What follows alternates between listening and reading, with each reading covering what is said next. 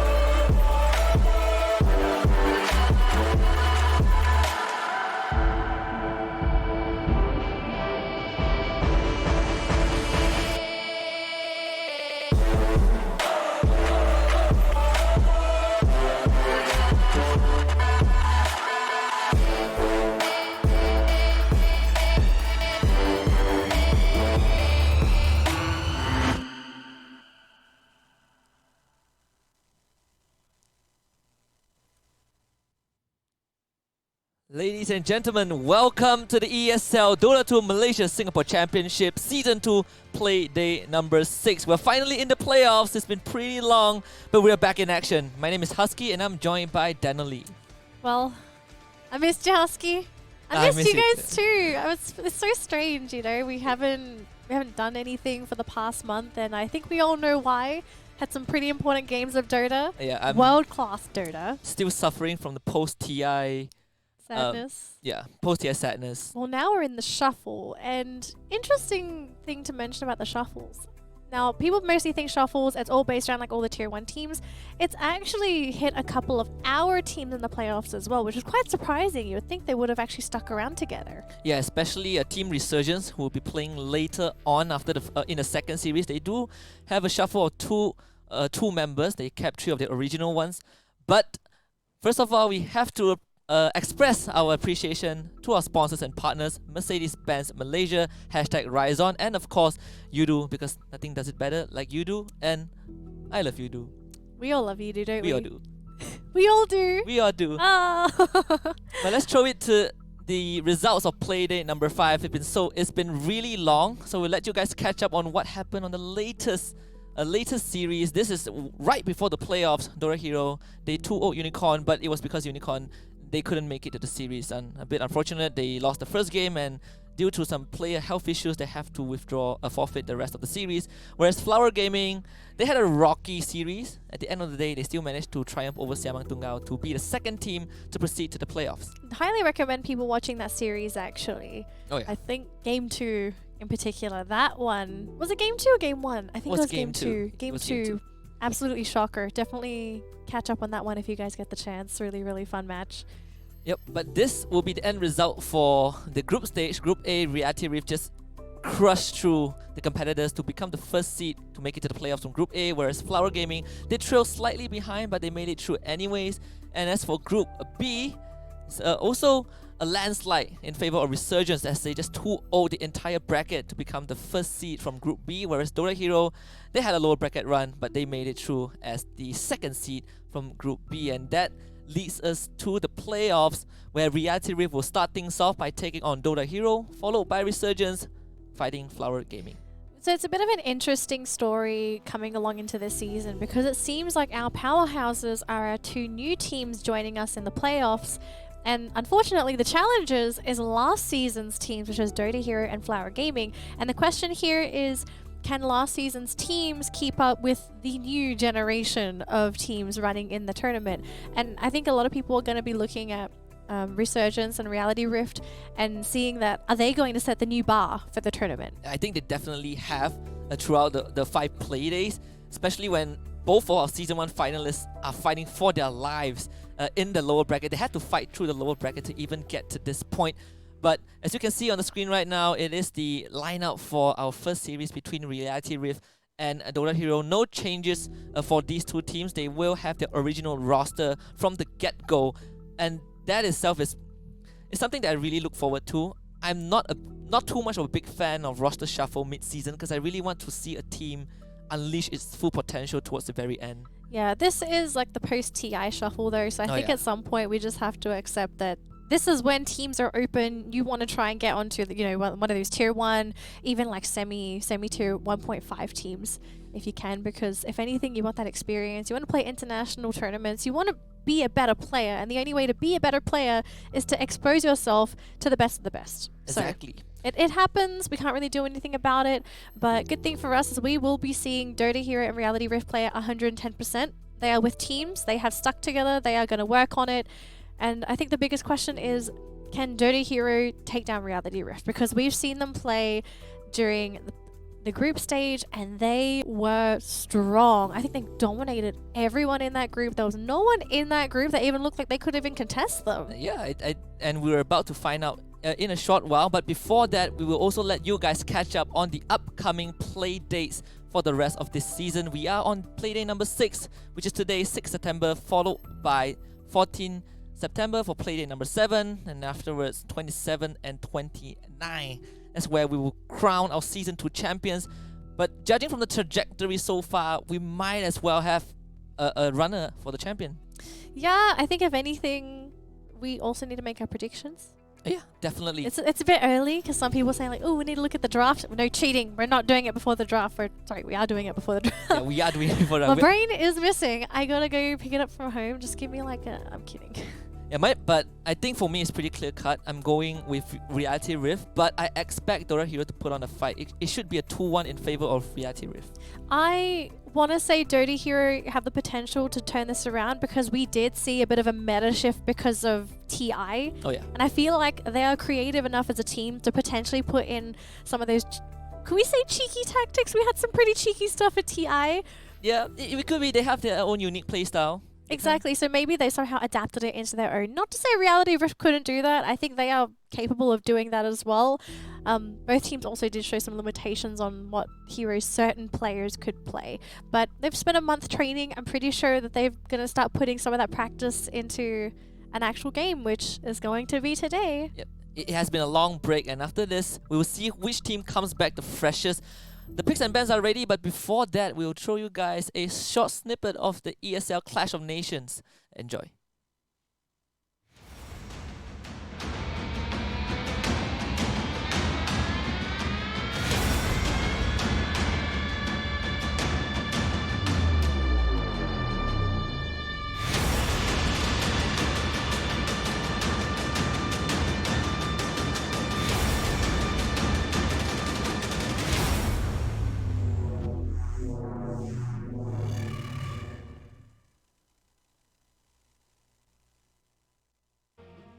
Here we go. We are in the draft, and wow, we're already halfway into the draft. We didn't really get to see too much of the banning phase, but we are already starting to see some semblance of a strat coming in from both teams. Something to take into consideration is the Alchemist getting banned in the first phase by Reality Rift. This was a hero that showed a lot of potential at TI, and I think a lot of people are going to have to admit Alchemist in their pubs. And man. Boy, is this a hero that is really tough to deal with. Exactly, and you called it the Alchemist ban, and there are few TI standout heroes. Ogre Magi was one. The offlane Ogre, yep. Yeah. Tiny was one. Tiny faces Void. There's no way to beat that. You get a Chronosphere, you 3 volley in, and that's an instant win. I don't think I've ever seen a meta where Void, not really meta, I've never really looked at Void and said Void is a rubbish hero. It's just like, you just had to wait for the meta for him. Oh, yeah. And I feel like because of TI, they've reinvigorated Void, and they've sort of rejuvenated the playstyle, and I think people are adapting quite well to Faceless Void. I think people maybe want to utilize this for the next patch update, because I feel like we're going to see some nerfs to some of these heroes. Definitely not the IO. I don't Oh my think goodness. the teams would want to experiment with that for now. I don't, unless they feel Who really confident knows? with it. Hey, It- OG made it work, so there we're is a talking chance. about we're talking about two-time TI champion. Enchantress also banned out. That's pretty straightforward. Enchantress was super strong during TI. I think the most surprising thing for me is not about the bans. It's actually about the picks. Reality Rift went for Mirana and Kunkka. Both of these heroes were Dota heroes, signature heroes, or one of their more frequently picked heroes, especially the Kunkka, which most of the time just goes to off lane, played by Zeal. But right now, to see it on the other side, it's kind of a shake-up for both teams. Yeah, I'm looking at the Mirana. It could go either way. It could be a support Mirana, maybe looking to get that offlane pick for Reality Rift. Unless it's offlane Kunkka. Some teams do like to run offlane Kunkka as well. Then they have to look for a mid. I really like Reality Rift. Their draft is so open. They can sort of put their heroes anywhere. They're super flexible. Mirana can go off. Kunkka can go off. Gyro can actually aggressive tri-lane, because he is just so good when you put him in an aggressive position, especially against Void. Void is actually a very passive hero in lane. He doesn't want to be pressured by a Gyro if there is any pressure from Reality Rift. And unfortunately for Dota Hero, they don't really have the best supports if they do go up against an aggressive lineup, because Shadow Demon, he has his limitations, and they don't have normal lockdown. Oh yeah.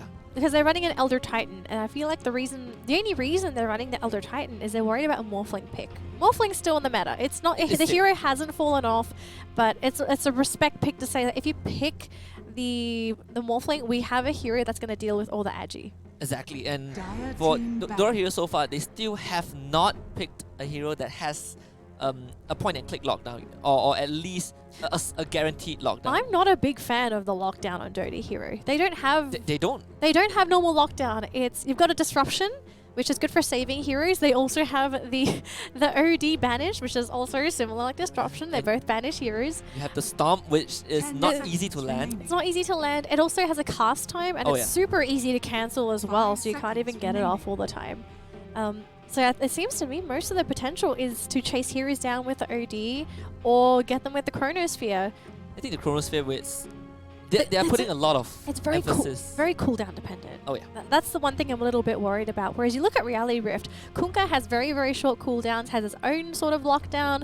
Then Mirana can also benefit from both Bane and Kunkka, because both of their spells are so good for setting up for an arrow, even good for setting up for Gyro. Exactly. Like, you see all the synergy, and then look at Dota here, and it's like, what's the game plan? It's a bit crazy. But I think Dota Hero is trying to kind of go in a different direction. It's more about the tempo. Yes, Reality Rift can play fast. We cannot take that away. You have the Gyro, Mirana, and Kunkka. All these heroes are really well versed in playing the tempo game. But for Dota Hero side, if they can get, I'm expecting OD to have a decent lane and rush for the Blink Dagger. That would unlock this hero way faster than Reality Rift can catch up. But getting there, it's going to be a tall order. I'm very, very concerned. There's so much... there's great teamfight for Dota Hero. Not to say Reality Rift doesn't have good teamfight also, but the cooldown dependency for Dota Hero is huge. You're looking at a massive cooldown for Ravage, massive cooldown for Chronosphere as well, especially early game until Faceless manages to grab a Aghanim Scepter. Then it becomes a little bit more spammable. And even OD, like most of his early game damage, it's in the hammer, right? And that's got a really, really long cooldown too. But Reality Rift, they can just bang, bang, bang, bang, bang, bang, bang. They could probably do 2 team fights until the cooldowns for Dota Hero are available. Yeah, I think that's pretty much the game plan, or the general idea how Reality Rift wants to play around. Like, if you see TIE Hunter go, uses his Ravage, doesn't get anything out, you might want to consider taking the fight, because it's all about those long cooldowns. More than 2 minutes per hero on 3 of the heroes, actually. On 2 of the heroes on Dota Hero. For Reality Rift, the boat comes in like in a minute. Same as for the call down. Fiend's Grip is slightly longer, but you don't really need to rely on it too much early on. You have the Nightmare to set up anyways for the Mirana Arrow. Yeah. So it's easier for Reality Rift to start a fight, but for Dota Hero, if you run into them without a plan, then it's a different story. Yeah, that's the thing I'm worried about, right? Because Reality Rift, they have so many ways to punish if you botch a fight. Oh yeah. They're so good at chasing. They're so good at picking off targets. But Dota here, it's like you've got to win that fight. You have to commit. You are not running And away from it. Something to also consider too when you're running a team fight lineup like this. Late game, it's fantastic because you get those kills. The death timers are incredibly long, especially when buybacks aren't available.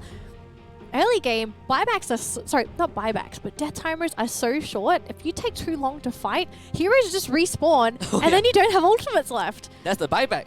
It's a free buyback. It's, yeah, so early game, it's sometimes a little bit risky when you do this, but team fight comps are really good if you can blow heroes up before they can react. And you get 3 heroes in a row, right? That's fantastic. That's guaranteed towers, no problem. Yeah, exactly. So for Dota here, I really think it's a bit of an uphill battle. Reality Rift ease of execution is definitely in their favor, but most importantly, these lanes are going to have to go very well for Dota here because their momentum rides on these heroes. Your OD, especially Chidori, his role is the most important because unfortunately for Ghost, I think the sad case for Void is that once he has Chrono, beautiful hero. You want a hero like him. Pierces BKB, huge AoE, and also is great for controlling a area in a team fight because you can't pass through the Chrono. Once a Chrono is gone, he's a bit of a sitting duck. He doesn't do anything. Definitely is. And I really expect Chidori to go for a Blink Dagger rush as soon as possible because I think that Blink Dagger can shift the course of the game severely in Dota Hero's favor. Like, you can't run away from a Blink Dagger OD. He blinks in, the Astros any target. Most of this target will just die if there's a gang squad from Dota Hero. But other than that, if he goes greedy and goes for, like, for example, a Kaya, then they really have to make sure that all the fights go well, because then you lose that cash potential. You can't rely on Ghost to just time walk in and get a miracle chrono. That is most likely not going to happen against a team like Reality Rift. Now, considering that Chidori is going to lane against Alacrity's Invoker, there's actually a pretty good chance he might go for Midas, because normally Invokers go for Midas too, so if he can get away with it as well, it helps him scale at least, because you don't want to sit there farming for too long. But does Reality Rift anticipate this? Do they punish him while he's only holding a Midas? Because OD went with a Midas, he doesn't really want to fight. He wants to sit back and get those levels so he can benefit from that Midas to catch up and pay off the Midas and start getting those main items. Can I just say, Luck played more than 10,000 games. I have no idea how long that takes.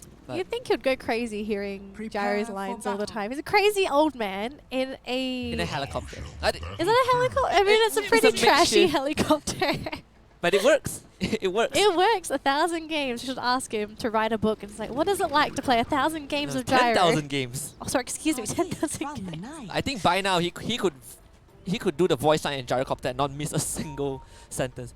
But Zeo going up against one of his more iconic matchup, the Kunkka. Thai Hunter not really too worried about the Kunkka.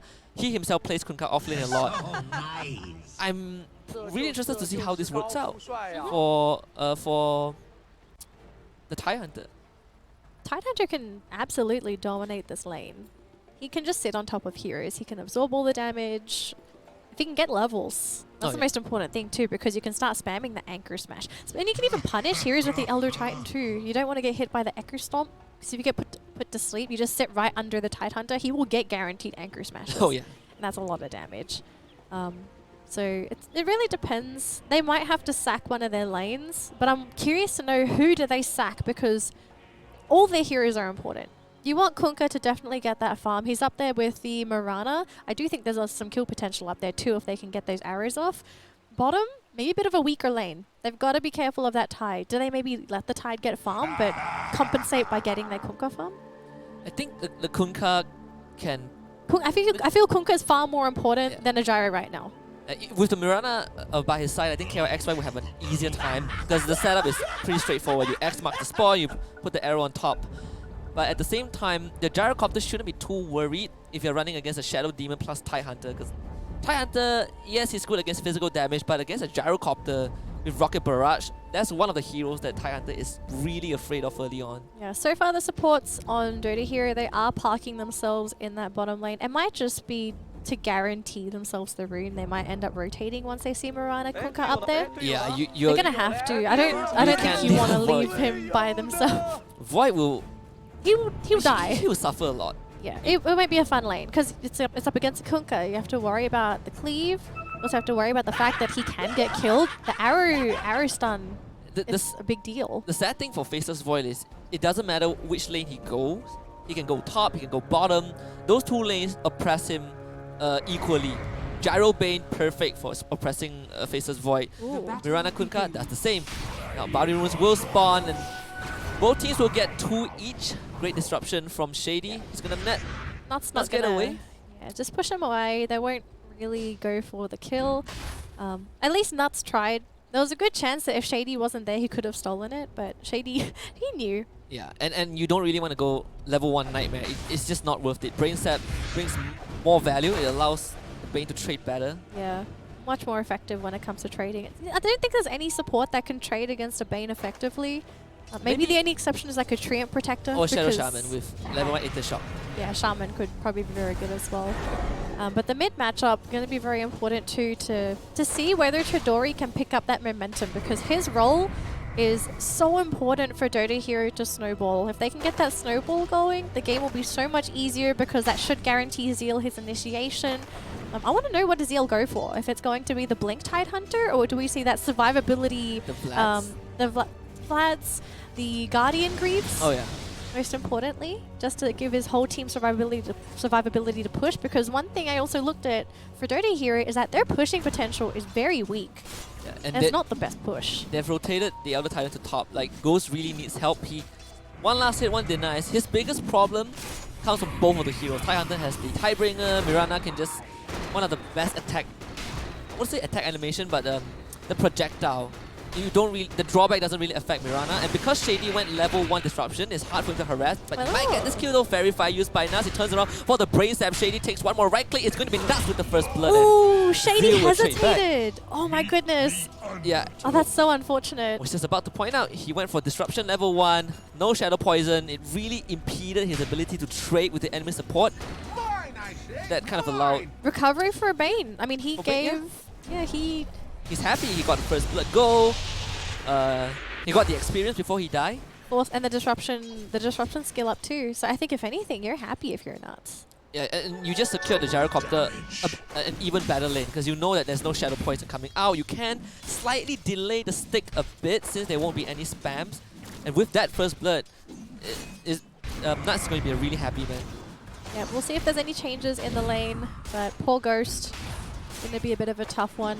As long as he manages to avoid most of the damage, he can just time walk most of it off, so maybe it's not so bad here for Ghost. Oh, we've got another disruption here. This is onto the Gyro. Yeah, they're going to try is Anchor Smash plus Gush. They will have the Shadow Poison for now. One more stacks should do the job, but Body Block coming in from the Bane. He will make sure that the Gyrocopter lives through that. Yep, they've got a salve as well on the Bane, so they will fully heal up Luck. So Luck should be a-okay. He's got a stick now, so he was anticipating the poison at some point. Yeah, it is pretty textbook. You see a Shadow Demon, you go for the stick. So far, I gotta say, Alacrity's doing pretty good against Chidori on the OD. They're tied 12 to 11. It's actually Alacrity ahead. And I actually like how Alacrity is building the Invoker. He's going for the Quas Vex instead of your usual Exort.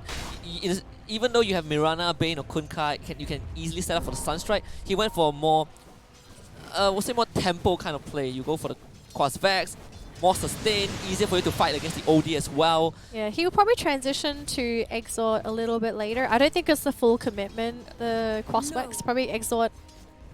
Some players, they do like to transition. Oh, they're probably going to lose Nuts here. Yeah, they definitely lose Nuts here. Gets the Nightmare off. They're going to trade the Nightmare. Might be a mistake though. Zeal went at trading with Shady, but They should be able to get him with the poison. Yeah, they get it finally. Yeah, so some Invokers, they like to transition back to Exort. So it's mostly for laning stage, just to make sure that they can self-sustain in case anything happens. He did queue up the Urn of Shadow, and if he He's does... going for Urn Midas, yeah. Then I really like that, because then you put more pressure on the OD. OD has to be more aware as well on how he wants to fight you. Because if Invoker goes Exort, you're most likely looking at the Meteor, the Forge Spirit, or the Sunstrike. OD doesn't really care about that. What he is afraid of is Tornado, Cold Snap, EMP. Yeah, his mana is so important on the OD. And I think that's something that sometimes you don't consider that when you're in an Invoker matchup, because most people just assume Invoker loses most matchups, right? But Alacrity just playing very smart. We'll see later on what happens. It could just be full commitment Quas Wex. Maybe he's just going to flex depending on how his team is doing, which top lane doing fantastic. KYXY on this Kunkka. 26 CS. Gyro's at 24. Look, the whole CS charts, it's in favor of Reality Rift. And if Dota Hero could see this, they know they're in a lot of trouble because they are running a snowball lineup. And they will lose all the bounty rune as well. They're gonna get 1, they're gonna get 2, so 2 apiece. Still managing to keep up in terms of bounty rune, but I think this outcome, Dota Hero more or less would have expected it anyways, because you're looking at all these lanes that can oppress their heroes. Disruption comes out onto Luck. Beautiful block by Shady. Trying to keep the Tidehunter alive. He will do so, but no brain sap. The flat cannon also not enough. Unfortunately for Chidori, he's going to lose the fight against Alacrity in the middle lane. That's not something you expect if you're at OD, but Chidori was very low in that middle lane, and Alacrity is doing great. He loves this lane. He's out CSing the OD by a large margin, and if he keeps killing him like this too, it's going to force Chidori out of lane. Who takes over? They don't really have anyone that can maintain the tempo for the team. Tidehunter relies purely on what cores he's paired up with. Yeah. So if Ghost isn't ready, then Chidori has to be. If Chidori isn't ready, then Ghost has to be. If neither of them, step up. Exactly, and you can't get the supports. They're running very, very team fight centric supports. You're not running a shaman that can get solo kills. You're not running a lion that can go in there and just grab a little quick finger of death. You're running a ET that sets up for the team, and if you can't set up for anything, unfortunately, Bun's gonna have a very, very sad game. Ooh, that was close. Great, good maneuver from Ghost. I wouldn't mind if Alacrity just goes full Quas Vex. I think the Alacrity alone, that spell can help out the cores. You can put it on Gyrocopter, the Kunkka, the Mirana.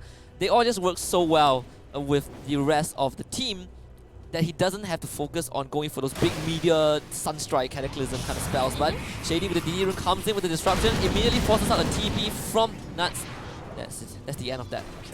This disadvantage of just running a very, well, it's not really non-standard, but if they just had a regular stun, Earth Spike, a Hex, they would have gotten that kill no problem. Arrow now hits onto the ET. Yep. That's an immediate force of TP. And now that means Tide is alone. Yeah, the bottom lane is completely vulnerable. Now the Tide won't be able to farm safely. He walks up, he gets a rocket barrage in the face.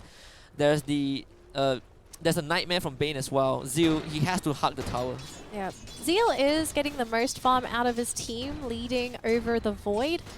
He's about to get level 6 as well, but he doesn't have much mana. Yeah, he might die though. They're gonna drop core down, rocket barrage, brain sap.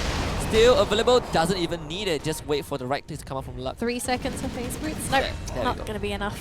Yeah, and that's what happens. You take away Shady, who has the disruption to save Tide. They drop the chrono, but everyone is stuck. Now Tornado comes in from Alacrity. No. He is in time. Time walk away from Ghost. He gets cold snap.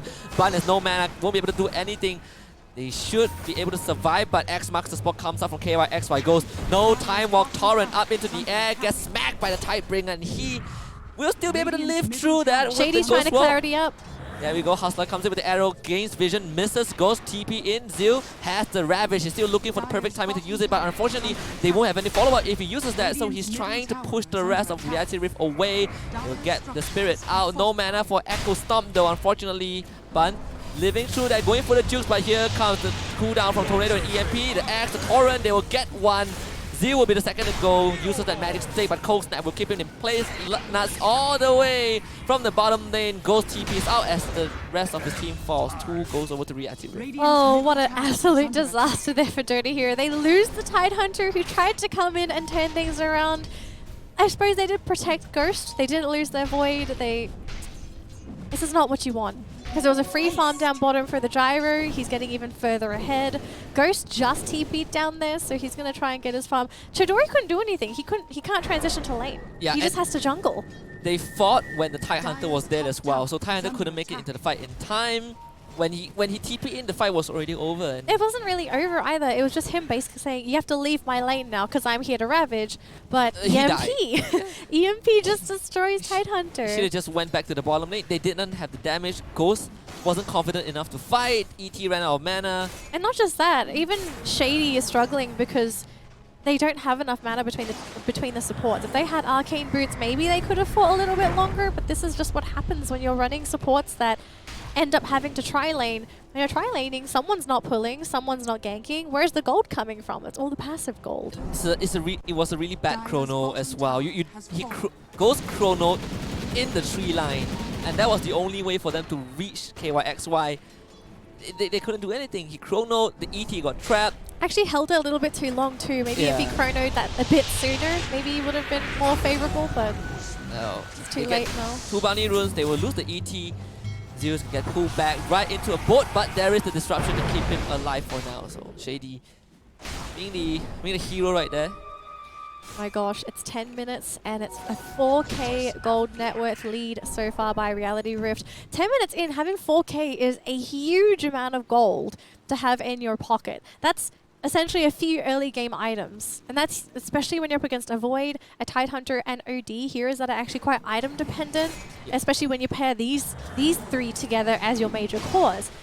What's actually happening with the rest of the team is, can we take a look at Chidori's OD just to see his progress? I'd love to see what build he's going for. He's going for Force, Dragon Lance, Force Staff Dragon Lance. He's going for the budget build. He has to. He can't afford a Midas. He's just not in a position to really benefit the team. And that's the Tempo Invoker that we've been expecting. Quas Vex build, you go for the Urn into Midas, into Spirit Vessel.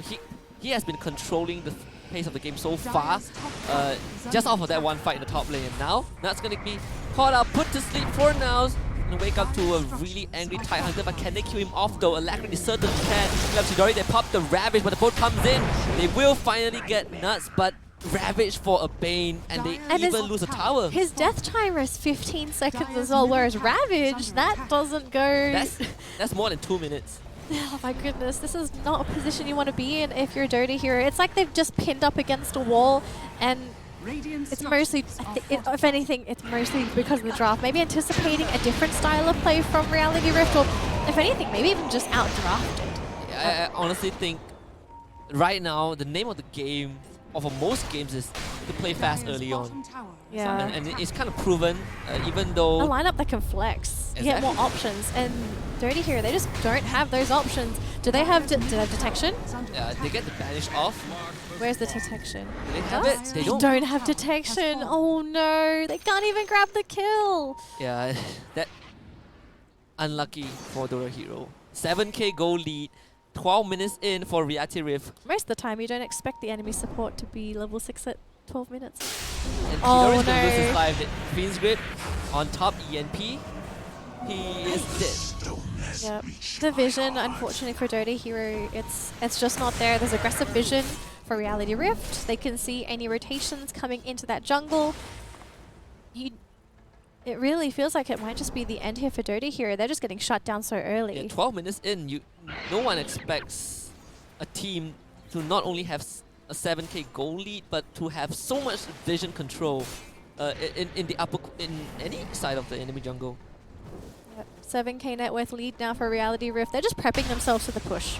All they're worried about now is potentially throwing away a few lives because of the team fight potential for Dota Hero. So all they need to really do is build up sustain items, defensive items, make sure they've gotten their wards. I think the biggest one, if anything, you'd want to try and grab things like your urns, your pipe. I don't think they're going to go for mech. Mech hasn't really been in the meta nowadays, and they don't really have a hero that can go for Guardian Greaves. So it might Other than the Tide, but Tide went face boots. Yeah, I mean, for a Reality Rift to push up high ground, you want to grab those defensive items to make things easier. Gyro going to go for eggs. We still cannot count Dota Hero out yet. They still have insane team fight, but the thing is, though, if this goes on, then it doesn't really matter too much. If it goes like this, because I just don't see their heroes reaching a point where you know how some heroes, you just get a couple levels, get critical mass, and look at this, there's just no damage to kill the Gyro, and the arrow lands! He's gonna die. They're gonna pop the dash. Great time walk. They're gonna sleep the Gyro for now. They drop damage onto him, but can they kill him off? ET out, Sanity to this up. Somehow Luck is still alive with the flat cannon. They will kill him off. Finally goes with the time on now, looking for Alacrity, but he runs into an Invoker who is super fat. Bandai's in the backline. Tidehunter also gone. Ghost now has the time up to safety. There's the X on Chidori. Chidori. As well. Chidori gets the urn, and he's definitely gonna die. Disruption keeping it alive for now, but KYX is ready. He's gonna look for Chidori. Cold Snap again. Alacrity with a double kill, and it goes the last man alive. But 5 big ultimates for a gyrocopter. That was such a big commitment. It took them so long to kill the gyrocopter as well. Who was alive for a good 15 to 20 seconds? Yeah, they're gonna lose all the stacks. Reality Rift, they played it perfectly. The entire team was 10 miles away from the gyrocopter so that they wouldn't get hit by the Chrono or the Ravage or even the Santis Eclipse. And even with all these big ultimates, Gyro barely flinched. Exactly. Oh my goodness. And especially if you're Dota Hero and you saw that, you gotta be thinking, guys, Like, we have a problem. We don't have anyone that can really maintain any kind of tempo. Like, this is Chidori's drop normally. Oh, yeah. Chidori naturally can be a fantastic player if you give him the right hero. It's just, it feels like this game, OD not quite fitting in. It's very difficult to say how the flow of the game is going to go because I feel like Reality Rift, they're just controlling it so well. They know where to go, they know what items to go for, they know how to engage into these team fights. They've got so much disengage as well. They say, you can kill our Gyro, we're just going to kill 4 heroes. oh yeah, and especially for OD, didn't have a good lead. And one of the easiest way for OD, or only ways early on for OD to control tempo is if you rush the Blink Dagger. He's rushing for Frost Staff, budget build, you're not getting any pickups with the Frost Staff. You don't He's have, nowhere near the 4 stuff either. He's had this queued up for a long time. he's only able to afford a Staff of Wizardry, but at the same time, he has to think about buybacks as well. And if you are forced into this situation at 16 minutes in, you know you're in a lot of trouble. Yep. Chrono's still down. The OD ultimate is still down. Tidehunter ult is still down. Could we take a look at the Tidehunter ultimate just to see when that's going to come off cooldown? 12 seconds, so that's just about ready, but even then, do they really want to fight? Yeah, if anything, they should start running. Mirana ulti will be used to drop the Chronosphere again. It's on the Gyrocopter. ETL comes out, they get the stun. They should be able to kill the Gyrocopter for now. EMP comes out, goes time walks away to safety. This is the pick that we want to see. But they will lose the OD in the back line. That is not good. It's Hustler getting the one. Arrow from downtown. Tornado comes out. They will have to give up the ET as well. Dota Hero. They walk away with Gyrocopter. And at this point, it's kind of worth it for them. Yep, Chrono is now on cooldown. Oh, we got an OD DC, unfortunately. We've got probably some internet problems. From Dota Hero. Very unfortunate to have that too, but it's, you can already see how much Dota Hero are struggling. They're struggling to find farm on the map. Their vision. Look at all the sentries. They're trying to find the vision. At least they managed to secure their own jungle, but even then, Reality Rift are still finding these kills somehow. They're just coming out of nowhere. It's hard for them to fight. They have all the map control that they need. But the bright side for Dota Hero is that they only use a Chrono and Elder Titan out with the Earth Player, which is the shorter cooldowns for Dota Hero. If you compare to... Are you even afraid though if you're Reality Rift? No, not really. Not I really don't think at they this would. point. Like Kunkka, naturally very tanky hero. Gyro's building components of his Ags. He's going to tank up because of the Ags as well. Invoker also going to build up items. I believe Invoker picked up a Midas now, so he's going to be still a little squishy, but 1.2k health is not too bad for an Invoker. I don't really think the OD ultimate really is going to be that much of a problem because think of it this way. Chidori needs to be in the middle of the fight to get a really good hammer down. Right? And if he's in range of that team fight, normally he's just going to get gripped, he's going to get arrowed, he's going to get hit with cold snap. Anything that touches him, he's just going to melt away. And he cannot afford to go for BKB because he needs the output. I don't think you can even farm the BKB though. This game looks like it's going to end at 20 to 25 minutes. Yeah, 25 minutes is more reasonable, more realistic at this pace. I think Dota Hero they definitely still have fight in them. We saw them try to catch the Gyro. The first one went horribly. The second one was a bit better. They do lose the OD and the ET, but at this stage of the game, they're just trying to give the farm to either one of these cores. Faces Void, Tide, OD, doesn't matter. As long as one of these cores get the goal, they're pretty happy with it. Speaking of cores, can we take a look at the progress here for Void? I just need to see what he's going for. Man. So he's still going for Midas. Yeah, I think at this point, you really just need to scrap the Midas. Go for that Maelstrom. Go for that Javelin, Mithril Hammer. I don't think he can get it in time though. This might just be, they might just be thinking, guys, we've got to go for a high risk play. And maybe the Midas could pay off because they still have high ground advantage to defend. And if you're Reality Rift, you got to go up into Chrono. You have to go up into Ravage. You got to go up into an OG Hammer as well. So it could still, and also Echo Stomp. Don't forget about that, right? Yeah. The Echo Stomp on the Elder Titan when it comes to a high ground fight, that's a big deal. And he's going to die because there is the Phoenix with TP coming in from Chidori, but can he make it in time though? Bolt coming out. There's the Torrent. Yeah, Ghost is dead. Yep, that's gonna delay the Midas yet again. This is, and it proved that Reality Rift, they didn't really have total control of their jungle if the enemy support can just walk freely in their own territory. Yeah, they're still trying to get farm though, so no signs of giving up so far for Jody Hero.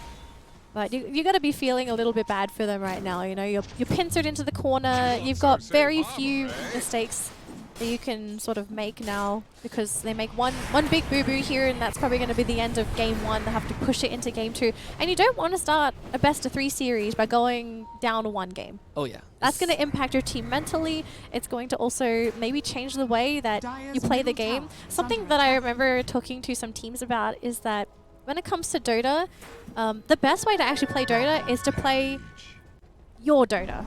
You pick your heroes that you're good at, you play the game how you want to play it, you force the enemy to play around you, because when people start adapting, they play heroes and play a style that they're not comfortable with. And you really have to be in your comfort zone to perform. I think OG was one of the teams that showed us how I think that's the biggest example, right? Like they just pick whatever they're comfortable with. And look at them, they won TI 2 times in a row. It's not they won TI 4 and then they went to TI this year. It's last year and this year. So I think it really proves that mentality when it comes to Dota, it's a lot more important now than it is ever, because we're starting to get some very talented people in the scene. And if you think back to what OG said about TI8, the very last game against PSG LGD, they just wing it. They picked the heroes that they like and they won, and they brought the entire mentality to TI9 and they won that as well. Right now for Dota Hero, I don't think that these picks are out of their comfort zone. The thing that they are not really used to is how fast Reality Rift are playing. I think it's also them, they can't really adapt to Reality Rift either. They don't have the tools necessary to properly make a comeback happen just like that. And I was surprised, we saw Dota Hero, they do play heroes like Monkey King. They do play heroes like Invoker every once in a while. Zio, Chidori, sometimes he plays Storm and Ember as well. We are not seeing these picks coming up from Dota Hero, even though they might have been a bit more effective against what Reality Rift has to bring to the table. Yep. We're starting to see some items come up, so I believe Ghost just finished his, oh, we got to kill down bottom. This should be the death of Zeal. Zeal is gonna die. I think up top, oh, they did get the Void. Oh no, he just got the Midas as well. And I believe Chidori just picked up the 4-staff too, so we're starting to see some items, but yeah, I mean, does it really change anything? You have the Spirit Vessel on TIE Hunter, but isn't ineffective unless you get a charge off. And to get that, you need kills. To get kills, you need to expand a lot. And Dota Hero, they can't afford that. And I have to commend Alacrity, he was playing with the night vision. Yeah. Stayed just out of range before daytime. Oh no, Chidori is going to get run down. He just grabbed that 4-staff, should be able to get away. You have to get rid of that. Yeah, but Alacrity is ready though. Oh, Alacrity is going to go play ballsy here. Cold Snap. Chidori will survive that, but you have to make a trip back to the fountain. And 20 minutes in, all outer tier towers taken down by the Radiant.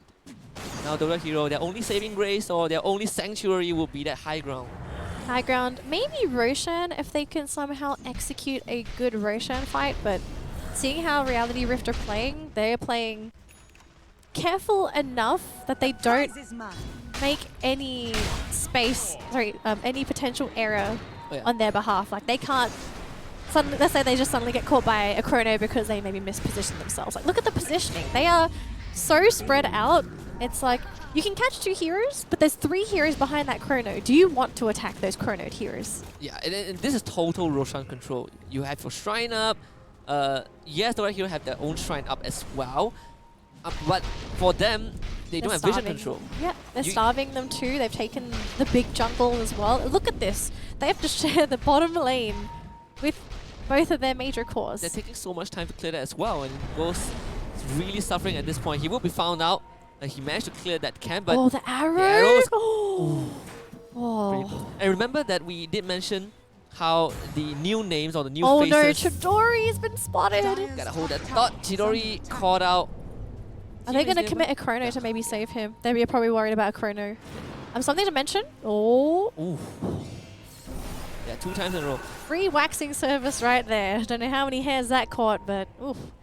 Now something to also remember here is that I've seen an item picked up on Tidehunter just now. He's picked up the 4-staff, the budget blink. There is a potential for him to get a really good 4-staff Ravage here. Yeah, and I think it looks like they want to try and use Zeal as bait now. So does Reality Rift take that bait? They have the shrine, they have to play around this shrine to get a demonic purge onto Hustler. So this round has been called out, pops the mag, leaps over the wall, uses the second charge as well. Ooh, Echo Storm does miss. X marks the spot, will bring the OD back, but he will astral himself. Now called out coming in from behind. They drop the tornado. It is onto Chidori though. They get the chrono in the backline, but there's no damage. The arrow will miss. Chidori will get up for now disruption onto to keep him alive, but he was to eventually die. The 4-staff not enough, and his luck running at the rest of Dota here. They have expended everything, but they get nothing in return. No buyback available either on both of these cores. They didn't even get to use Ravage. There was no mana left on the Tidehunter. And there was no point to use it as well. Yeah, they lost Chidori, the main hero that was supposed to benefit from the Ravage. The high ground defense is effective if you are fighting from high ground, but they were fighting at the shrine. They were trying to make some ballsy bait play. It didn't work out. We talk about how these new names, this new addition to Season 2 just completely outclassing the Season 1 finalists, and we are seeing a pure demonstration of that. We actually just running through Dota Hero, they will get that first Rax 23.5 minutes in. That execution was so well done there by Reality Rift. I mean, we spoke about this just now, you know, their position. They were all positioning spread is apart. perfect, spread apart. If you get caught by one spell, you still have heroes to back you up to keep everyone busy on the side of Dirty Hero, and they even killed the other 2 heroes in some of the ultimates that they were worried about. And if a one-man chrono, yeah, it works if you kill your target and if it's a cold target. And if you are, you know, in the lead, but right now, Yeah. 24,000 net worth deficit. Guardian Greaves on Hustler, they've got their sustain to go high ground Even now. a 5-man chrono might not be enough to save Dota Hero. They need a 5-man chrono followed by a 5-man Ravage and a Sanity's Eclipse. That only happens in a dream. No. The perfect one is you get the 5-man chrono into Echo Stomp, into Ravage, into Elder Titan Ultimate, Yeah. plus Yeah. the hammer. You have to stack everything. You have to stack everything. And then maybe get a couple of heroes with some of the Shadow Poison. Yep. So everything has to, absolutely everything. But they might not even have the chance to do that. They invested so much to try and chase down Alacrity. They still have the big ultimates though, coming with the time dilation onto Nuss. Nuss gets stunned up by the arrow. That's your damage output out. Eliminated for now. EMP and Ravage gets you. Hustler gets put to sleep, but again, it's just a Bane. Keeping himself alive a bit longer. A hammer onto the Bane kills him off the immediately. damage. They got the Soul Catcher. Can you give Alacrity? No, Hustler comes in with the Guardian's Greaves. That's the regeneration that they need, and now Ghost needs to TP away. Can he make it out? No, the Axe brings him back. Again, all the big ultimates used and all Dota Hero get is a Bane Elemental. Oh no, we got disconnect. And we're getting an instant GG GG. call coming in from Dota Hero. They're going to tap out. This was a very tough game to watch. Yeah, you called it 25 minutes and That's 25 exactly kills. 25. 25 kills, 25 minutes, 25k net worth. What That's the magic number. couldn't have been any better. The That stars was- aligned. The stars were aligning for Dota Hero, but It definitely aligned for Reality Rift. Even the numbers did. were like, all right, we know you want 25 minutes. Here you go, 25, 25, 25, GG. this was a really hard game to watch, especially for someone that's supporting Dota Hero. They definitely do have potential. I really think they do. It's just this game crushed. Yeah, and Lane, like right from the draft as well, right? The draft it was a bit shaky. It was a bit of it's one of those drafts where if you manage to turn 2 or 3 fights around early on to start spurring that gold advantage over in Dota Hero's favor, they could have absolutely punished, but it never happened. there's lesser room to make mistakes when you. There's certain drafts when you run them, you don't have much rooms to make mistake. And even so, when you go up against an aggressive lineup, you cannot make mistake. You need to make sure that you don't fall behind in net worth. Those never happen for Dota Hero. I don't think at any point they really caught up. There was no moment where you can say like, oh, they're starting to catch up. They have a potential to possibly turn this around. There was no major items. It was all catch-up items to keep up, to maybe try and turn things around. I feel like the turnaround item was the 4-staff on the Tidehunter. The fight that they were supposed to win was when Tidehunter got that 4-staff. They were trying to bait out with the Tidehunter, but again, down to positioning, they just couldn't find anything because they didn't have the vision to catch out heroes. Even if they smoked, if you looked at the positioning for Reality Rift, there was no way you were going to catch them as 5 heroes. No way. I have not seen Dota Hero that disorientated. This looked a bit worse compared to when they fought Resurgence in towards the playoffs. But with that being said, it was a quick game 1 for Reality Rift. They absolutely mopped the floor with Dota Hero. But fortunately, the silver lining is Dota Hero still have one chance to take this to game 3. We'll go on a short break and we'll be right back for game number 2.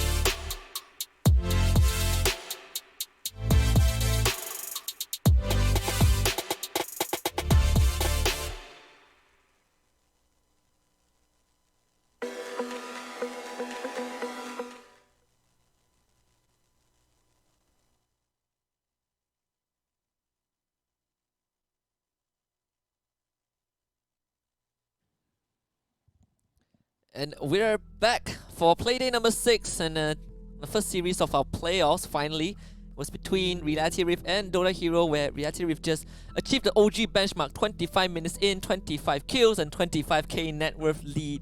You're not Close going to up let game that number drop, 1. are you? I have to. The stars align, you know, it's the triplet, you know, it's the... So does that mean their luck has run out now? It should be like a normal game of Dota? I hope so, I honestly hope so. We did expect Dota Hero to put on a fight, or at least I would say... Maybe have a better chance. Yeah, have a better chance. Right? I came in thinking that, okay, Reality Rift, they are most likely going to win, but I don't expect Dota Hero to just go down like that. Yeah, because they basically fell with no chance whatsoever. There's no resistance at all. So game 2, we'll have to reset, reload, and we'll see if Dota Hero, they can change things mentally and maybe keep things together. Yep. Off to the picks and bans. We're going to show you guys the Clash of Nations video.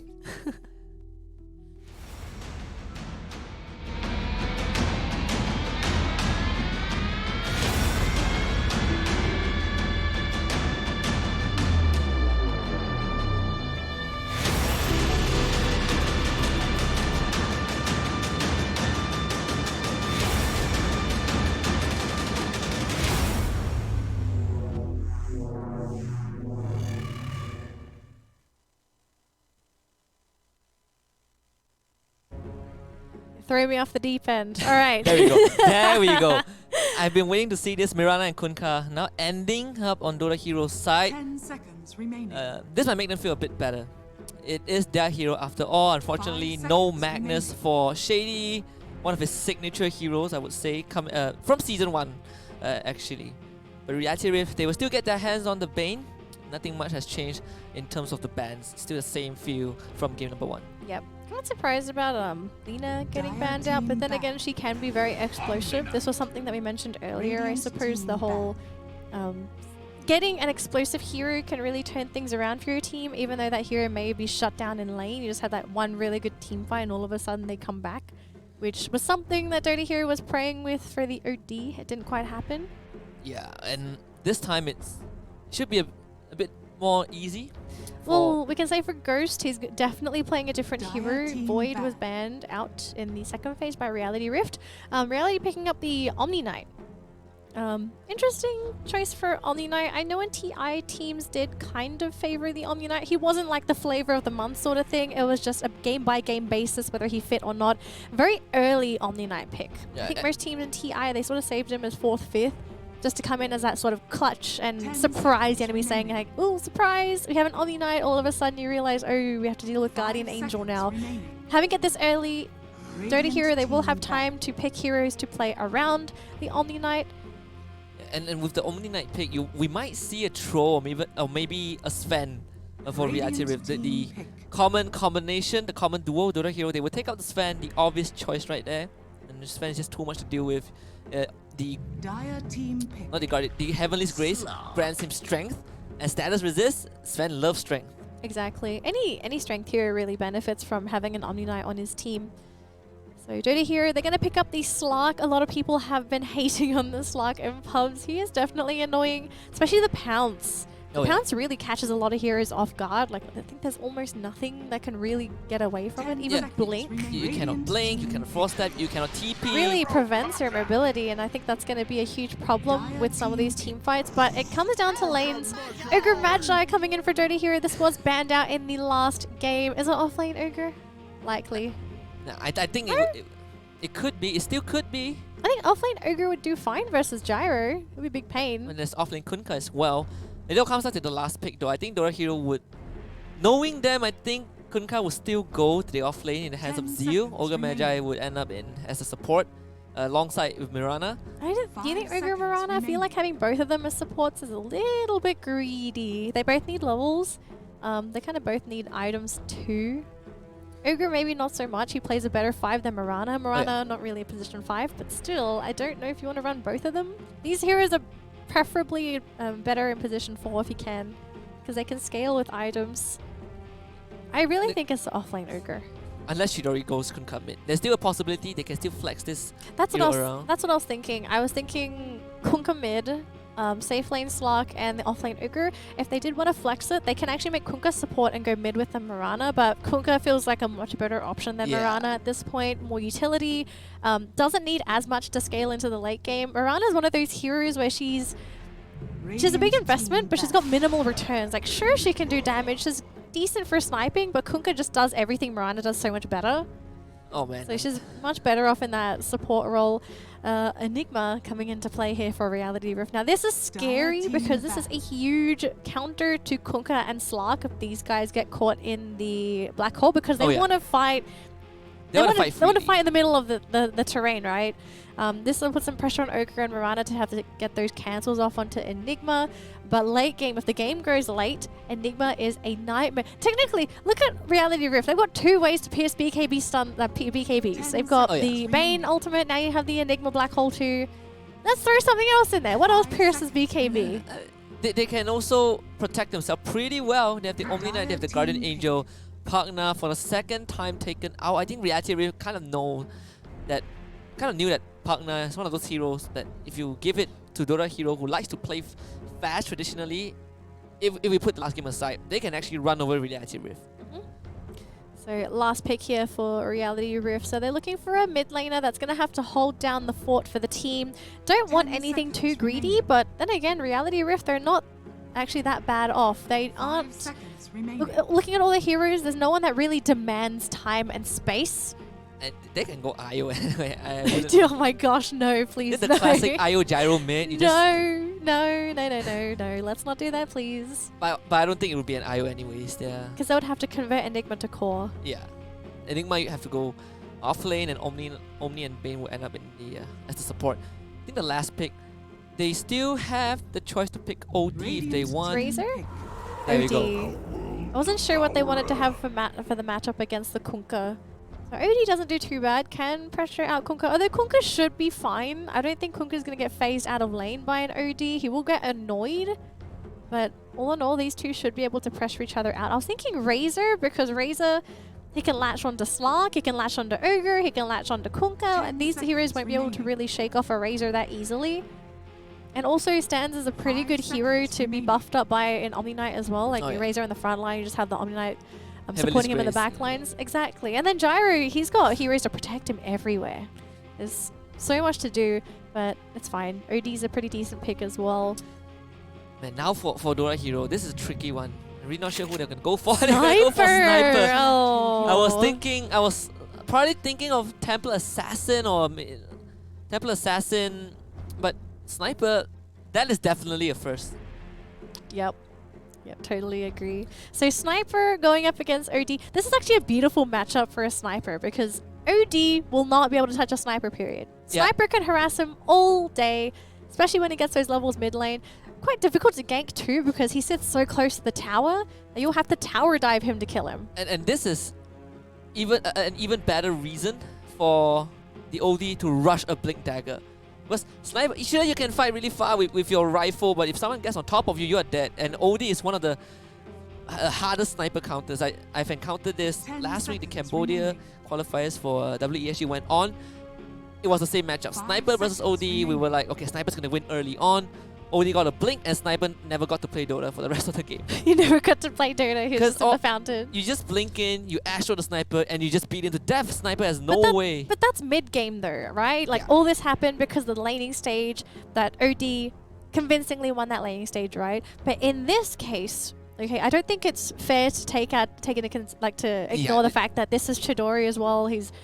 There's definitely a variation there. Yeah, exactly, right? So he's a pretty, at least he's decent, right? He's playing Dota at this level. Like, clearly he's not just your average Joe. He is up there. Yeah. So we're going to have to give him a chance with this Sniper pick. I want to see as well, like, how Dota Hero wants to dedicate farm for these lanes. Like, who do they sack? Who do they prioritize? Who's going to get most of the farm? Is it Chidori or is it Ghost? Because remember, both Slark and Sniper, these guys need some items to function. I think we're kind of in a similar spot as last game, but the difference is that they have aggressive potential with the Kunkka. Yeah, right? Last game, they were stuck with a Tide that was either having to support the Faceless and the OD.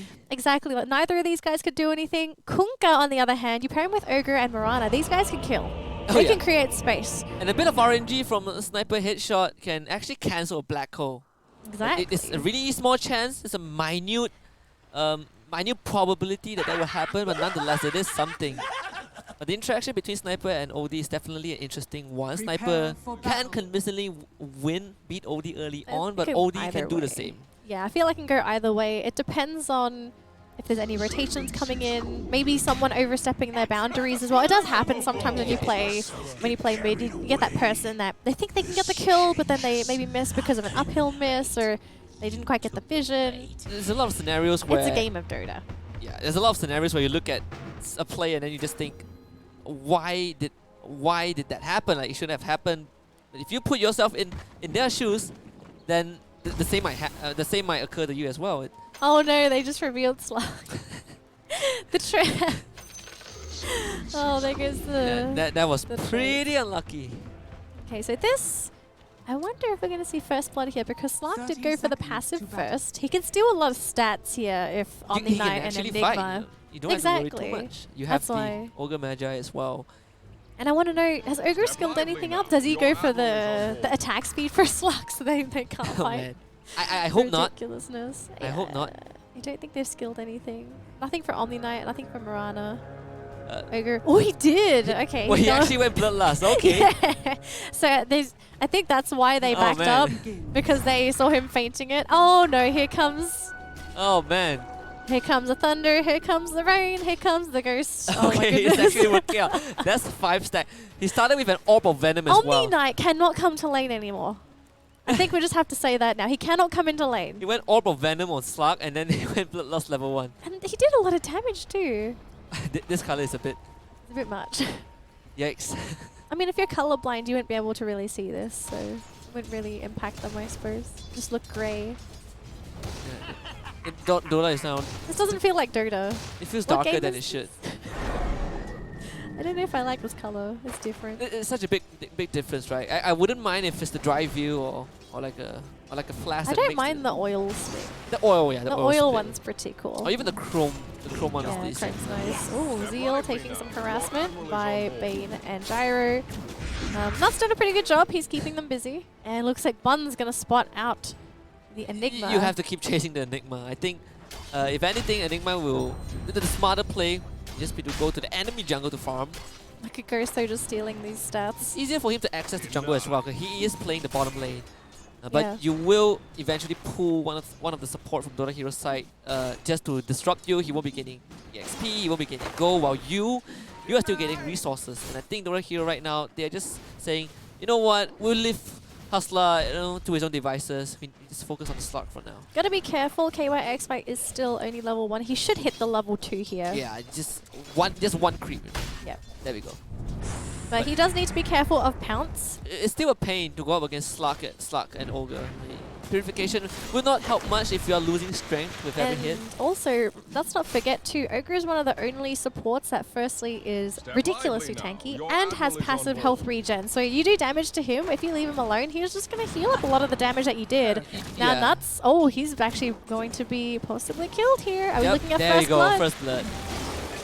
Didn't even get to cast the brain saps. That's first blood. Bit better for Dota Hero this game. Definitely slightly different compared to game number 1. They have control over tempo if they want to early on.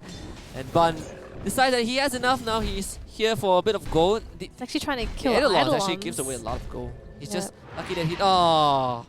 So he hit level 2, he skilled Fire Blast, but unfortunately Enigma was hiding behind a tree, not able to get that. Get the stun off, get the cancel. It's those little plays that sometimes make a difference. Oh yeah. Had he get the cancel off, then that's... Cancels the TP, and he can just harass the Enigma because he has no mana. You put 70 seconds on the TP cooldown. You run the Enigma around. The Enigma won't be able to do much, and he is near the middle lane as well. And if Sniper wants to come in and chip in a bit of damage, he can do so. Exactly. So it's a bit of a sticky situation if he got caught, but he didn't. So we'll see how things happen for Enigma. Is he just gonna go into the jungle? Yeah, he's gone jungling. Yeah, Sexy Walnuts. And by the way, that was Nuts' previous IGN before he was Nuts. He was Walnuts. Oh, Walnuts. No, it wasn't. I remember. Who was it? Nuts as well. I think at some point he called himself My Nuts. Oh, what? Or maybe Walnuts was from Wait, Warnuts was from Junior Gaming, I think. I'm not sure. I remember someone. remember there was a I think Walnuts. Nuts. I think he also used to call himself My Nuts, and then casters would laugh because it would. It just sounded ridiculous because you would say his name and it'd be like, wait. Wait. Names, top 10 names that cannot be said. Oh, Seb actually, his old name. Oh yeah. You couldn't say that. Toby Seb- once said that previously when he had to. he Though. had to. But the censored version was Bucking Mad. I mean, pretty sure at this point, you guys, if you've never heard of Seb's old name, you can kind of tell what it is now. Yeah, it's the most Inappropriate in name. your face, the most in your face kind of name. But despite that, KYXY getting solo experience. The good thing about running an Enigma jungle, your offlaner would definitely have his own experience, but now Dude turns around. The torrent doesn't land, unfortunately. Luck might die though. The extra attack speed from Shady will kill him off. They even glyph the creeps as well, I think just to get a little bit of extra damage to scare them off. Oh, it was a bit unfortunate that the torrent missed. Had that torrent land, it could have been an easy double kill, but now they get the pounce onto KYXY. Just get the stats away from this Omni Knight. He's level 4 though, so they're not really pushing him out of lane, but they will prevent him from CSing. Although he has 13 CS, which is better than the Kunkka so far. Oh yeah. There's not a trade that you like. Meanwhile, in the middle lane, both Alacrity and Chidori are actually neck to neck in terms of CS and last hits. Yep. Last hits and denies. Oh, denies? Ah, There we go, the extra rate. that stings. Alacrity coming for him.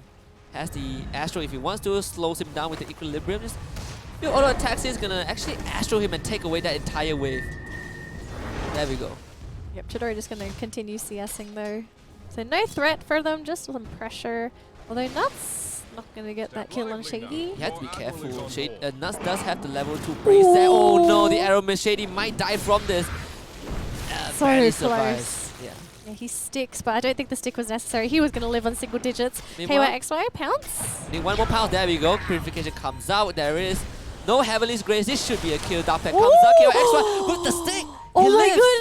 goodness! He actually Ghost didn't lived. commit. Ghost thought he had that with the last right click. If Yeah, he, and the if Dark Pack as well in the multiple instances of damage. oh my goodness. Is this He almost did the math.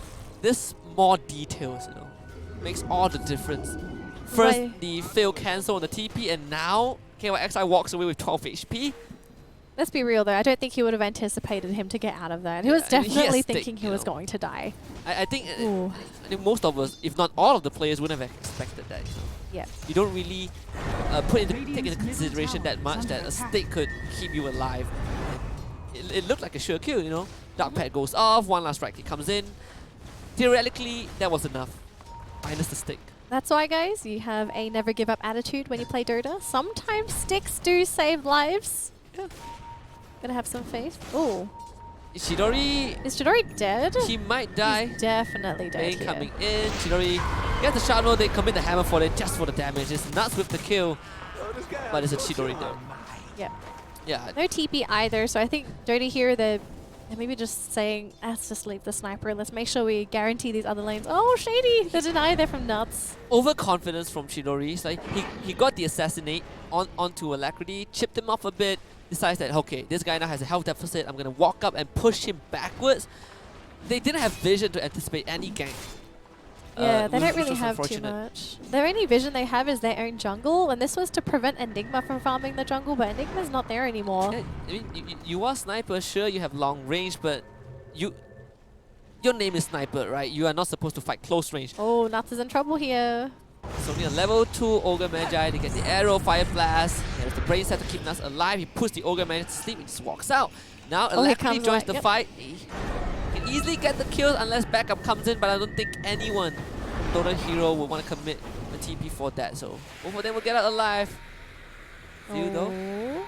Yeah, they will survive for now. Yep, so no deaths, but that was a rotation for the OD. This does open up the lane for Sniper, which is good. Sniper just going to continue farming. Ghost going to be the highest in terms of CS. Oh, Oh no, we've got 2 leaps available. Can he even get the leap off? Nah. Nope, still dies, unfortunately. That's maxed out too. Yeah, that's the Astro.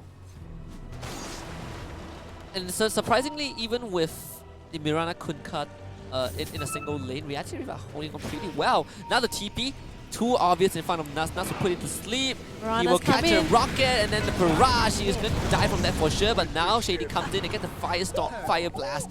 That was Don't the have point. the damage for that though. Now Hustler gonna commit the black hole just to kill off the Ogre Magi. This is a sure kill for Luck. Alacrity now joins the party. It is just Shady who does not have a TP, or It's at least actually it is used on cooldown. it. Yep. He's got one leap charge available. Oh man, I mean you TP in front of a Bane. That is sure death. He's wasting their time though. That's the There we go. leap. That's one leap. Oh, they don't see him. Oh, Midnight Pulse. There we go. Yeah, he's dead. He's definitely dead. Maybe not anticipating Hustler going in there. Oh my goodness. That was 5 heroes in the top lane though. It definitely For was. Reality Rift, they had everyone up there. Minus the Omni Knight. Yeah, I suppose Omni Knight was stuck there with the Slark. Oh, Gyro's coming down here as well. They mean business. KYXY will play with a support role for now, and that means Ghost won't be able to fight Gyro nor KYXY Main's anymore. coming in as well. So maybe they can consider trying to kill Ghost. Although Slark is one of the slippery heroes. If you don't time your stuns properly, he normally just purges them off, which is a big deal. You put it to sleep, you get someone to walk up close, purification, and drop the barrage of rockets onto it. And they also spotted out Chidori farming the jungle camp. Is there support? Yeah, he's just there to place a ward. I think he was spotted out by. Yeah, they pinged him There out. we go. They found him. Ghost should be able to get this kill. Dark Pack just to purge off the sleep. They get the pounce on. Assassinate. Yep. So Chidori gets that last hit as well. I wonder if they'll spot out the ward for They this. should though. have knowledge of that ward, or at least have knowledge that because the enemy support. I mean, they're don't running just show up. Slark. Slark would know. But he wasn't in the vicinity of that ward. I thought he was just there. But he was in the vicinity of Bane as well, so he wouldn't have figured out. No, after Bane died. I don't He think moved in towards the shrine. Maybe he didn't notice maybe either. they noticed. I've not noticed. Mirana's here. Do they try and go for Gyro? It's a bit of a risky one when you don't have the ultimate left on that Slark. And Alacrity is coming in with a Invis. He has the hammer as well. He has the Scientist Eclipse. Ghost is definitely going to die from that if he catches a... He should know, right? Yeah, he should know Yeah, now. there we There's go. pings. He knows. He pinged. He pinged it the out. ground. 10-minute rune. He's still trying to contest for that, and Alacrity will catch him. And Chidori sniper does join the here, fight, though. call down to zone out the rest of Dota Hero. The arrow actually lands on Alacrity. They will try to kill him out, but the Knight will keep him alive. And nice turn around with the hammer. Scientist Eclipse onto 2.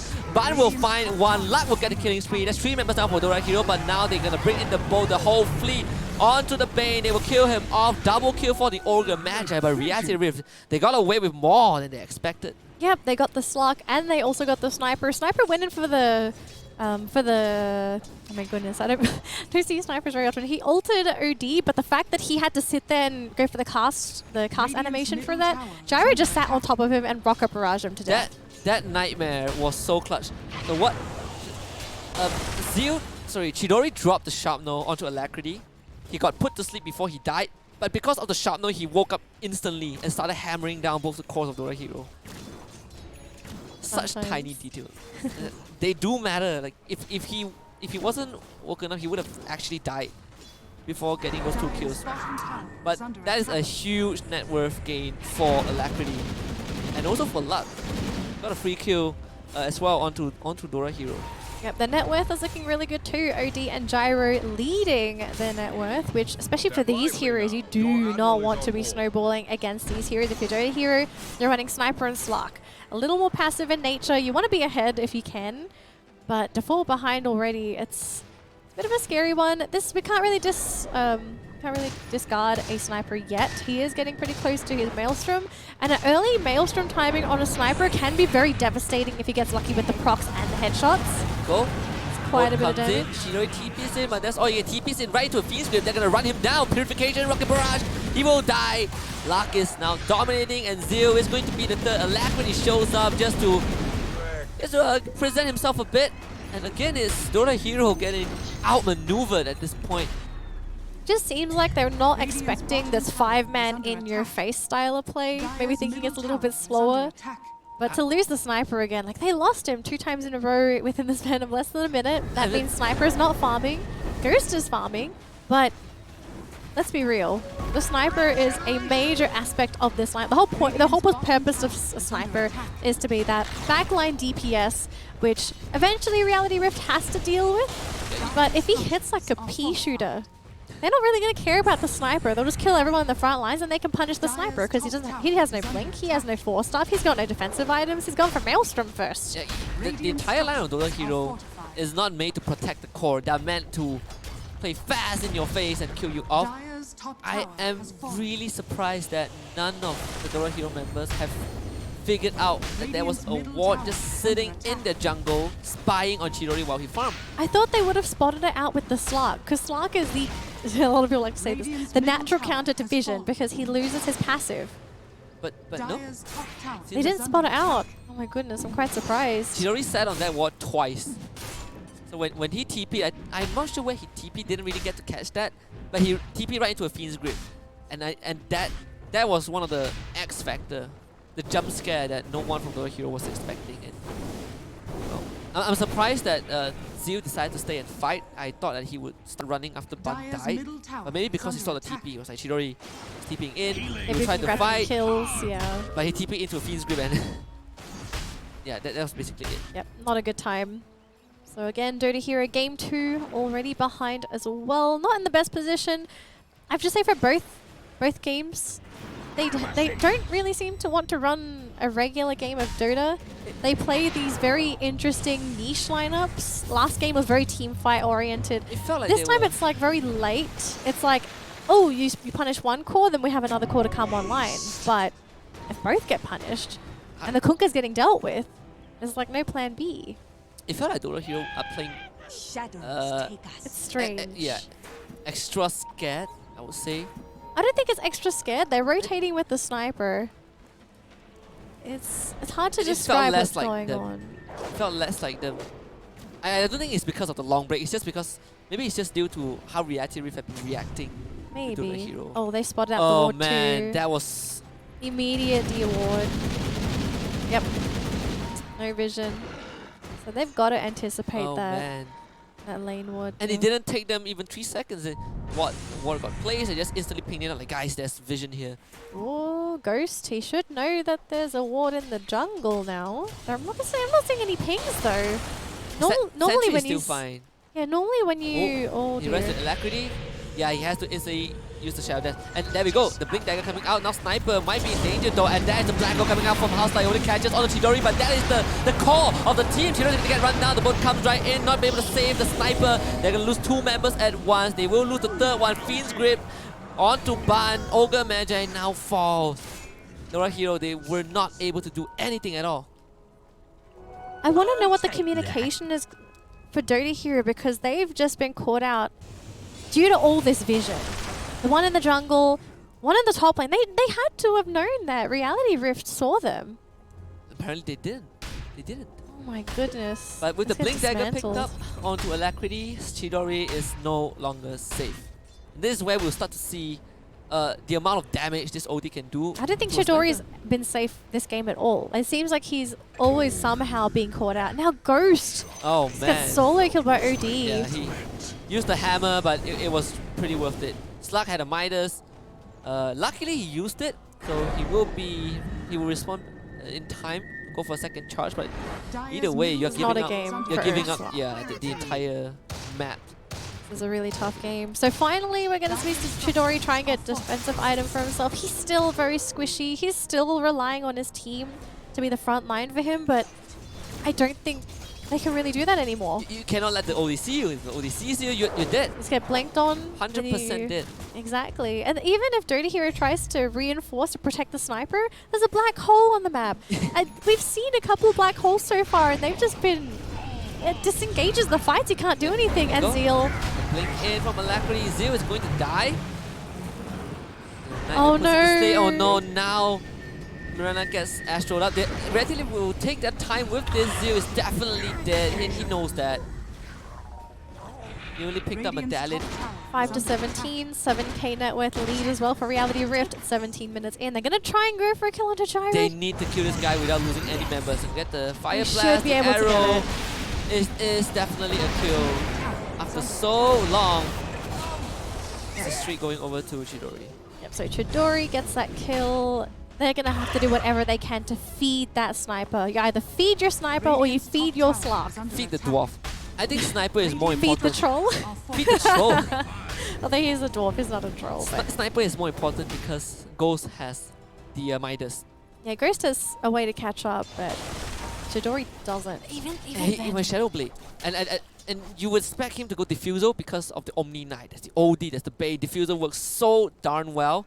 But the fact that Ghost is falling back to the Shadow Blade shows how conserve. Needs the mobility. I would He still prefer the needs- Diffusal. It will allow him to fight better. Yeah, I suppose. I think he wants more mobility to maybe try and catch out the back lines, force attention back there. Because so far it's just been Reality Rift being the ones to jump on top of Dota here. I think Dota here, they need a break. They need an initiator because so far it's been them reacting. It hasn't been them to be the ones to start the engagements off. And Bun, ooh! Oh, great blink. Again, they left another ward there. This time, Bun will spot it out. Thankfully. No vision now for Reality Rift. Still a very tough game. Yeah, Aghanim has been picked up by Gyrocopter. Look at the net worth difference. It's I guess actually it's- baffling. He gets a side gunner at 18 minutes. Now that smoke has been spotted out. They reactively smoke under a ward.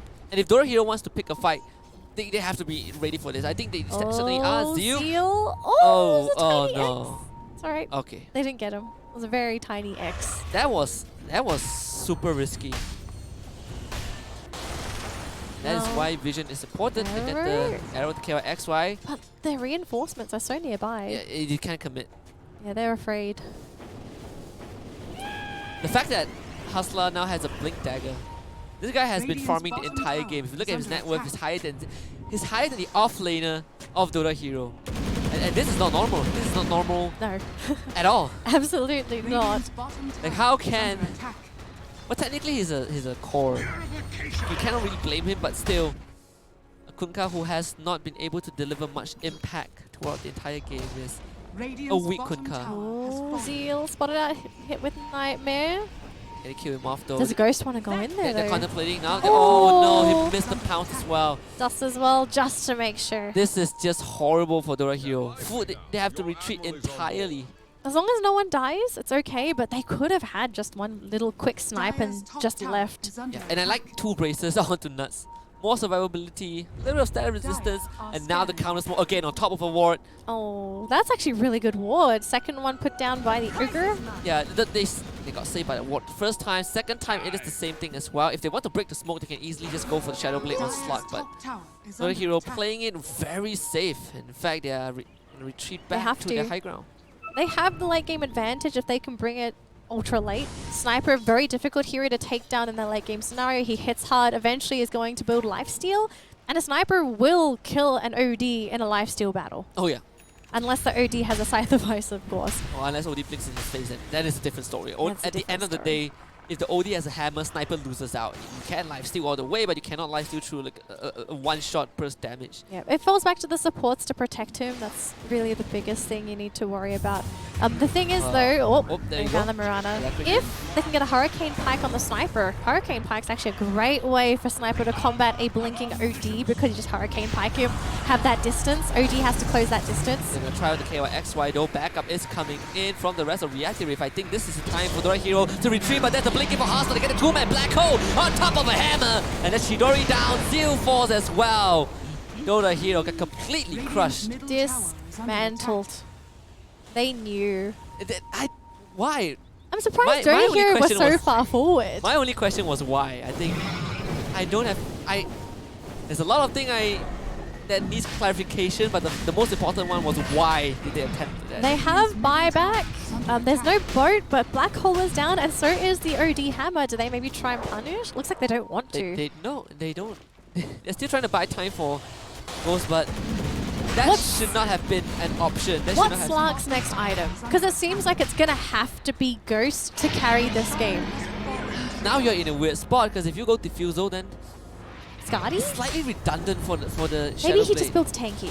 Just go for Skadi. Skadi, yeah, I think Skadi would be a nice choice, but he's super far away from the Skadi. He's far away from it, but Skadi or even the Butterfly only reason... would be slightly decent. The reason why I'm suggesting Skadi is that the thing is, the benefit of running Shadow Blade on a Slark is in the middle of the fight, you will passively regen HP, and it's percentage based, which Oh, for yeah. Skadi is huge. That's a lot of health to come back.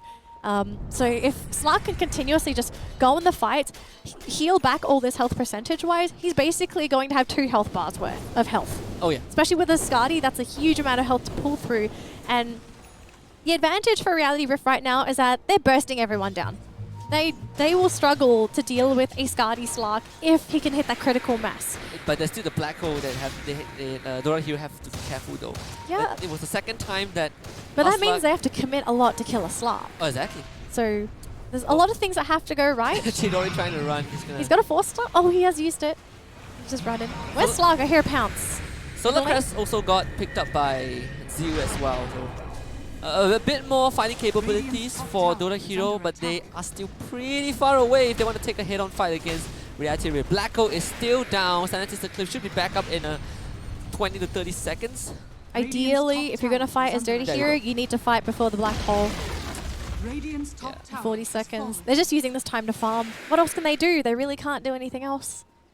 They're probably just hanging on to buyback now. Ooh. Alright, so it's not just one team, it's both teams. Servers have been wonky lately. I don't know about servers. I have to say, I was playing pubs the other day, and my internet just died for like 5 seconds. Oh, but it wasn't just me. Everyone. I had someone else on my team also died. Oh, internet-wise, but they permanently disconnected. They didn't come back. I came back in about 5 seconds. It was really weird. My internet just like, oh, disconnected, no internet. Then he came back. Nothing beats the Vengeful Spirit bug. Just crashes your game when she dies. Oh, no Vengers in my pubs, luckily. You don't really see Venge nowadays.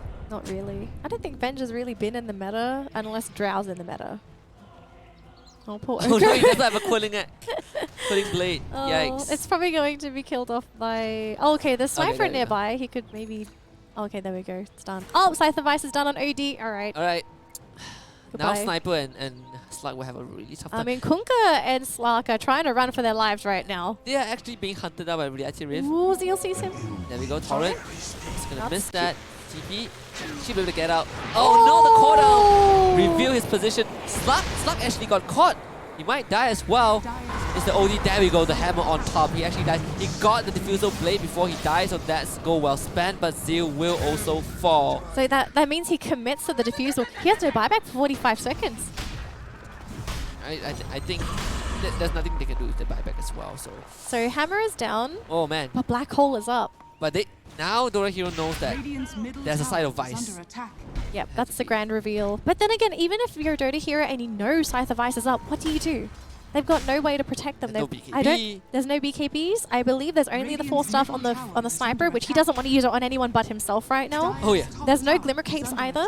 So they've got no way to protect anyone if they get hit by the Scythe of Ice. So Hurricane Pike picked out 25 minutes in is super wrong. Look at her. Look at Bun. It's lucky that the multicast came through. There we go. Bun gets away, but Bounty Rune going mostly to the side of Reality Rift. They found Shady. Shady, he did buy a fresh Jewel Scepter, but the rocket will reveal where he is. I kind of like what he's doing though. He's actually buying time for his carries to farm because he knows where they are, right? You're revealing that 3 heroes are chasing you. It means the map's going to be open to farm. They're farming quite close to each other, but at least it's guaranteed farm. Now BKB, next item of choice for Ghost. This is a huge game changer. If Ghost can get that BKB, next team fight, if they grab 2 kills, at least come out even, that's going to be a huge gold swing because they're behind by 14k. And it's hard for them to choose a specific target to kill at this point because we have not seen a single Guardian Angel, by the way, the entire game. And there wasn't a need for that.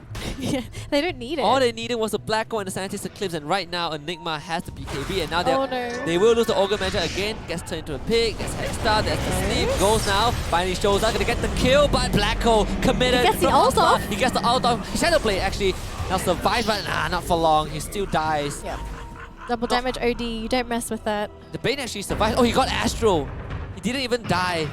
That is so unfortunate. Oh, Zeal, you better run. Nice arrow. Gonna protect that Kunkka. It would have been nice if he got the kill onto the Bane, but Alacrity with the Astros, keeping the support alive. Perfect team play. That could have been actually a very minimal loss, actually. I'm quite surprised Ghost decided to try and kill the Bane to begin with, knowing that OD was there.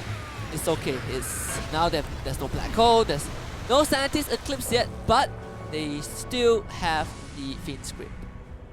So no push, and also Aegis ran out. So Reality Rift, they've got to back up and prepare for that push, pick up their BKBs, if anything, maybe their pipes. Guardian Greaves, any sort of healing. Yeah, Guardian Greaves are... Oh wait, we're not going to commit to Guardian Greaves on Enigma. He's going straight for the Refresher Orb. I mean, you can't afford to. You have a 16k gold lead at 27 minutes in. You're so far ahead. There's nothing on the side of Dota Hero that can cancel that black hole other than a good kill, but they will find KYXY finally, and this is the kill that they need. Nice pick off, and Slark has managed to find the Omni Knight too. They get the Pickups! pounce. There we go. BKB forced out 10 seconds. If he dies though... Continuing the chase, he has the Asset Shift. Not going to commit for that, but he did waste the BKB. Fiend's Grip now catching onto the Mirana, but the great two-man torrent, the multi-cut. They found Enigma! That is the kill that they need, and that is Ghost with the double kill. And Dota Hero, they caught Reality Rift off guard. Reality Rift, they've given away some really big kills.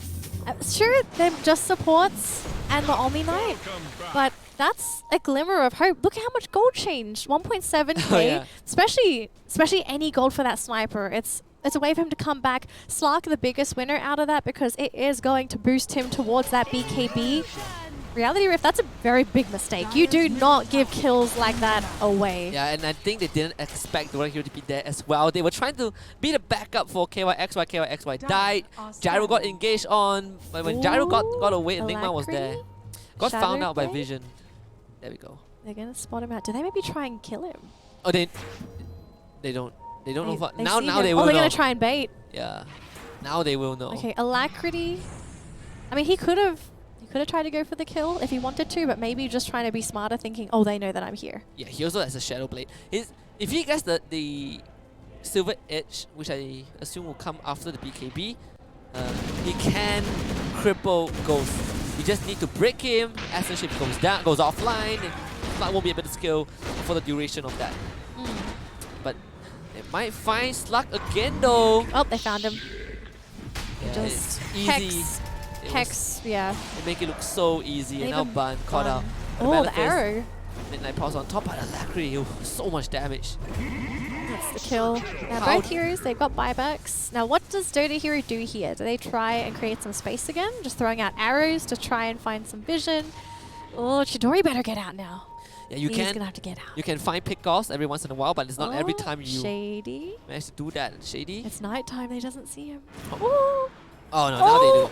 Oh, he got caught! Yeah, he let the win. They forced the buyback from Bud. Shady is definitely going to die. They get the assassinate out onto the gyrocopter, but there's nothing much that he can do now. Astro is going to save Alacrity from the X marks the spot. Save Nuts actually from the X marks the spot. It's just an ogre buyback so Chidori though, far. quite dangerous. They get the boat, they get the X. They should be able to kill up here XY, but there's the Nightmare keeping alive. He wakes up. Guardian Angel, Astro as well. Guardian Angel will run now, call down just to zone on the rest of Dota. Hero XY still alive with the purification. As that comes in, somehow he survived through all of that. Torrent X, fight dies. Die for real. 70 seconds in the grave.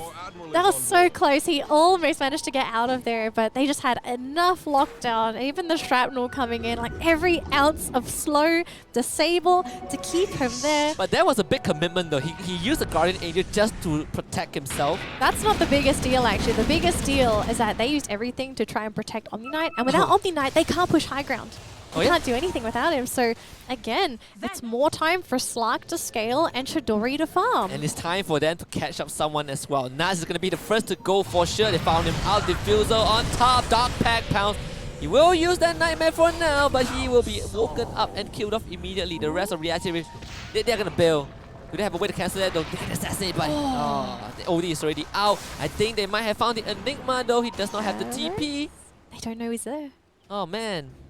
Yep, that is unfortunate. Hustle's going to be okay. He's getting pretty close as well to the Refresher Orb too. Once that is revealed, that might just be game over. He's actually going for the Lincolns. Oh, he's going for Lincolns? Excuse me. Oh yeah, I couldn't see it properly. I thought it was prefer Refresher. the Lincolns. Lincolns is It's good. harder to cancel because Assassinate does kind of go through BKB. You can cancel the Black Hole with Assassinate. Yeah, minus Assassinate cast time as well makes it easier for that to happen. But now with the Lincolns, you can block that out, and that's cool. Zeal will die. I thought it was Slark for some reason. It's cool to But he did buy the Lotus Orb before he died. So again, go well spent for Zeal. He's down for a minute. And I'm surprised that despite all this happening, Reality hasn't extended their goal lead for quite a long time, still sitting at 17k. Chidori. Yeah, they're building a circle there. It's being rounded out there by the Bane. They know roughly where they have are. a ward there. Yep. Oh, Chidori needs to leave. Run, gotta run. Run with those little legs. They have the drums. Arrow comes in, stuns out onto the Gyro counter. They do stun the OD, but instant delete from the Scientist Eclipse. Chidori tried to TP out, not gonna make it out. No, that's the BKB The right usage. click too strong. Bun dies, Alacrity triple takedown. There's no buyback on the sniper as well, and that's the BKB used. That is so crucial for Chidori as well. That was how strong that hammer was. Shady went from Powerful. 100 to 0 with a single hammer. 32 intelligence stolen.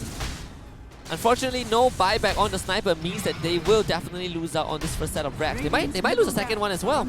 Yep. They start out by catching out Shady. That is your buyback on the Mirana. Oh no. No Moonlight Shadow for the rest of the game. They could probably just lose everything here. All of the Raxes. BKB finally done on the Slark, but Can they though? I don't think they're going to be able to really do much with this. Maybe they can push them away and protect that top lane. And Zio has to be careful. He cannot just axe himself and walks forward because the Astro will cancel that immediately and he will die. If Ghost gets hexed, that's it. Anyone gets hexed. The most important one is Ghost because he has that BKB now. So if the BKB doesn't get procced and he gets caught with that hex, it's game over. Yeah, the fresh BKB. No buyback on him also because of the BKB. Might have to deal with Megas at this point. Chidori's coming back, so maybe they try and engage here. But it is Zio though. No buyback for this guy.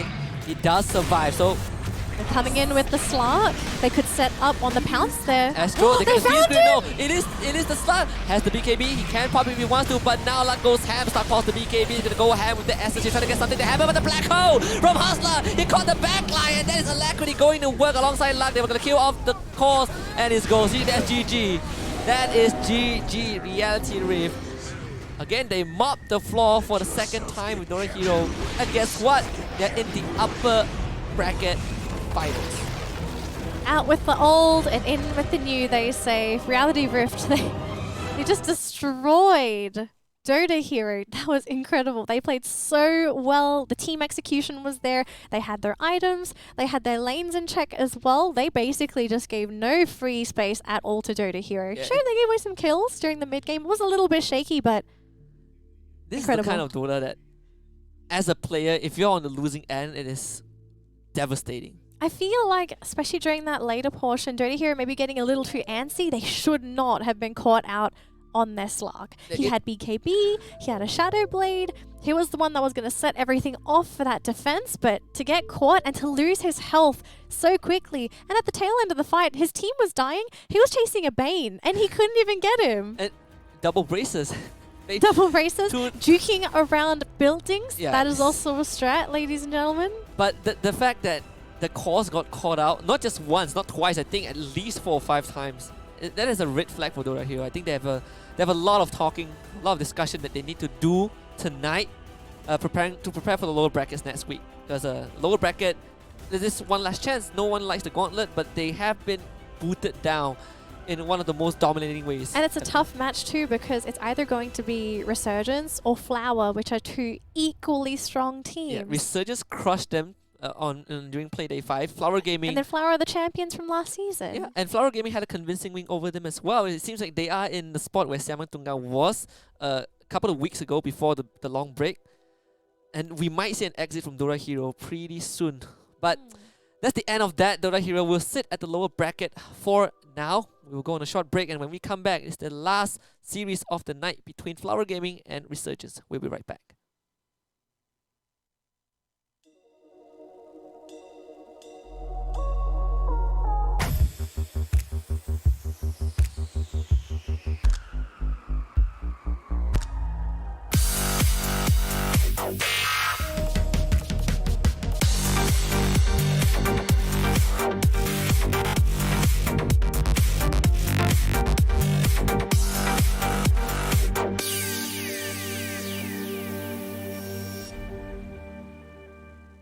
Hey Sophia, let's break up. Wait, what? With your telco. Can I? Just switch to Udo and you can customize your mobile plan anytime. Am I data too? Yep, if you switch to Udo, Are you sure there are no hidden charges? nope, what you see is what you get. How do I get a SIM? Just order it and we'll send it over. Catch! So I just like to customize, like this. That's right, it's fully customizable. So how do I switch to Udo? Just download the Udo app to get started. I love you too.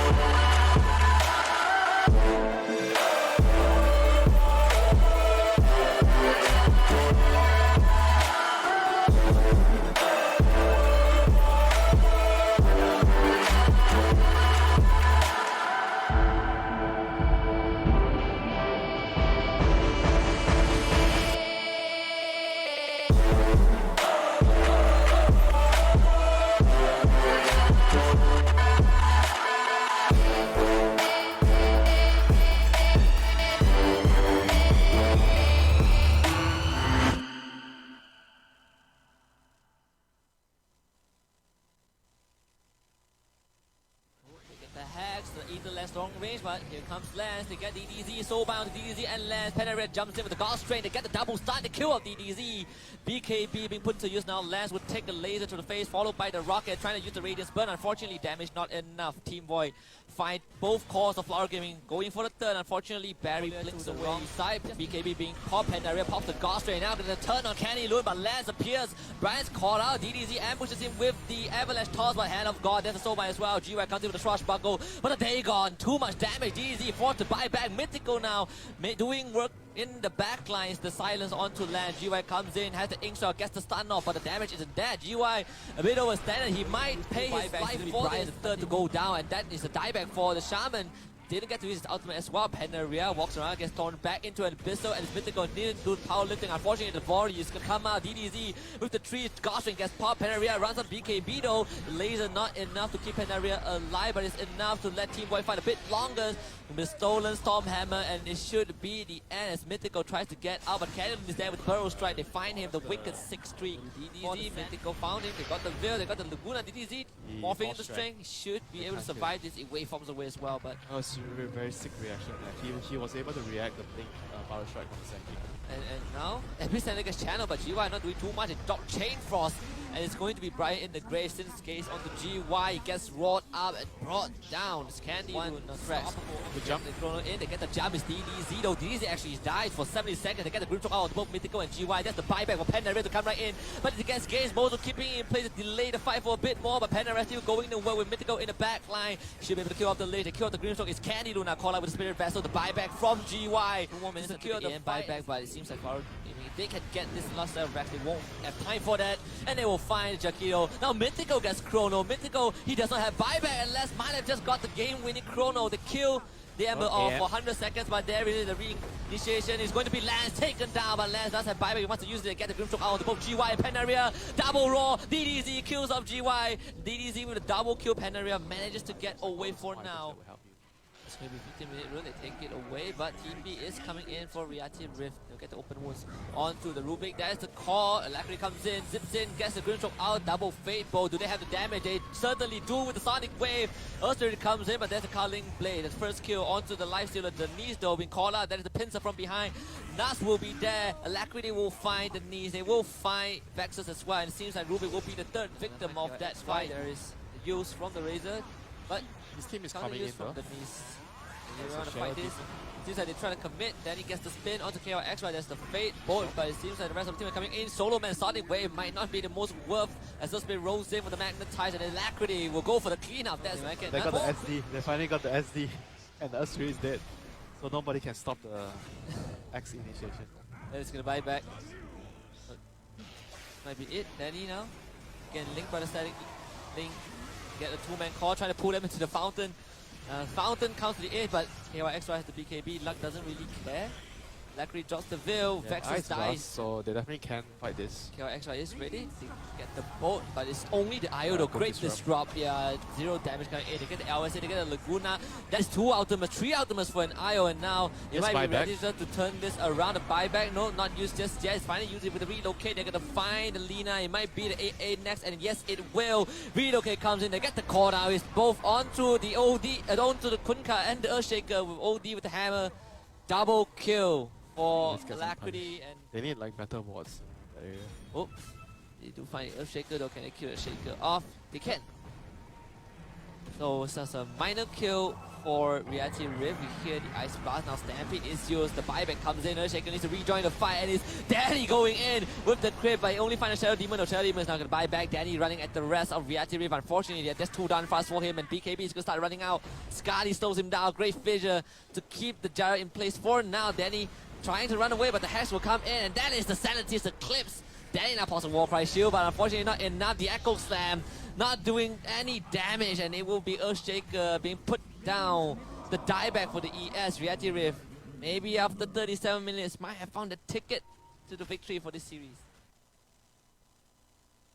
Luck did just pick up the Fusel Blade. This is going to be their first Silence. showing. The Oh, silence. do you want to really go into this though? Oh my goodness. Mistakes were made by Luck, and they're actually going to lose this Earth Spirit. Nope, they actually ignored him.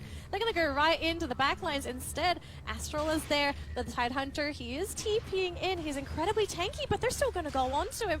And the Earth Spirit, what? how have they ignored this Earth Spirit in the backlines? They shock him Oh, down. other spells. Oh And they all man, die. look at the jump here from Flower. They just BKB and go ham. Thank This you for sneaky Roshan. Roche. Did he get it? Oh, Luck gets the Roche. He So, get the last hit.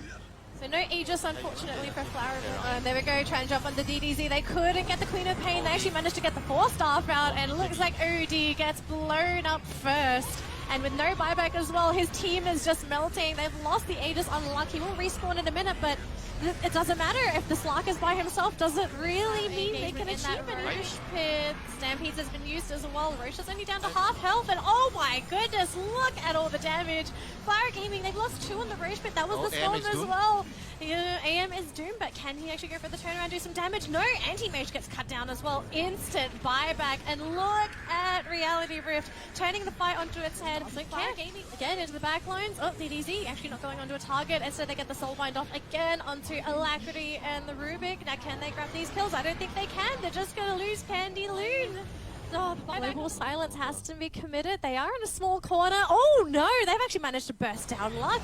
That poor Ember Spirit just gets demolished. Nice vacuum back into the wall. Now maybe is this the turnaround that Flower Gaming were hoping to grab? KYXY, he's trying to run to the right side.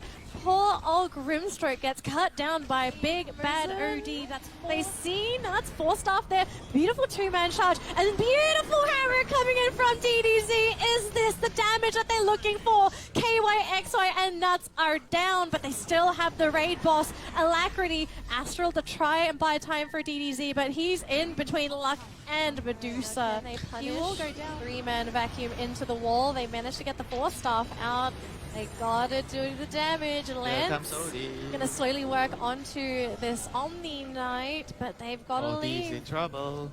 OD is in trouble. He needs the 4-staff himself. He's gonna Astral, but look at this. They're gonna sit right on top of that OD. Oh, DDZ, he's being slowed up by that Skadi, and he's gonna get killed off. 80 seconds off the board.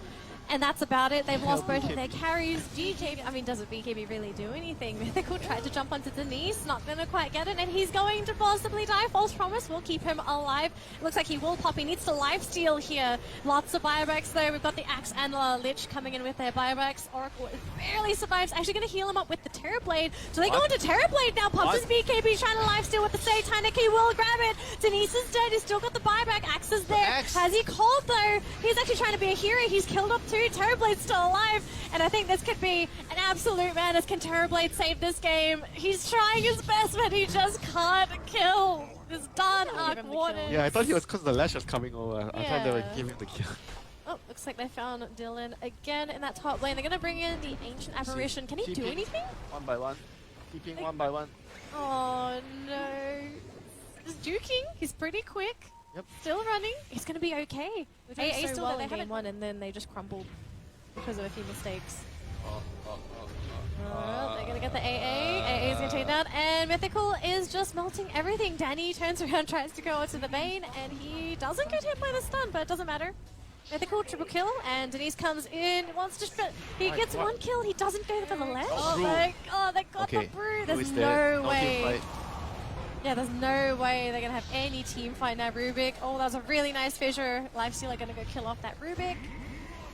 And it's basically just time to run. Although Denise is trying to go for a kill, they will grab one. They're gonna lose Danny in the process, unless Denise can try and get Danny out of there. I highly doubt it. The only one left alive is the AA, and it's GG. Oh, Dylan, he was the one to come in. He's in the Arena of Blood. He's very tanky. Remember, this is the Enchantress. 4 staffs out, trying to survive, and will survive with the heal. And now where's the turnaround? They're all going to come in for their revenge for Danny, and they will kill off Mythical. Look at that Tombstone doing work. Tombstone doing work. They've got 2 I think they might kills. force it. Arena of Blood. It's a very small area too. You want to fight with all these AoE spells. Vexus gonna go Buyback. down. That's lost your Shaker. He has buyback available. This fissure is a really interesting spot because look at how tight the corridor is. People can't really maneuver in and the out. They're gonna Tombstone is lose. great. Yep, they've lost the Undying Tombstone at the back. If they're going to get it, they need to focus it. And there we go. Naga has taken down the Tombstone. Denise is there, Roshan. has no mana. Roshan's very low. Who's going to take it? Denise gets the Aegis, and the Dire also kill this off. So that's going to be no gold going in the way of Void. And look at this Naga. She's losing health. She's got no song available. She needs to get out of there. But look, Danny, he's gone right after this Naga. But where's the damage? They need to kill off that Naga. But Danny, his health has no is mana. getting low. He's got no mana. And now they're going to jump on top of the wall. Oh my goodness. Burns the buyback straight away. Everyone's bought buybacks. It's the last hurrah. What do? You just got a buyback, and you have to pray that Danny goes overboard. He's gotten lifted. He has He's been Aegis. Dagoned. Yes, Aegis. Pops BKB. Yep, has the Aegis. Just changes back into Shaker. Is now full HP. He's just being a little bit overboard here. He's gone a little bit overboard. Yeah, they need to run. Alright, here we go, Arena of Blood. Again, engagement there by Mars. But again, where's the follow-up? Without the Naga Siren, they really can't do anything. She's just been stunned. Net. They can't do anything with the Naga. Naga just sits there. And that's the dieback as well. Potential on the side of Rebirth. And you can see already they're playing catch-up mode. They've gone for Midas on the puck. If they can survive the next couple fights and maintain the Midas, they're in a pretty good spot. They're ready to fight, they catch the puck, and that's the RP. We've been waiting from Shady, the swap comes out, but is it enough to save the team? Doesn't seem like it will for now, but Jinxie now joins the fight. Mega kill for Chidori, Jinxie killing everyone. The Mass Serpent while doing massive work. Unfortunately, there's even more damage from To farm the Dora. PA. Deso BKB is a turning point, but they need to hit the BKB first. Gotta be careful though, the swap comes in, but Shady with the 4-man RP. That is an instant annihilation. It should be it. Hero jumping on the opponents is Shady. Get the Echo Do they have Stem. the And damage? Echo Stem. Do they have the damage though? The toss into the disrupt. Zeal, someone trying to survive, blinks away, and again, they committed an ultimate for absolutely nothing. They lose to, they don't lose the Shaker. It's just not worth it. Try to find Zeal, and This game, I think, Doesn't would have been even over if those ultimates are on cooldown right now. they smoked up and they will find Zeal. They ambush him. There's a vicious bit of Mars, but they redirect him into the hands of a Shadow Demon who will now disrupt and save him. They drop the Arena of Blood. Sonic Wave comes out onto 2 Zeal. On the killing spree, they drop the Golem. The damage finally comes in. They kill off Zeal. They might find Chidori who will use himself out. The Pulse Nova now doing damage. People slowing him down. The Shackle Shot on point. They find the second kill and now Ghost joins the fight, but that is a full health Monkey King. Avalanche will be casted by Shady. Ghost healing himself up, but he will die to Oni on, and it's now Ban being whipped by Jinxie. Might be able to find a 4th one, and that is the fight for Rebirth. It's now Rebirth. their game to lose because the high ground defense is where they have their biggest advantage. Gonna try again, but Shady gets a 2-man Avalanche toss. They drop the Golem to get the Fatal Bond. The BKB is popped by Chidori. He's gonna run the Shaker down. Die back for Toothless. It's going to be Mike also in the grave. He did what he could, but it's now 3 versus 5. BKB is going to start running out. Ghost now caught in the crossfire. It is Disrupt onto Jinxie, who cannot die, but it seems like he might. As Shady again comes back in, he does manage to kill off Wind Ranger, and it is another wipe. They're just GG's. farming because they're farming. Like, teams know when to farm. And Kang get collapsed on, has to pop the defensive stampede again. They drop the massive wall. They actually managed to trap it in, and he should be a dead centaur. Backup not coming in time. Stolen slide of fist by CZY, but Sixers should be able to get out there with no problem. They pop the glyph as well for the This is gonna be a multiple wasted shots. Serpent Wards. Unless they try and bait They have the fatal bonds. Trezem. Gotta be Comes really left, careful right? though. Ravage, they have the mana for that, but there we go. They drop the golem. There's the fire embers coming in. The Ravage being powered onto both cores of Unicorn. They do kill off the TIE Hunter, but the damage is still flooding in from Resurgence. It is 4 kills in the bottom. Is doing Roshan. This is actually not the best time to do Roche. That was a beautiful block. Look at Drew. Drew is called out. They drop the golem again, and hell is on 4 members of Unicorn. 3 goes down.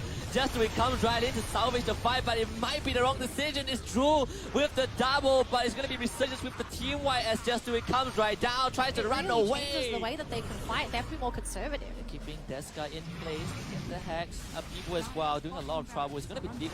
Drew getting the bashes in, and now they're turning in fixers, going in straight away. Kang does pop the rabbit, they drop the golem, they caught Deska, and that's the instant buy from Traza, and Deska does have the ages, but Resurgence, they're going to surround him for now. They don't have the rabbit just yet. And welcome back to the ESL Dota 2 Malaysia Singapore Championship Season 2 Playdate number 6. We're down to our final series of the evening, which is the second series of the playoffs as well, between Resurgence and Flower Gaming, to see who will advance to the upper bracket finals and who will have to run the gauntlet. I'm HusKKiee and I'm joined by Danelie. Yep, so this series is probably going to be the closest one for today. Flower, they were the champions from last season, and they're going up against a team, Resurgence. Okay, Oh, yeah. For anyone that's within Southeast Asia and you've been following the Southeast Asian Dota 2 scene, I think out of all the teams in the tournament, Resurgence, arguably the strongest team, Oh yeah. and potentially the highest chance of them getting the champion for Season 2. Flower, this is going to be a very tough one because it's a ridiculously powerful opponent. They've got some very talented players. There's a but. They have a roster change. Exactly. So they are not running with the full 5 players that they were with originally. They have actually dropped 2 of their players and they're playing with 2 brand new players. Yeah, and it'll be interesting to see how these 2 new additions gel with the rest of the team. But before 2019, Resurgence has been around for so long, even before MYSG or TNC. At one point, I believe Miracle was with Resurgence as well. The history goes way back, but this will be the lineup for both teams, Resurgence and Flower Gaming. Yep, so we are running with 2 changes for Resurgence, and now we also have a change for Flower. Now, this is not to say this is a brand new player. We've actually seen Felix play for Flower, but the adjustment is that Candy Loon is not going to be playing today, unfortunately, so they're going to be subbing in Felix for this, and I want to know how much of an impact this is going to be this will have for Flower, because I think over the course of the season and even last season as well, Candy Loon plays such a big role for the team. He is such a fantastic offlaner. He's so hard to bully out of lane. They always give him these great initiators. He always gets the initiations. Yeah, he's always the Sand King, the TIE Hunter, the Centaur. For Resurgence as well, the 2 new additions are both Miguel and Whelp. They are respectively replacing Drew. Whelp replacing Drew in the position 1, and Miguel replacing Fixers in the middle lane. And something to note as well with Resurgence, Fixers is actually a very key player for the team as well. We've seen him in last season actually, where he creates so much tempo for the team. Oh yeah. He always dominates his mid lane, or at least stays equal against his lane opponent, and is able to always achieve things no matter what. If he's underfarmed, he still starts the ganks off. He's still useful. He's not one of those players that, if they have a bad laning stage, they sort of become a little bit like dead weight until they've caught up. So it'll be nice to see how these players, like as you said, they gel with the team. Can they play? Do they play around the new players, or do the new players play around the old players? Yep, I guess we'll find out in a bit. But before that, Predictions? we have to make our predictions. Ah. For me, I think Resurgence will take this. I will love still how say you 2-1. just want to play for all the new players, don't you? I think judging from how they've advanced so far through the group stage, it is undeniable that they are the strongest team, or one of the strongest teams in this season. So I have to go with them. 2-1 though. Okay. Flower Gaming can put I up a think fight. it's a bit of a hard one for me because both teams have got changes, and I feel like these changes are big enough to really change the flow of the game for both squads. So it's really, really hard. I think we're going to go with Flower because we're having 1 sub compared to 2 subs. Oh yeah, I wouldn't.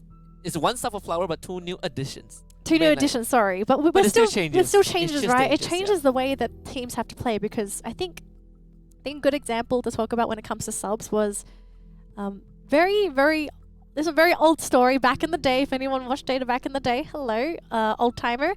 I think it was Cloud9. It was Eternal Envy Squad, and they picked up. Was it we? Who was it? It was.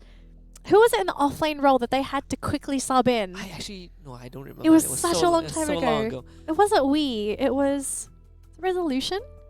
Was it? Someone's Magnus. They kept picking Magnus for that extra player, and they played around their substituted player. It could be that, but Trying to remember. It was Cloud9 times. yeah, we'll take our time to jog our memory. But the matter at hand is the picks and bans are ready. But before that, we'll give you guys a short preview of what comes after this. It is the ESL Clash of Nations. Enjoy.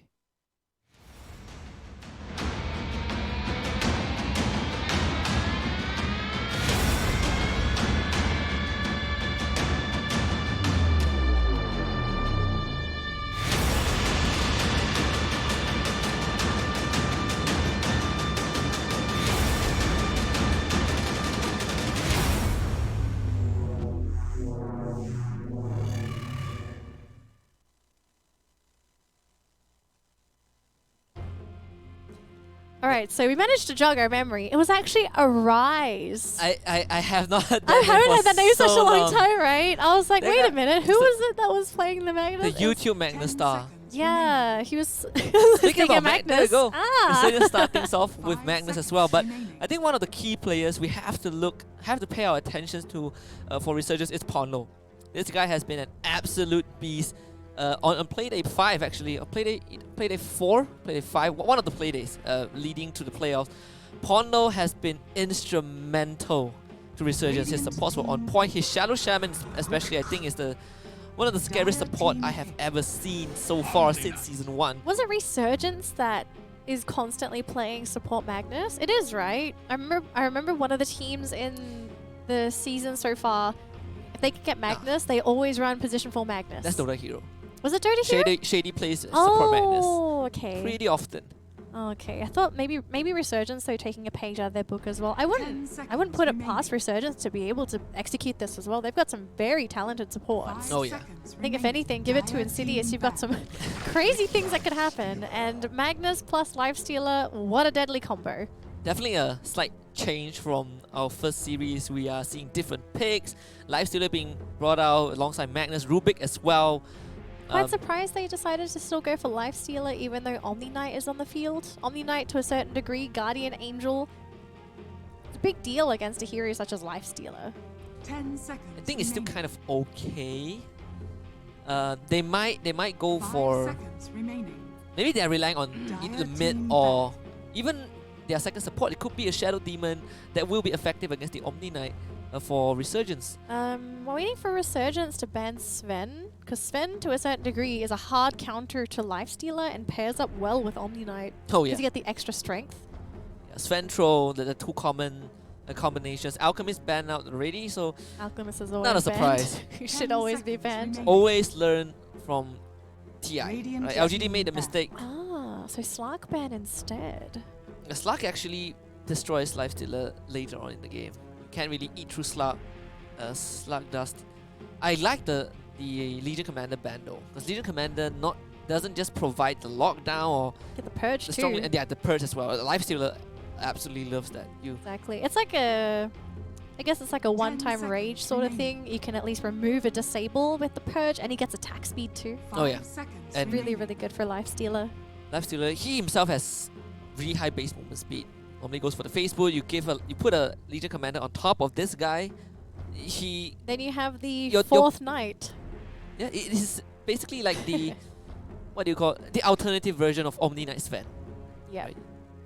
So I wonder what the pair up is for Flower, and I'm wondering what Flower is anticipating for Resurgence, because the thing is, do they have any information on Miguel? Like the two new players for Resurgence, because we haven't seen anything from these two guys. We don't know their draft style, we don't know their play style, we don't really know much about them at all. Whereas Flower, have they scrimmed against them? Have they played against these players maybe in the past? Because these players, they do a lot of scrimming offline. Oh, yeah. And we don't get to see this as casters. Most people don't actually get to see scrims at all, so we don't get to see the new up-and-coming talent. What can Miguel achieve? And I think it all comes down to how Flower Gaming decides their mid laner, because we all know DDZ, throughout Season 1, he likes to play the really fast and flashy kind of mid laners. We've seen him, especially on Leshrac, he loves Leshrac. The strange part is he has not found as much success on that hero compared to other picks that he went for. But Elder Titan would be Flower Gaming's second support choice, whereas Resurgence, they will go with the Grimstroke. Alright, so Grimstroke. Grimstroke, good pairing up with the Lifestealer. You'll always get the ink swell off. But the pair up for Grimstroke, what's the pair up? Because they don't have anything like a Doom yet. They don't have any targetable spells that will benefit from the tether. Leshrac, as you said, comes out for Flower. Going to be putting DDZ to work in that middle lane. Yeah, I think Resurgence, they're going to have to consider what are their options mid lane that can actually compete against a Leshrac. Because Leshrac, very harass heavy, can work with a lot of range, and is a very fast hero too. Most people can't outrun him. I actually wouldn't mind a Lina for Resurgence if they want to. Lina can. It's available, so they can. Lina can kind of go toe to toe with Leshrac. Dragon Slave has long range. You pretty much avoid the area of effectiveness for Leshrac to land his lightning strike or split if they both take too long. We get Kunkka again. I mean, Kunkka's probably just a safer pick to fall back to if they don't feel like the Lina, maybe. Yeah. Probably not OD. Actually, OD could do okay. It depends on the matchup. If OD can pressure the Leshrac enough, then that might force DDZ to sort of play a little more passively. Yeah, but I think Lina would do the same thing. Then that is where your double Laguna will come in for Resurgence. But Lina OD, I think to a certain extent, if they want to run like Invoker, I wouldn't mind. But I don't know if you want to run Invoker and a Lifestealer, because Lifestealer needs the first 15 minutes to at least get something like an armlet up, some items so he can activate and do something. Whereas if you run the Invoker's sort of stuck in the middle lane, and especially up against a Leshrac, you know he's going to have to get a little bit of extra time in the jungle to catch up. Actually, a partner would be okay, but he would have a rough early game against a Leshrac. Viper? There we go, Lina. Okay, so Lina, that's the pair up with the Grimstroke. They're still looking for an offlane unless maybe Magnus gets transitioned into the offlane role. It does happen occasionally. It does. We don't know what the safe lane hero is for Flower yet, and depending on what they get, offlane Magnus could actually be a bit of a burden because unfortunately for Magnus, he's not that popular in the offlane role anymore because compared to standard offlaners in the meta nowadays, he struggles to catch up with farm. Yeah. He does have an escape mechanism, but that can get easily cancelled by Rubik. If Rubik just sees the cast animation for the skewer, he just lifts him up and that's skewer gone. Yeah, and I think for Resurgence right now, they can consider putting the Magnus as position 4 or 5. That's the most likely 4, I think. The most probable outcome. You save the offlaner for your classic Centaur, Brewmaster, or even a TIE Hunter. I wouldn't mind any of this. Even a Pangolier. A Pango would be great because you have another mode of transport for the Lifestealer. Because so far it's only Magnus, maybe Lina if Lina's going for some sort of smoke or Shadow Blade gank. I'm not really sure the build you want to pick up for Lina this game. Might have to play with range depending on what Flower pick up. They're still banned at Kunkka, so they're actually anticipating the offlane Magnus? I mean, if they go Pango, Oh no, maybe offlane Kunkka. Kunkka. Yeah, If Resurgence goes Pango, I would absolutely love to see the Diffusal on Pango. Pango can punish Leshrac actually. And the Diffusal works so well against all the heroes of Flower Gaming side. Yep. You can purge, you can take away their mana. Resurgence, they're gonna settle with the Doom just to match up with the Grimstroke, so Magnus will go to the support role. So you got Laguna Doom to combo up with the Grimstroke. Also a pretty good partner for the Lifestealer too. Scorched Earth gives him bonus movement speed and usually Doom can just run heroes down. Oh yeah. So Resurgence, they've got a pretty solid lineup. The only thing I don't like is that they don't have a lot of disposable disables. Disables that they can use freely to cancel TPs. Yeah, I think Doom and Lina have that ability. Lina with they the have LSA. that, but you're looking at the Grimstroke, it's got a bit of a cast time to it. Lifestealer doesn't cancel TPs, and for Magnus to cancel, he's got an RP. Yeah, and that's where the LSA used for Lina, Doom getting the Centaur Hoofstorm as well, 3 second stun from the jungle. Yeah, so I think that's actually quite a lot of pressure for Resurgence because they need to actually save one of these disables for Elder Titan. For Elder Titan, yeah. Yeah, for Elder Titan, aside from that, nothing else really channelable, so it shouldn't be too much of a problem, but the lack of lockdown, it's a bit concerning. Yeah, I think for Resurgence, they won't be too worried about that because at the end of the day, they wouldn't mind taking a fight head on. They know that they have the ability to win. Yes, you have the Elder Titan, the Omni, the Rubik, but none of these heroes can kind of just run in your face and expect to win the fight. They will get the Troll for Lance to kind of compensate for that. As you said, it's either Sven or Troll, and Flower Gaming set up for the Troll Warlord. Yep, so Troll is pretty good versus Lifestealer too if he gets the bashes. Oh, yeah. Lifestealer not going to really win that matchup if he gets bashed. Troll actually wins almost all the matchup.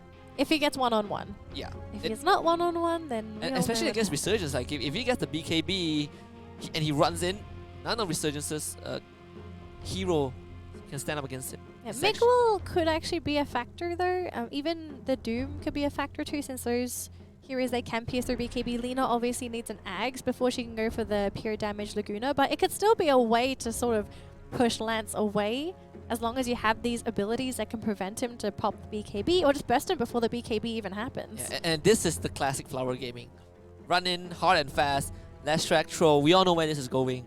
They can easily destroy structure. With Omni Knight by their side, they don't have too much to worry about.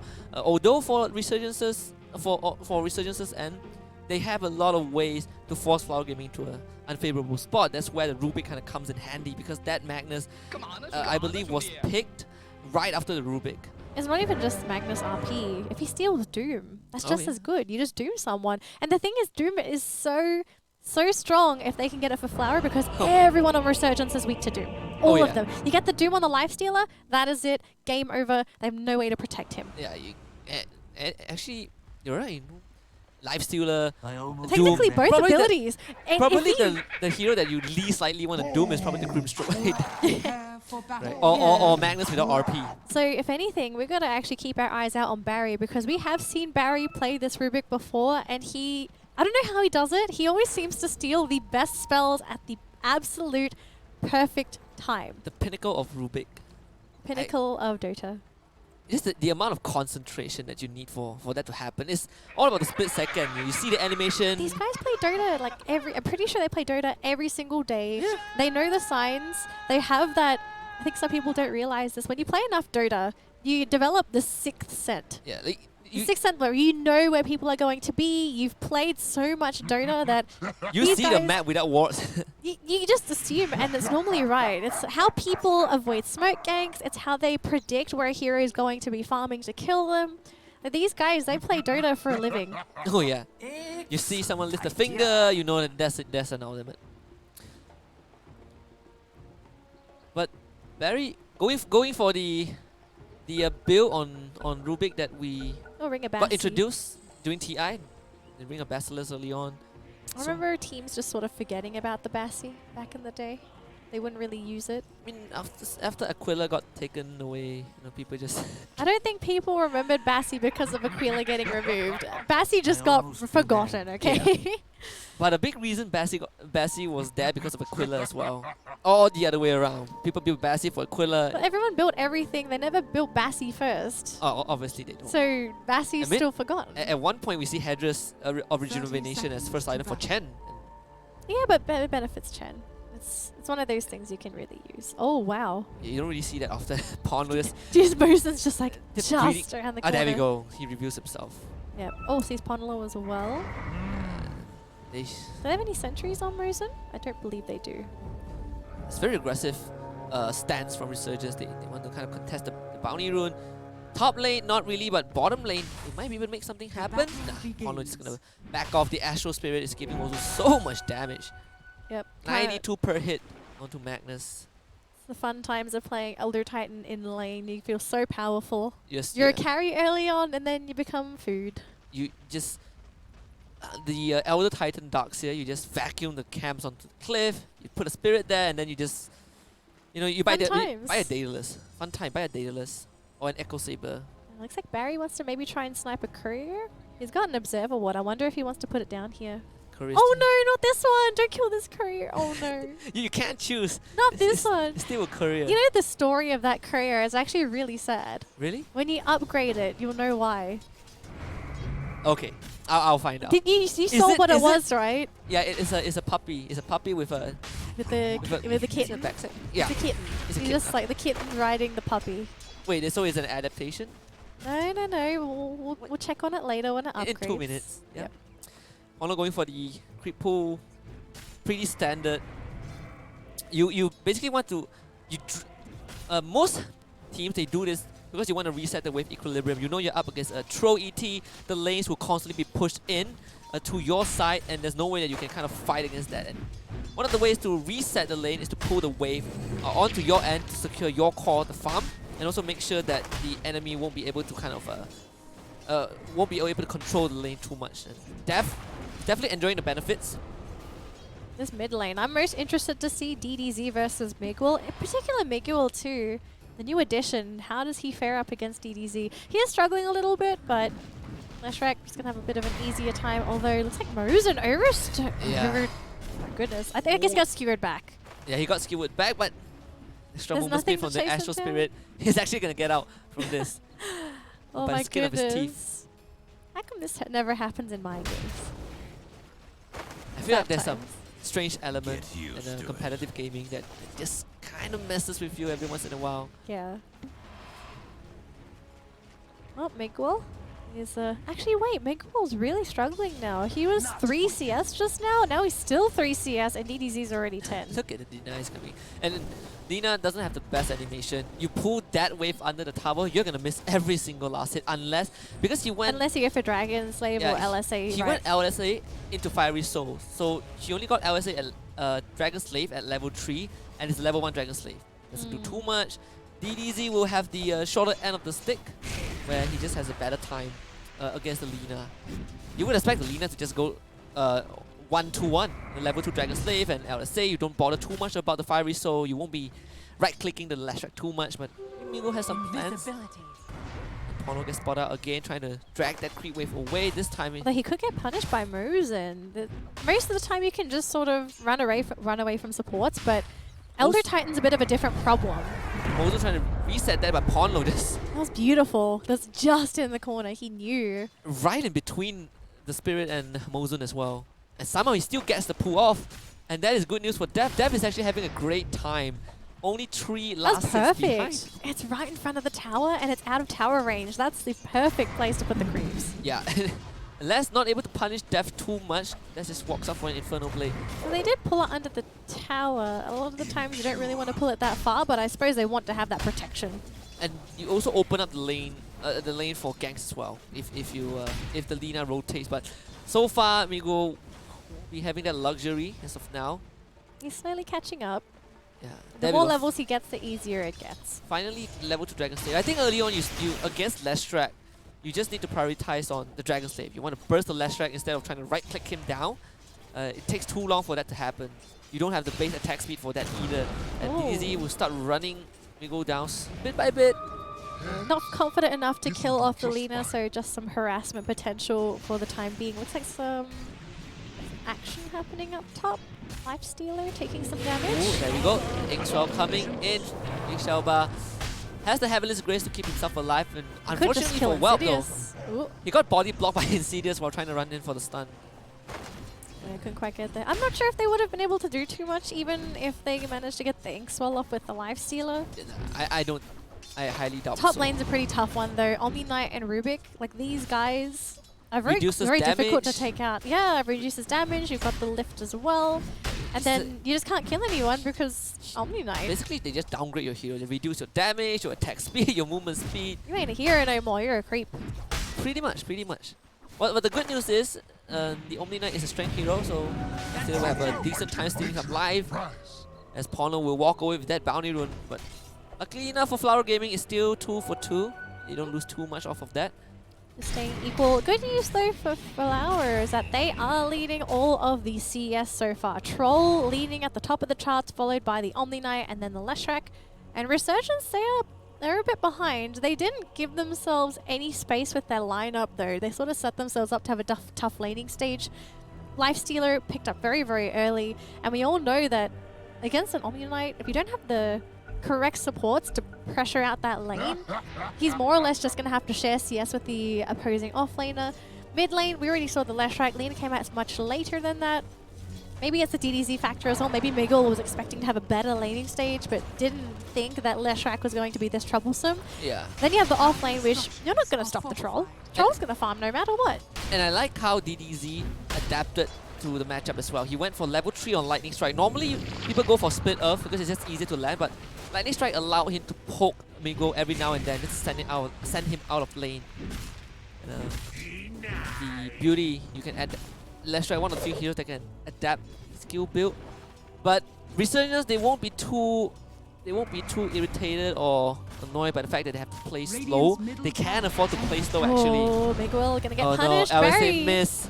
He's gonna die. He pops the Fairy Fire though. Is that backup? He's trying to go for the Laguna. Not even gonna get it. Oh, Barry walks out of vision into the Roshan pit. First blood for the Rubik. Unfortunate there for Miguel giving away first blood, especially to someone like DDZ as well. That's mid Leshrac. His job in this game is to just be that tempo controller, be an issue, so that the game draws out long enough that Lance has space to get items to be that threat during the mid game. And unfortunately for Resurgence, they're going to have a tough time going into the mid game. They are going to have to rely on Death's Doom, on the Ponlo Magnus RPs as well to counterbalance these fights, because if they lose the fights even with those ultimates, Flower are going to snowball. Oh yeah. And they're going to snowball very hard. And the problem here too is that they have such a good pushing lineup. If you can't defend as Resurgence, you're going to lose towers very, very quickly. That's basically the point of no return. And that is the whole idea, the whole objective of Flower Gaming's lineup. Play it fast, play it hard. Ponlo rotating up to the top lane. They're going to lose Insidious though. DDZ shows out of nowhere.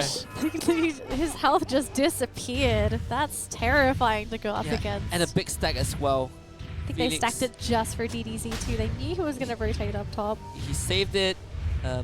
Saved it for DDZ. DDZ came out, got an easy kill. Doesn't even have boots yet actually. Look at DDZ's build. He's going to pick up his boots now. And remember how Barry, in the games that he played Rubik, he got Blink Dagger pretty quickly. And this is how Flower Gaming plays around him. You win the middle lane, and you send this Rubik to the lane to catch up in experience and go. Now he gets the benefit of the entire creep wave. He gets the resources in. He will start to build up that economy and be able to assist his team even better. They're so efficient with their lanes. Like, they know who to put where to make sure everybody gets farm. No one is lost. No, yeah.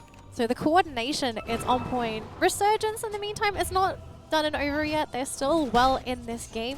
I just want to see how the team coordinates the mid-game transition. The mid-game is definitely going to be an exciting one. Death is Doom. They both can afford to... Oh! Did you see it? Wait, the cat died. I know. Oh, man. It's the saddest courier in the game. Okay. I can. That's why I don't kill couriers. That's what happens. Dire's middle It's tower okay. I is know you love... I'm more of a dog person, but I do love cats. Oh, production didn't know either! Oh no! Our observer is... still remembered, what we were looking for. But DDZ came to the bottom lane looking for Death, not able to find him. The Storm just a bit out of range. Middle tower is under attack. Not quite able to get that. Almost 10 minutes into the game, we're going to start transitioning mid-game very soon. Looks like Rubik not going to go for the Blink Dagger. He's going for Ether Lens first, so it looks like he values that extra cast range. Especially for Rubik, I feel like in this game, he needs the cast range to sit further back so that he doesn't get hit with RP, that maybe he can get the steal from RP, and even the Doom steal. Doom, the Laguna. Doom, there's a lot of spells he can steal. Even the the Grimstroke ultimate too. Like there's a lot of spells that Rubik can steal this game. And looks there like we go. Omni Knight goes down. Is that Doom? Yeah, I mean, Omni Knight is tanky, but you're up against a Lifestealer. At the end of the day, Lifestealer can still chew you alive. Barry wasn't there either. He's almost level 6, so we're going to see some spell steals coming in from Barry very soon. One of the effective ways to actually kind of transition from to Aether Lens is you get the arcane boots. And then you just disassemble the arcane boots. Yeah. I still remember my Rubik game that I wanted to go for Lotus Orb, and I ended up messing up my... You made was it Aeon Disc? I wanted an Aeon Disc, right? So I ended up getting an Octarine Core instead. Yeah, so we lost that game. Uh-oh. But I would say it wasn't because of my item mistake. We were about to lose anyways. We just lost a bit quicker. Insidious gonna get killed off by Barry. Death TP'd in, but great telekinesis to stop that from happening. Yep, and really good self-restraint from Death too, not casting the Doom. Sometimes you just get a little antsy and you click it, then you get lifted back and you realize, oh. Yeah, and you can lose your Doom as well. Exactly, you don't want to put that on cooldown. And they know that Migo wasn't in a position to fight, wasn't in a condition to fight. No mana, low health, trying to clear jungle camps. They might have to abandon this top tower if backup doesn't come in soon.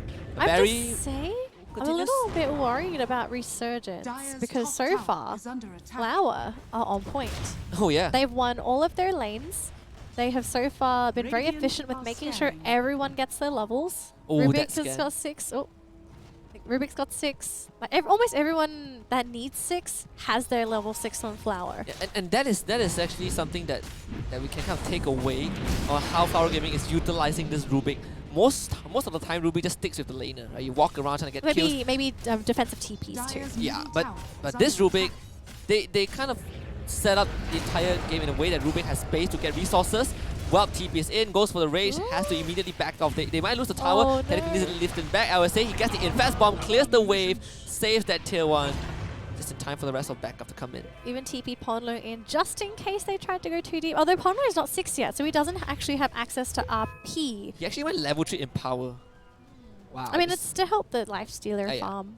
So it's not the worst thing in the world, but it does sort of limit what he can do as a Magnus. Still looking for that RP. Babysitting the cores is the name of the game. It's his job. It's his job. Yeah. Dragon Slave stolen by Barry. And for Doom actually went for the crown. I think Dev wants the early drums. There we go. There we go. So the drums pickup is there. I want to know who's going to make the first move because so far everyone is still spending a lot of time in their jungles farming. We're not seeing any smokes. We're not seeing any rotations. We have seen a couple, but no one really wanting to make a big move. Yeah, and it's also partly a sign of respect for the opponents. You can't make all these mistakes, as tiny as they may be, Insidious against is your alone. opponents. Oh, here comes Lance. Let's He try to push wants him out of blood. there. There you go, Insidious gets the Ink Swell trying to get off, but yeah, he should be able to survive. There's no backup nearby. This tower is going to go down without a problem. Looks like Ponlo being chased out by Barry. And lifted right back. A boost of travel completed by DDZ, the classic item build for this Lestria. Oh, they didn't clear the creeps. They actually glyphed the They creeps. glyphed it. Migo, great sidestep, but now DDZ will try to look for that tier 1 in the middle lane. The creeps. There's actually no backup. Migo might die from this. Dragon Slave from Barry trying to scout him out. DDZ zoning both of Resurgence's heroes, and upon will take a Fade Bow. He will die. Migo dies as well. Turns back with the Laguna to get the Phantom's Embrace. Silence onto DDZ. Can they kill him off though? Phantom gets taken out. He actually survived. Insidious looking for the snipe. Not gonna find DDZ. And Barry, at least he dies. Death's still looking though. Does he have the movement speed to chase him down? He's He has got the the boost drums. of travel. He's gonna get out.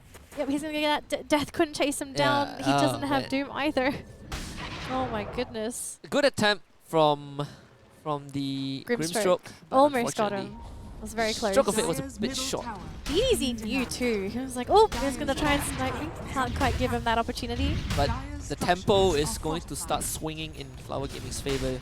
They've got the middle lane tower. The middle lane tower got denied. Top lane one got taken down by Lance, but the last tier 1 tower in the bottom lane, look at how fast that one got destroyed.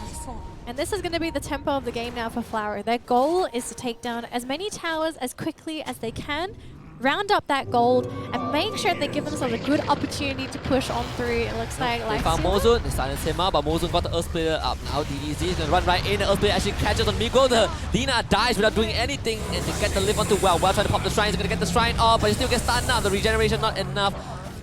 Grimstroke out onto Pono, who will skewer to safety. Insidious will be abandoned. No mana either. There He's should be got 3 a kills. wand, but there's no way he's gonna. By time. They could just leave him actually. Just go push that bottom tier 2. They will finally try and slowly take him down. Can he get the deny? Will he attempt? Nah, it's too much health. Yeah, Lance is ready. He's just making sure that Insidious has And no Barry. opportunity. And Barry again working towards his Blink Dagger is 1,000 gold until he gets that item. But like you mentioned, the tempo for Flower Gaming right now is to Push, destroy- push, push. yeah, just Bob the Builder couldn't repair that. Just disassemble those towers, turn it into gold. Make sure you get those items. Wonder what key items we're going to be looking for on the side of Flower. Are we waiting for things like Blink? Are we waiting for Guardian Greaves? We are looking for Yules onto DDZ. He does need that mana regen. Also helps him out just in case he's getting caught out. Yeah. Maybe try and prevent a LSA from landing, for example. Even if he's lucky, he can LSA the Magnus while he tries to RP. Oh yeah. We have seen that happen rarely, but it's a clutch move if you can prevent an RP from happening with Yules.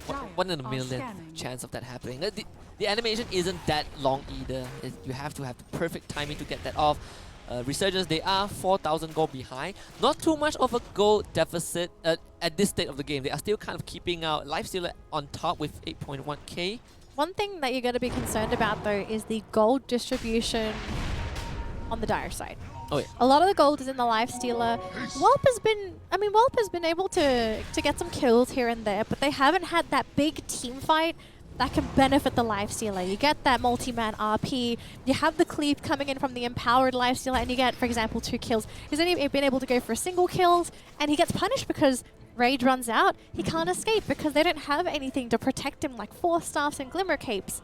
So for Resurgence, if some of that gold was on Lina, they'd probably be ganking, they might be able to move around, slow down some of the pressure from Flower, and then the Lifestealer could obviously catch up because he won't be ganking with the team the whole time, he'll be farming. Lina is having an absolutely horrible time.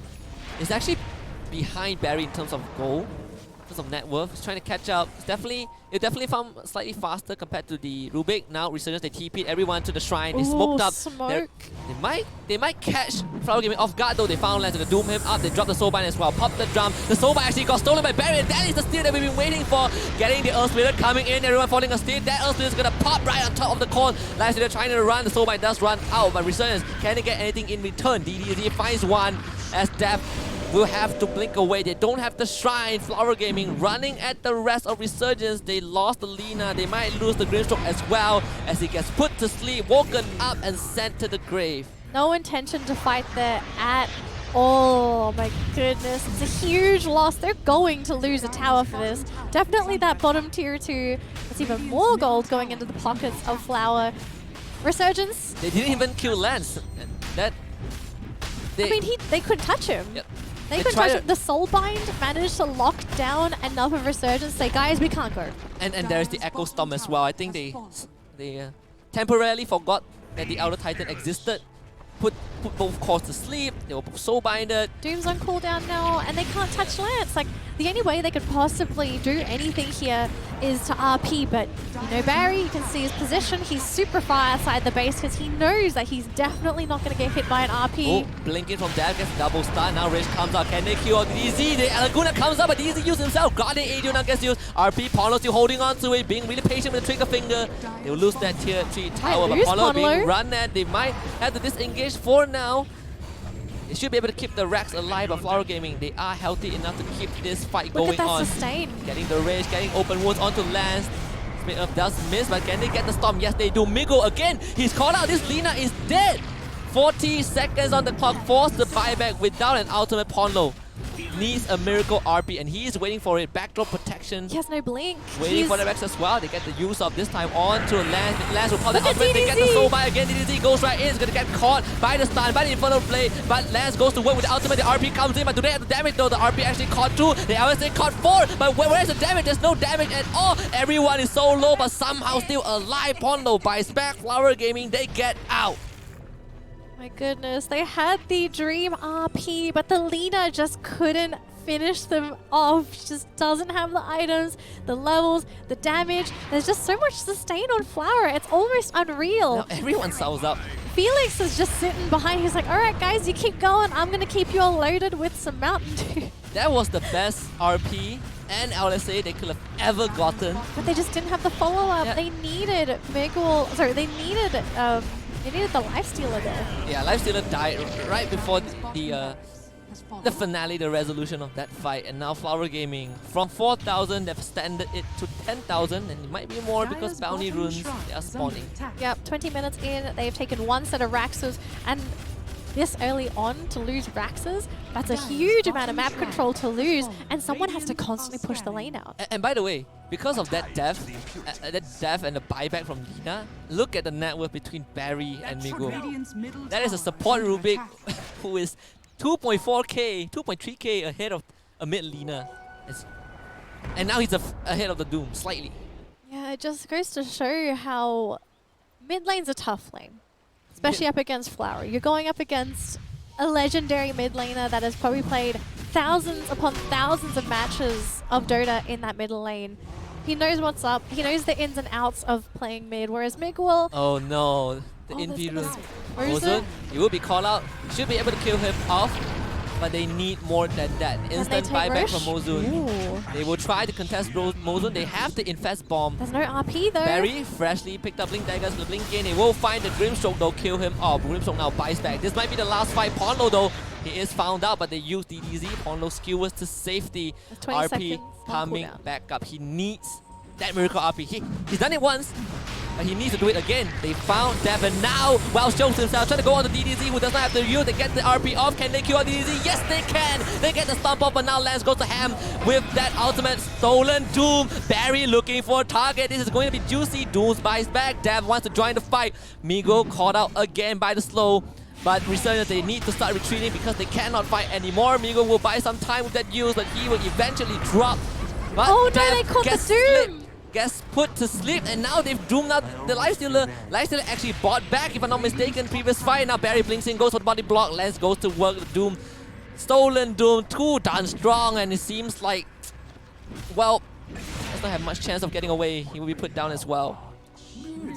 This Flower Gaming And looks incredible. Resurgence this match, I have to say, they do not look like the Resurgence we saw at the beginning of the season. And this is a Season 1 champion that we've been waiting. We waited long enough, we waited through TI, we waited through so long. And it seems like they have kind of found their mojo. Well, it seems like your Flower showing us that they still have something left in the tank and they've got something to prove. And we came in today thinking that... I Came in I today came in today, alright. thinking, okay, Thinking you that had no faith. Resurgence might be, you know, a long shot, but they might be our champions. But right now, they are getting dismantled by Flower Gaming. There's a lot of factors to take into consideration though, right? Like this is game 1 of a best of 3 series. I think a lot of things went wrong for Resurgence. They didn't anticipate Miguel maybe losing that mid matchup so horribly, not being able to catch up. And maybe just the team fight in general. You know, the positioning for Flower, they don't really give any opportunities for Magnus to really get a good RP. They managed to get a decent one for the past couple fights, but they just don't have the follow-up afterwards. Flower, they're just like, you can RP us now. We already killed the Lifestealer. And it felt like the two new cores, the 2 new additions for Resurgence, yeah, they're just not delivering the same impact as both Drew and Fixers. But it could be the factors of because they're new additions, or... I mean, Lifestealer's not doing too bad. He's keeping up. There's a drastic contrast between... But I don't think we can use this match to judge Miguel yet. We still have another game to see if there's a redemption play for Miguel. Maybe he's not comfortable in Lina, right? We don't really know. We don't have much information on him. So we'll have to... We'll see. Maybe he can still come back. But this is a game where if you only have 5.8k net worth and the only hero that you're above is a position 5 Elder Titan, I don't think there's many opportunities for you to make a redemption play on Alina. Yeah, I mean, there's always a chance, but it's His job, slimmer and slimmer. Yeah, his job now is to be... I suppose that's like a way to put it, but his role is to combo with Ponlo. Now he just... Miguel's success relies on Ponlo. And he's like the support version of Lion right now. It's like the Lion, you know, you want to get the finger off. That Laguna Blade needs everything at this point. I don't even think it's the Laguna. It's he has to place that LSA right on top of the RP. Oh yeah, you have to catch. And it makes things... it makes it even more stressful for Pono as well. Like, previously, his RP was good, was amazing, but they weren't able to get the kills. Now he needs a miracle RP. Yep. And miracle is a long way away from Resurgence. Exactly. If anything, he'd be dreaming of a Blink Dagger right now. Oh yeah. Blink Dagger would be probably the redemption item on the Magnus. He's trying to save for it. I think they've decided that they're going to try and save that gold on that Magnus. Can I just say, he's only level 10. We are 25 minutes in. It's a tough game. they've been isolated from the jungle. They can't go anywhere. And look at Whelp, he's being chased by DDZ. Yeah, He has to just leave. And he's lucky that he's a life stealer. He gets the Heaven's Halberd. It's tanking up. just for the troll. Just for the troll, he's tanking up. I think that's the most important thing, that he needs to try and tank himself up so he doesn't get bursted. Because so far he's They're trying to flank. They get the Grimstone out on. They deliver well in. Can they get the kill though? They stun up Lance. They get a double Laguna. This is the perfect fight. They kill off both the supports, but they instantly buy back. Now Lance caught up with the Silence. They need to kill him off before he gets the ultimate off. There's an ETL splitter, but the Silence is it going to wear out? Yes, he is. He gets this up. He gets the ultimate off. Now Lance is going to survive. Paula will isolate him for now. Make sure that the rest of his cores will be able to go to work as DDZ now has to fight. Well, he's got listed out with the telekinesis. Pulse that Rage trying to run away, but it's a Rage stolen by Barry. Lance full health. And it seems like the rest of Resurgence have been taken out despite that engage, and Flower Gaming, they will take Game 1. This was the fight that Resurgence needed to have go right. Yeah. But unfortunately, Flower, they had buyback on everybody, I believe. Everyone bought back. They lost 2 heroes initially, insta buyback, tried to go for Lance, just didn't have the damage. Ponley skewered him onto the high ground to try and protect the rest of his team, but it really didn't matter. They still managed to pick them all off. This was a very tough game to watch if you were cheering for Resurgence. What Resurgence was hoping for was that they get the 2 kills onto both Barry and Mozun, and they kill off Lance before he gets that ultimate off. That was the dream. They silenced him with the Phantom's Embrace. They dropped the RP, but he was too tanky. He actually has the Reavers on him while he was building towards the Satanic.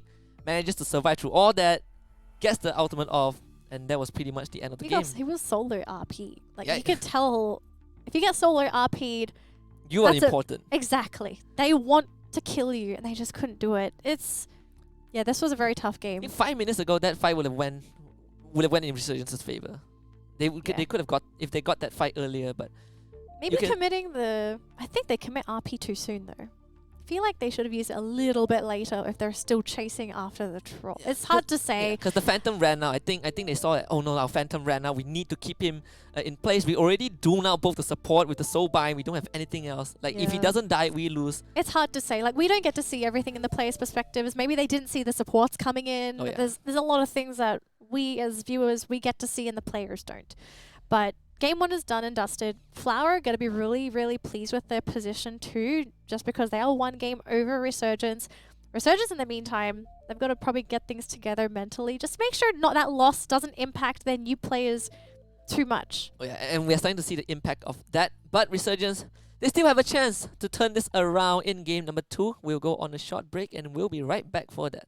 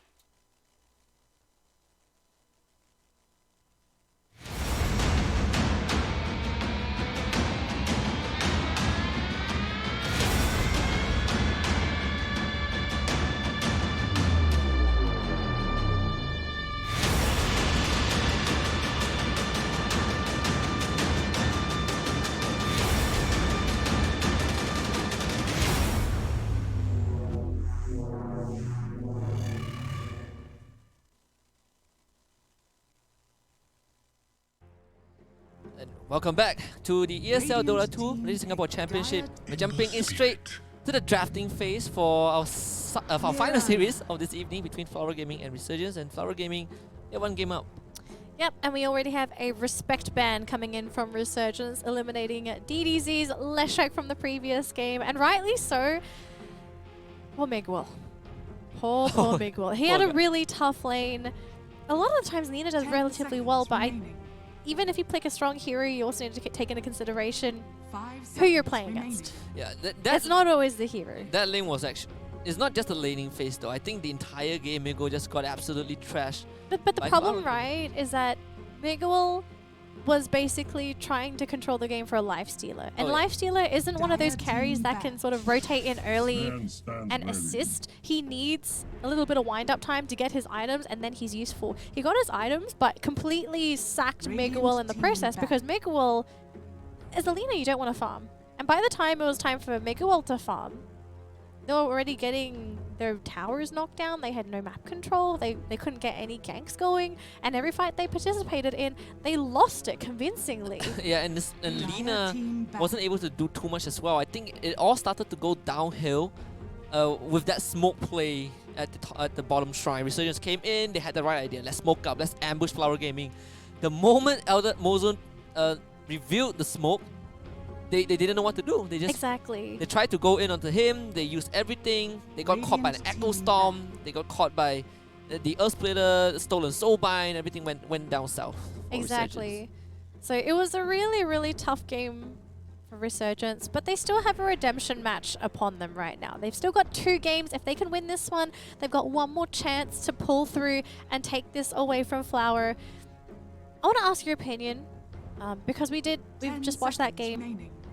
What do you think the chemistry is so far with Miguel and Whelp? Do we still need another match to sort of just see whether or not this team is gelling, or do you feel like we're already starting to see Resurgence? I think Miguel was the one that is particularly out of place in the last game, but I'm not saying that he's not gelling with the team, probably because of the state of the game. He wasn't able to play too much of Dota. He was constantly getting picked off. He wasn't able to be effective in fights.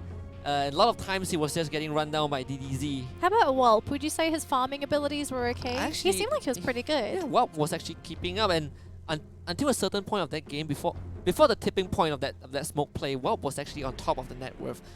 Miguel was struggling for the entirety of the game. I wouldn't say that it's because of how he started his first 3 levels in terms of skill build, but it's just the fact that he was up against DDZ. And I love how you paused when it bad. Flower Gaming just got picked. You know, you're just like, oh.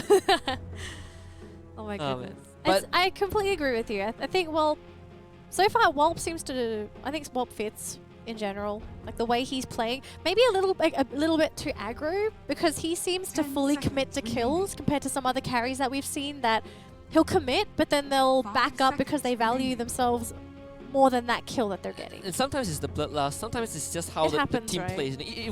Sometimes it pays off. You can. I think Sven, though, will match his style of play. Sven's one of those heroes, but if you go for kills, you fully commit. High risk, but high reward, because Sven, he's built for kills. He's built for kills. And Sven also is one of the previous position 1's favorite pick, or more frequently picked hero, Drew.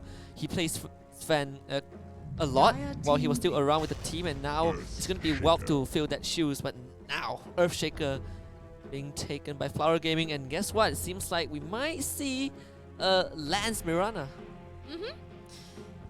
We could see Lance Mirana. I could still be support. We have seen teams running offlane Shaker, so it could still be support Mirana. It's really up to Flower and what they want to do. I just like the fact that they're keeping their drafts so open. They could do anything right now. They just need to see what this next hero is for Resurgence, and then they pick whatever they need accordingly.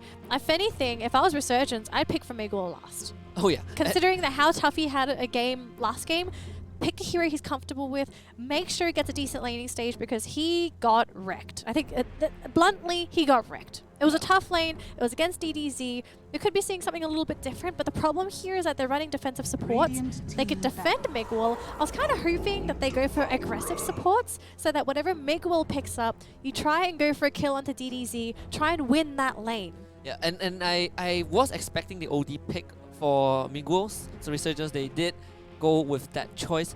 I think last game, Migu lost control after he got killed for the first time. Trying to go for the rune. That's what I was thinking, right? Yeah, he got surprised by Barry and he lost control entirely of the lane. So maybe it's time for Resurgence to turn it on its head. Like, they try and go for the kill themselves. Although, with Shadow Demon and Abaddon, like, these heroes, they're not built for killing. Maybe the Shadow Demon and OD could do it together, but it's not really the ideal combo that you want to go for if you're looking for kills. And the difference between this and last game's draft was that last game you have a Magnus and a Grimstroke, right? But now you have a Shadow Demon and a Abaddon. These two heroes are meant to protect the cores. You can't really go as aggressive as you were in game number 1. Flower Gaming, they take out the Clockwork just in case, because Clockwork, let's be real, against their lineup, super effective. Yeah, absolutely. It's just like insurance. I doubt that Resurgence would consider Clockwork, but Flower Gaming, they don't want to take a chance with it. I think they could consider it. Like, teams tend to know each other more than we do. Maybe they play a lot of Clockwork and Scrims. You never know. This is information that we don't really have access to. I still would love the Pango for Resurgence. This is Death's hero last. So they already got Miguel's hero, they've got Whelp's hero. Now it's Death. What does Death pick that is so influential that he has to get last pick? That's something that I'm wondering, because usually offlaners don't get last picked unless you're trying to pick something up like a Timbersaw. Doomtide, Timbersaw, Pango. These are the few that I can think of for Death. I'd say maybe not Timbersaw. It's not too bad this game. Not ideal because Grimstroke destroys Timbersaw. Ember with Spirit. Anyone with a Spirit Vessel destroys Timbersaw. Yeah, that's the only thing. So what is Resurgence picking for Death? The only other thing I can think of is they had to pick OD now because he could have gotten banned. Oh yeah. Maybe OD is Miguel's best hero. Sometimes the best way to come back after having a really bad game is to play something that you're good at. Play your best card. I think most people tend to play OD very well anyway. That's like the general consensus. You want to win, you pick OD. And they already like guaranteed the matchup, right? Like they Ember Spirit or Mirana. Either way, unless they throw us on a curveball and they pick a mid hero last for a flower and they completely throw the OD out off guard. It could be. I mean, they picked a very flexible lineup, and Omni Knight, great pickup as well. Again, it's all to protect the core. So Resurgence, I think they're falling back to what they did with Drew previously. You want to protect the Sven. Make sure this guy just runs Flower Gaming down. I think that's a perfect way they can really play it. I think I think it was Sir Action Slacks a long time ago. He said sometimes the only way you can win a match of Dota is to keep your team alive. And that's how you do it. You have an Abaddon, you have a Shadow Demon, you have an Omni Knight, you have an OD that can protect someone too, and Sniper being the last pick for Flower. Okay. Oh my gosh. Is that DDZ Sniper? Yeah. Oh, it's DDZ Sniper? There we Oh go. my goodness. Okay, so we saw the Sniper OD matchup in the previous series where OD did very well. OD destroyed Sniper, but This is DDZ Sniper. we will see if It's a bit of a difference. we've been talking how Sniper can actually beat OD. We have not seen that yet. Maybe this is the first time we see Sniper have an edge over OD. I just want to know, like, I wish I could be in the same room as Resurgence right now and just hear, like, what are they thinking after seeing that draft? It's like, oh my god. It's like, wait, it's still a last pick mid. There's not a mid Ember. But then again, though, Lance plays a lot of Ember for the team. Yeah. To be fair. Well, you got your offlane Shaker. So maybe they really thought that it could have been Lance Mirana or DDZ Mirana. Maybe they thought the first two picks were the mids. We've been building it up since season 1. Lance Mirana. You cannot tear these two apart. But apparently right now, Barry will be riding on that main where Felix Chalba will bring out that offlane Shaker. Consider this a DDZ debate. DDZ was Sniper though. I've absolutely not seen him play Sniper. Hey, he's played Drow. I mean, the heroes function similarly. What? Similarly. Yeah, okay. Season 1 throwback. But they almost lost that game. Let's be real. They almost lost that game because they were fooling around. Slightly, ever so slightly. I don't think they were like fooling around, but they did want to try something different. Yeah, it was like Drow, Venge. They were close though. And it was against Dota Hero as well. Like, if you think of it, it's kind of ironic that how Dota Hero got crushed completely. I want to say Resurgence has a really badass lineup of heroes. Like, you see, you saw Flower as just like, oh, some really nice looking heroes. Dwarves. But then you see like Resurgence is like, oh, these guys. It's the cinematics. I love the new opening screen. I have to be honest. I didn't like the old one. That one was from the Battle Pass, right? I think you have to reach a certain level. It was like this. No. It was The old one where it's like the Street Fighter style one? Oh yeah, yeah. I mean the one that Resurgence had. You know, like someone leading the chart. Yeah. Yeah, that one was on the battle pass. Yeah. I like the new opening though. It's like a nicer way to present heroes, and you get to show off your cosmetics. You get some nice cosmetics. You feel, look at my set. Those wings look out of place for OD. Would say. And that's the Mushi set. It looks like a pair of bat wings. Yeah, this is the Mushi set. Mushi OD. It's one of my favorites actually. There we go. Is it Mushi? Yeah. Yeah, it's Mushi. It is. He 26 games of Mushi that he's watched. Miguel. Must have learned a lot His from. influence. Yeah, maybe I guess. Yeah, ex-Mineski coach now. He's with King Gaming. That was actually quite a bit of a surprise. I didn't expect him to go to King Gaming. I was expecting him to actually become a more permanent coach. Oh yeah, I was Mineski. expecting him to stick as a coach. But let's be real though, I think most players, they want to try and play. You tend to make more money that way if you can find some sort of success. And maybe it's more fun Maybe actually being a because of player. the push shuffle as well. You lost both both Raging Potato. No, just Raging Potato. You lost both Nico Baby and Raging Potato. So I think could be a good choice to switch team. Rune Wars, let's see who gets it. He It's actually 3 clicked for it. Resurgence. Wow. It's actually 4. Oh, we still got one more. Oh wow, Resurgence. How This to is a whip bit it. of a different flow for the game. I actually never kind of figured out how you win the click war when someone is right on top of that boundary rune and someone still get it. Like how precise do we have to click on that boundary rune? I mean, the body doesn't actually cover the rune. No, it doesn't. No, the rune's still on top. You just gotta click faster. 400 APM. I don't know if APM counts here. I think That it's was- timing. Yeah. I mean, I got reminded of S4's APM, constant 208, tired one of his game. But Oh, first blood on the Mirana? pretty quick. They just ran Mirana down. No leap early I believe Mirana has the arrow on. level 1. And level 1 Yep. misqual. Right? That low mana cost, low cooldown, decent damage. Just a little bit of damage, but Abaddon can fall back to the range to Yeah. do the bonus damage too, so Once you get that apodic shield, a apodic shield. this is going to be such a good start for Resurgence, considering how badly Game 1 It cancels out. out the Sacred Arrow as well. Right? You get stunned, Baden just shields you. It's actually being a really big nuisance. doing so much damage. Oh no, he misses the enchant totem. Doesn't matter though, he doesn't have Aftershock. Just wants to get the last hit with the enchant totem. It's probably his only effective way to trade right now. I wouldn't be surprised if he goes for enchant totem, Aftershock, enchant totem, then a fissure. Yeah. He could actually skip that out. I mean, if anything, the goal is to lower Abaddon's health so he can't throw out the Mist Coil. yeah. Migo is actually trying to really get on top of DDZ, but it's not finding success. You have to take into account Sniper always has a longer range compared to OD. I think he's trying to go for the pull. You know, the right click your enemy, then back up to pull creep aggro. I think that's what he's trying to do. You don't want to go high ground against a sniper like that. Yeah, but the aggro was way too far. I think Migo be a bit more Oh, careful nice with cancel on the salve. Although Wolf did manage to get some heal from that too, so it's not too Mirana bad. is so annoying. She's a pain. She has so much range to fall back to. She does hit like a noodle early on, but if it cancels clarities and salves, pretty good. And oh, Miguel. Instant TP too. Oh my god. He was, yeah. I don't know why that scared me. It shouldn't have. If I'm not mistaken, headshot doesn't cancel TP, does No, it? it doesn't. It doesn't just, anymore, yeah. It just freaked me out because he flinched. Oh yeah, Oh goodness. he knows like you can't fight it. But he is in tower range though, and those denies are not worth going for if you're taking so much punishment from Sniper. And this is again expected, but the lead is more evidence, more clear compared to what we saw. Omni Knight doing fantastic in the off lane, so is Sven. Flower not doing so well this game, so we've got a sliver of hope here for Resurgence to pull this to game 3. That's the most important thing. Pull it to game 3 and play your game. Oh yeah.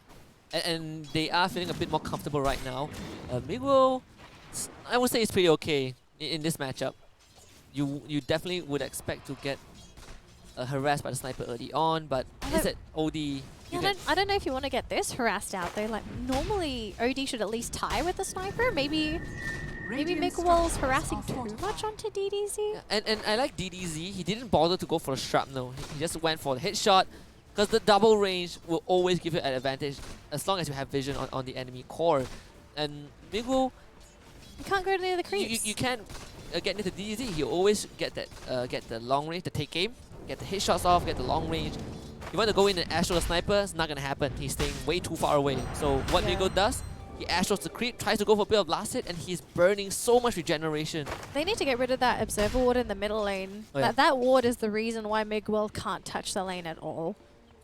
Right, nice regeneration. Surprising. Trying to make sure the sniper can't get the cancel on the regen. I am actually surprised that Miguel hasn't sensed it yet. Like, why is DDZ hitting him when the Radiant creep wave isn't even on the high ground? Yeah, should because have known. he's sitting very far back. Maybe he knows about it, but the supports can't afford the sentries. Because they're quite busy in the side lanes. They're You still can buy trying one to... actually. You can kind of just sacrifice a bit of a goal. I think it's way worth comparing to having constantly regen. Maybe he can't guarantee dewarding it though, that's the problem. Oh, Because yeah. the creep wave is constantly pushing onto Miguel's side. Easy kill right there onto Barry. Insidious just again the power of Sven Abaddon. Felix tried to save Barry, but if he had any more damage, the shield would pop and Barry would still die. Bounty rune comes out. It's going to be 3 for Resurgence, keeping the goal in their favor with those bounty runes.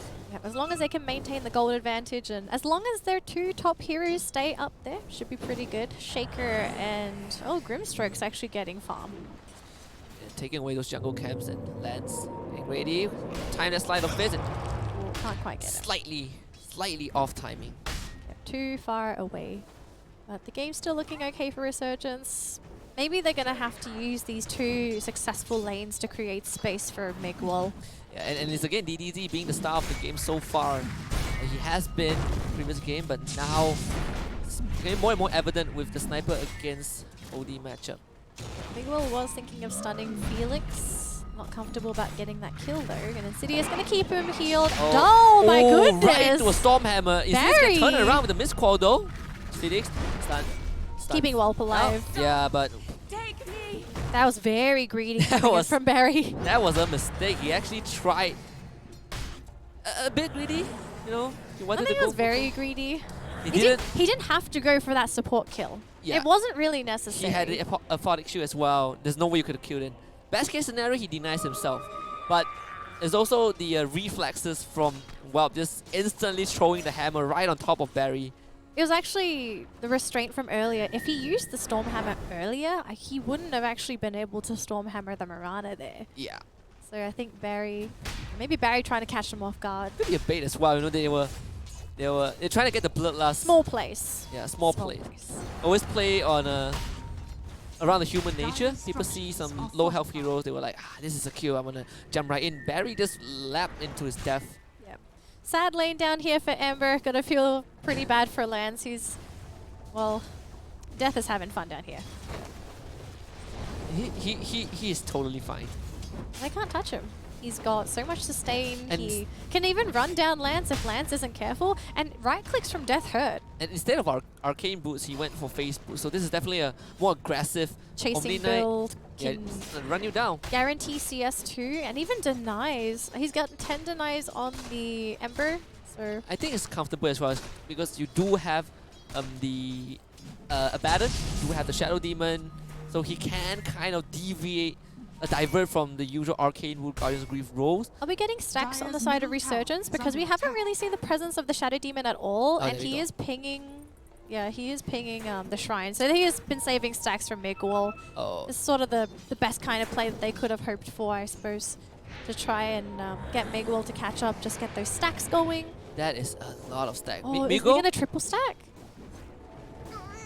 Okay, they managed to missed. stack one camp. Dire's Yeah, middle anyone Migo kind of went in the middle and tripped over the stacks a bit. I think the reason he did that was if he went a little too far up top, he was going to pull aggro of the Wild Wing Rippers. Yeah. So he really had no choice, But but the big camp stagger a bit, they bump into each other. yeah, it happens. If they got the triple, that would have been pretty sick. They've been practicing that. They got one. They got one. That's good enough for the OD. Yeah. I like this though. They're putting the Shadow Demon mid now to try and soak up EXP. As long as he's out of DDZ's range, Ponlo should get those levels. So Seeing the same efficiency as last game, where we saw Barry taking up that mid lane EXP.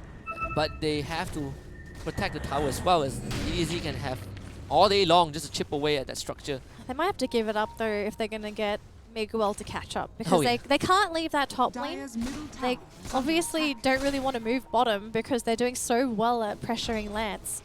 So they're sort of stuck in a rock and a hard place. Maybe just give up that mid lane, or maybe even try and gank DDZ if they want to. Ponlo can set up as long as they've got another hero nearby, and Whelp is here. Yep. DDZ perfectly out of range is gonna keep chipping Dire's middle tower away the is tower. under He attack. needed a smoke. If they had a smoke, they would have been able to catch up on the sniper. Def is having so much fun. He actually cut the wave so deep. I mean, no one can touch him. If they're gonna try and kill him, they need to rotate the Mirana down. Oh yeah. And if they rotate Mirana, you then lose the there's no... Shaker. Yeah, the Shaker lane just dies. And it's like a complete reenactment of game number 1 between Dota Hero and Ponlo is trying to Rift. set up here for DDZ. They can't Get catch him. TP also coming in. And they see Whelp as well because there's a ward on the high ground. Oh, that is not the fissure you want. Yeah, but he might still die as Get him. Assassinate comes in, the stick comes out. Great disruption though. Oh. Save Ponlo, and he was ready for that. And they also got the denial of the tower as well. DDZ actually gets nothing from that. So unfortunately for Flower, no tower goal for them this time. Still gotta be careful though, and looks like Barry wants to grab the rune, but he's used the leap for that one, and Lance takes it too. That's all 4 bounty runes. This time going over to Flower Gaming. Oh man, that early game advantage that... But if I'm Mozu though, should be able to kill him off. Is he trying to block... Yeah, he's trying to block the camp, I believe. I think that should block the Ancients. I Can we check the creep box? Yeah. Yeah. So it just blocks it. I don't think they really had to commit the hammer, but just to make it quick. Damage was still done though. I don't think Resurgence will notice that anytime soon until they clear that camp. It's going to be a while till they can clear it. It will be Sven to clear it most likely, but I don't think Whelp is ready to do it yet. He's just going to keep going in the jungle. Yeah, and he went Midas, going for the Echo Saber next. This is a very scary time too for Flower because Sven can actually function quite similarly to the OD in the previous game. You just get Blink Dagger, jump right on top of the sniper, and Sven's one of those heroes where, compared to an OD where he has to cast spells, Sniper just died. Yeah, he just gets 2-shot or 3-shot if there's God Strength. They bring Insidious in. They need to get the Stormhammer though. They're gonna get the Warcry, Mirana out, immediately used. Do they have detection? They pop the God Strength, but the Fissure wasted time. They drop the Sentry. They do see DDZ, but do they have the disruption? Can they get it off in time? Yes, they do. DDZ now caught. They should be able to kill him off, and then it's the Sniper, the draw back in the air, the Wonderland, the Echo Slam. Too darn much. Kills up Ponlo, but Chalba now has to run away. The arrow on point. Stun up. The Abaddon.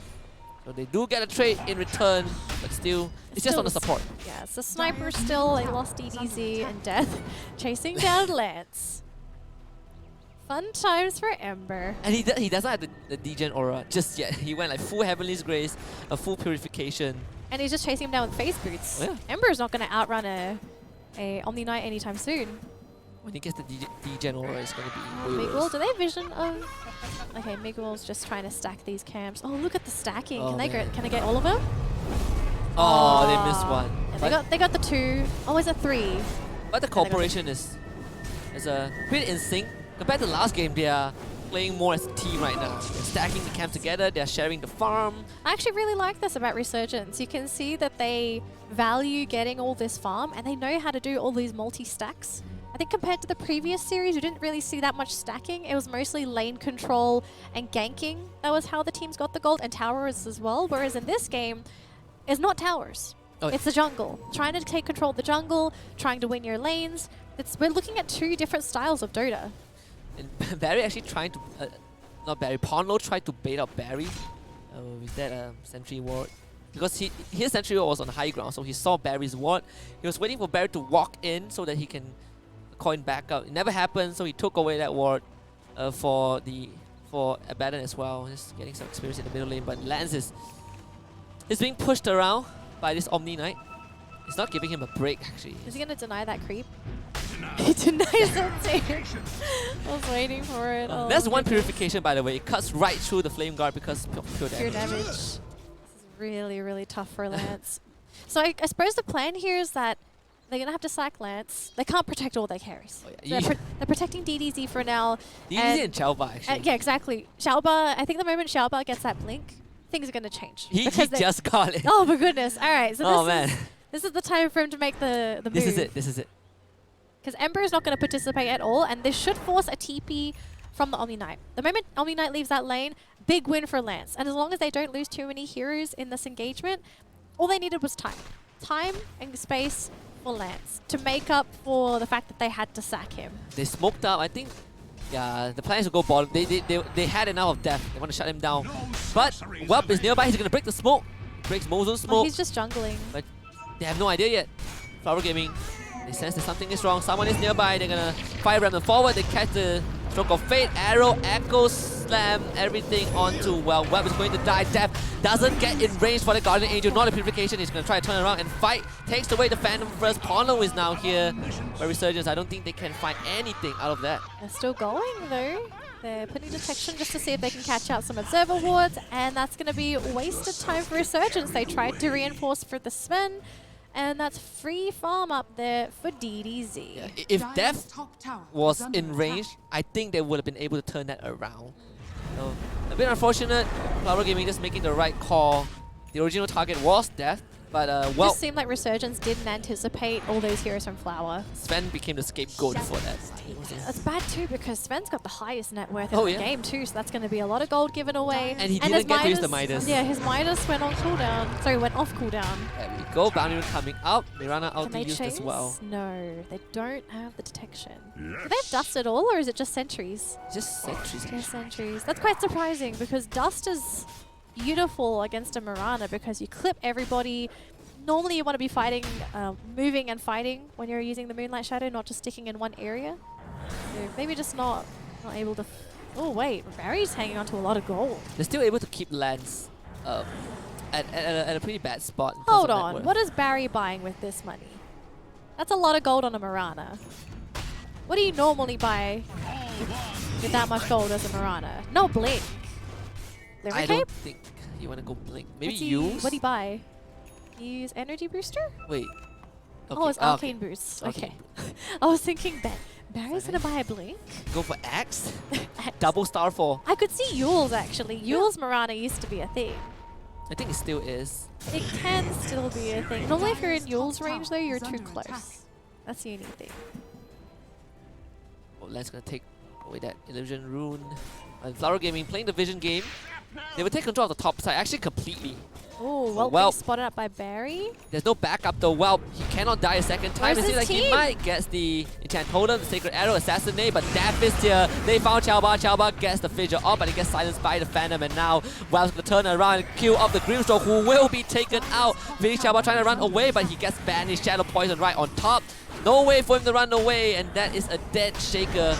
They will Astro him just in case. That should be the kill for Miguel too. They're just going to try and spoon feed Miguel. That's the best thing they could do. Yeah, They that can is the guarantee the recovery. kill. Yep. As long as they can guarantee the kill, just give that gold over to OD. And he's also running the Midas. The next item would be the Blink Dagger. Sven already has his. If Miguel gets his Blink Dagger as well, that's a Death Ball squad. After seeing these Midases, is Flower also going to consider Midas? I don't think so, right? I mean, Sniper is. Sniper had, I think he's had that for a while though. How about Lance? Is You- Lance going for Midas? You can jump the Sniper with 2 Blink Daggers, but now Miguel found out Assassin is going to come from DDZ. He's going to try to fight this OD, and he might win. He decisively wins that. I don't. I think I'm pretty sure Miguel didn't think he was going to win that period. I'm pretty sure Miguel didn't have mana for the Sanity's Eclipse. No, Oh, he actually had. No, he knew he wasn't going to win. He's got no stats. He's only got a little bit of health. He Astro the null- creep wave. Yeah, it was on cooldown. So he couldn't really get away. And probably Oh, asked his man. team, can anyone get close enough? And they said no. So he just He just conceded. succumbed to death. He's just like, oh, take me. Take me away. This entire series has been DDZ just completely trashing Miguel. I have to say, I'm quite surprised that they haven't really decided to do anything about DDZ. It's a sniper that's gone for Midas. He's been farming on the opposite side of the map, but we haven't really seen any responses. Wait, even the Omni Knight has a Blink Dagger. They're running triple Blink Dagger. Okay. They will eventually run triple Blink Dagger. And So they're just going to jump on it DDZ. is like, kill this guy. Kill this guy. Kill DDZ. You know? That means they're going to get in range of an Echo, though. That's the problem. Echo and the Searing Change from Ember. That's why Phantom's Embrace. Yeah, actually, the silence from Grimstroke. It's really good. But unfortunately, they don't have the Grimstroke. It's on Flower Gaming side. The best they can do is actually trying to get the Shadow Poison or the Disruption or anything from the Shadow Demon to stop Felix finish Xiaoba from blinking in. Shadow Poison is one good way. Take away, you reset the cooldown. You know what else you could do? If Omni Knight somehow gets Radiance and then just blinks right next to the Shaker, Radiance will prevent Blink. But obviously that's a long way to go. He's not going for Radiance, I saw him queue up for the... they actually accidentally blocked their own camp. I saw him going for the Medallion. I think he queued up Medallion at one point. There we go, he's still there for the Solar Crest. Which is fine, which is fine. You aim for Roche. Yeah, Sven just two-shots people now. Two shots people. It helps with Roche too. Then maybe they don't even need God Strength to kill off that Roche. Just using the minus armor. But Flower Gaming still having a superior vision game so far. Manta style now for DDZ. They're farming freely too. They don't really seem to be afraid of any movements from Resurgence. They seem to know where Resurgence is, even though they're not quite showing themselves. The game sense. Lance is starting to catch up as well. Just got his Maelstrom. Not the ideal timing, but nonetheless, he finally got the space that he needs. Yeah, he can contribute to the fights. Oh, Ponlo. Oh, he saw that tree get cut down, did he? Oh, nice side step. Ponlo knows. Cannot. He was the playmaker though. I'm pretty sure he saw the tree got cut down. Yeah. That was a pretty big giveaway if he saw that tree. Resurgence, they want to try and fight, but if they can see the map like how we are seeing it right now, they will decide otherwise. Decide against that. Lance just making sure he grabs that rune. Yeah. Double damage too. They're not in a good spot in the top lane though. They might want to engage onto Felix. They should be able to kill him off Demonic's Purge as well. They got the God Strength. That's a Shaker gone. Blink Dagger picked up on the OG. Triple Blink and a fresh BKB. Ooh, big items now under Resurgence. That is the Resurgence. When if Flower sees these, if they don't manage to spot them out before the next engagement, they are going to lose heroes and they will also lose towers, maybe even Roche. DDZ has to fear for his life. No, he's got to be careful. That's 3 Blink Daggers. He only has Manta style too, and Manta doesn't do anything against a Sven. Sven just cleaves through those illusions. He's going to know which one's real. Yeah, just one cleave. Just one cleave. Your illusions will die instantly. Like even if he pops illusions, Sven just hits any of the illusions with a stun. It will land on all of them. Or just right clicks. No, it cleaves through. Goodness, this will be very scary. There's nothing that pierces BKB on Flower too, so the Sven's going to have a heyday. And that's the Resurgence kind of a lineup. This was more of the Resurgence I was expecting. Oh yeah, the compared Resurgence. To game 1. Game 1 was a mess. Yeah, but it's also because again they're running with 2 new cores. 2 new cores. Maybe again Heroes Comfort, maybe not quite there. Starting to gel together though. You can see how they pull the camps and all. Resurgence actually scanned out the gang squad from Flower Gaming when they were smoked up. Oh, they're gonna go for a death here. There's creeps too. Pretty fearless. If they want to echo. Yeah, he's pretty fearless. Now he runs. And he dragged the entire Flower Gaming to the bottom lane. So Flower Gaming... And Moonlight Shadow is now going to be on cooldown. They have to commit for this tower. They have no other choice. They need to commit for this tower to make it work. They see the Moonlight Shadow too, and Death is in the tree line. So if someone TPs, he's ready to protect them. Oh, unless Felix spots him. If he runs a little further forward. Yeah, they're coming. Oh, they know. And it's a fresh Blink Dagger for Miguel. Fresh BKB for the Sven as well. They look at the tree line. They're so ready to fight. Heavenly's Grace onto Sven. Can they see Xiaoba? They don't see Xiaoba yet, but they're going straight for DDZ. Kill the Dwarf off. They sound the Warhorn. The feature comes out, but Lance is definitely dead. They drop the hammer. Felix now, he is spotted out because of that fissure. Resurgence, they are more than ready. Mozen try to TP away. Can they kill him up in time? They banish him. Cancels the TP. He will die. DDZ gets away with the 4-stab, but they lose their Ember Spirit and the Grimstroke. They're probably hoping to get more. They obviously would have loved to get DDZ. That's the 10-second BKB used on the Sven as well, so now it's going to be down to 9 seconds, but... I like how they're not greedy about that. Some teams would have just ran at the sniper, but the moment he got 4-stab away, they were like, alright, we turn around, let us get the cores that are inside. If they left the Grimstroke would have been a pain. Ember was there for free. If they could have gotten Shaker, that would have been huge too. Oh yeah. And this is getting scary if you are Flower Gaming right now. You don't have a decent way, a proper way to deal with Resurgence's core. There's just so much to go through. And HusKKiee being picked up on the sniper soon. Ooh, this is actually very scary. Soon DDZ can tank everything.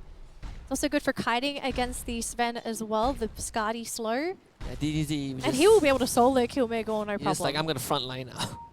We don't have a tank, I'll be the tank. I'll frontline for you guys. Miguel, does he want to jump onto Lance? Oh. He sees him, I believe. Yeah. Oh, who's that? That is a Shadow Demon. Oh no, that's fine. They still have a ward at the top bounty rune, so This is much slower compared to all the games that we've seen. It's like we have short bursts of fights, and then it's everyone just back to farming. okay, so Dev queued up the medallion, the Solar Crest, for so long. And The then first time he queued it up, he went for Blink Dagger. Second time, he went for a BKB. Hey, he can get away with it, okay? He had a great game.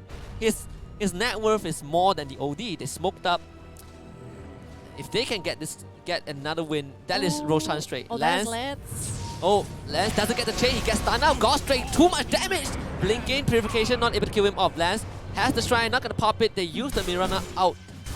That's A lot of investment to keep the. That's God Ember Strength alive. used up too. I think they're pretty Oh, confident. Well. they don't know where DDZ is. DDZ, Moonlight Shadow is still live. Felix Xiaoba. Ponlo's gonna walk in, drop the wall. He will be taken out, but that is a full review of Flower Gaming's team. Not in a position to fight them at all too. So Resurgence Oh, are now they're going to gonna run. Insidious, He has the borrowed time. Yep, borrowed time's Gonna available. use it now. Oh, they're going to try and bait onto the high ground? Do they Yeah. fight? No, there's no God Strength. They're going to They're gonna sacrifice sack Insidious. Yeah, buy some time. Maybe they were considering it, but no God Strength. No bueno. Yeah, a smarter move, a safer move as well. So just playing it conservatively. But Daedalus will be coming up pretty soon for the Sven, and it's getting scarier and scarier. And Dev, he found Felix, and Migo comes right in, buries that. Echo Tank comes, Sacred Arrow landing onto the OD. They're landing all the damage. Sandy's Eclipse gets dropped. Astro saving Migo for now, but Felix Xiaoba blinks in, doesn't get the enchant totem. He missed the timing, and now Barry comes back in. Assassin kills off the OD though. Meanwhile, Dev trying to run at DDZ, but it's DDZ firing back. Dev has to pop the BKB and TP out. Oh, Resurgence, they are starting to get dismantled. I'm quite surprised. They're trying to go for these kills onto Flower, but they just, every single time, they just don't seem to have enough. They've tried to go for Lance, they couldn't get Lance, they lost heroes in the process. I have not seen a sniper being so tanky. They didn't touch him though. They tried, they couldn't. That's the thing, like Resurgence, I think they waited too long to try and deal with DDZ. They were waiting for things like their blinks, their BKBs. By the time that happened, well, the tanky. BKB, get the Grimstroke. Felix to the back line, not able to kill off Shadow Demon. Assassinate comes through, doesn't get the kill. Very close. Ooh, Ponlo. Barely escaping with his life. Yeah, I think they're taking too long to try and deal with the sniper because he's gone for Skadi, he's tanking up. Oh, the Whelp is got to be careful. Still Midasing. Meanwhile, he's just trying to hold the fort and should be able to do so. There we go, Scardy for DDZ.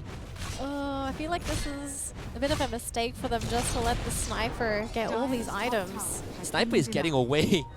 He's getting away with murder with this, right? Oh, he's getting so tanky. What is next? He's going for Butterfly next. He's going to hit so hard and so fast.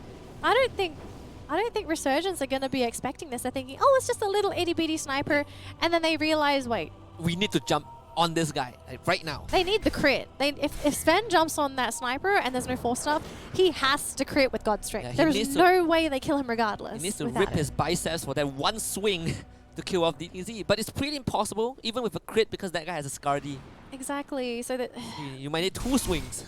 maybe that's a bit too late here, Resurgence. Like, what's the plan though? Do they maybe just dismantle the rest of the team, then come back for DDZ? But you can't do that against a sniper because he's just going to hit you from range. Yeah, that's where OD should come into play. Maybe this is where the Omni Knight comes into play. He just sits on top of the sniper and just constantly... But he can't do that too because he also wants to buff the Sven. Yeah, and we finally see a reverse scenario of how it is if Sniper gets the lead over OD. And it's not saying that Migo played badly, it's just how Flower Gaming coordinated every single fight.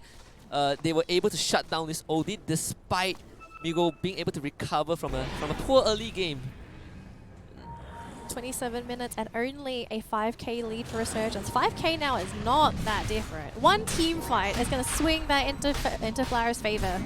And now it's Roche. Yeah. They're not committing God Strike. They got the arrow. There we go. Yeah, and you cannot sit in that Roshan pit. It's too risky. Lance is clearing the top lane. Someone needs to answer that. The bottom lane also pushed up as well by Felix. Doing a very good job of trying to push the Dire away from Roshan. Yeah, Felix playing a bit safer than I would expected. I expected him to go for maybe an Angling Scepter after the Blink Dagger or the Force Staff, but He just wants to make sure that he doesn't get caught out by the Sven. You can ult before the Sven stun lands. Yeah. It's going to be a big deal. But this game? It's like stalemate, definitely way slower compared to game 1 is... The plays though, Flower, they're playing very patiently. They're making very calculated plays, and it seems like they realize if they 5v5 against Resurgence, there's no way they're going to win. They Seems say, like- we're going to split push, we're going to keep you busy. You need to separate to deal with the towers. Yeah. They tried to catch Lance, but Lance has completely recovered. They need Scythe of Ice on OD now if they're going to kill Lance. If anything, they need Scythe of Ice for the sniper. Everyone. Everyone. Oh. Free Scythe of Ice for everybody? Yes, please. This is And the there's a wrong- Lincoln's on Lance as well. He's not going Yeah. to be afraid of anything.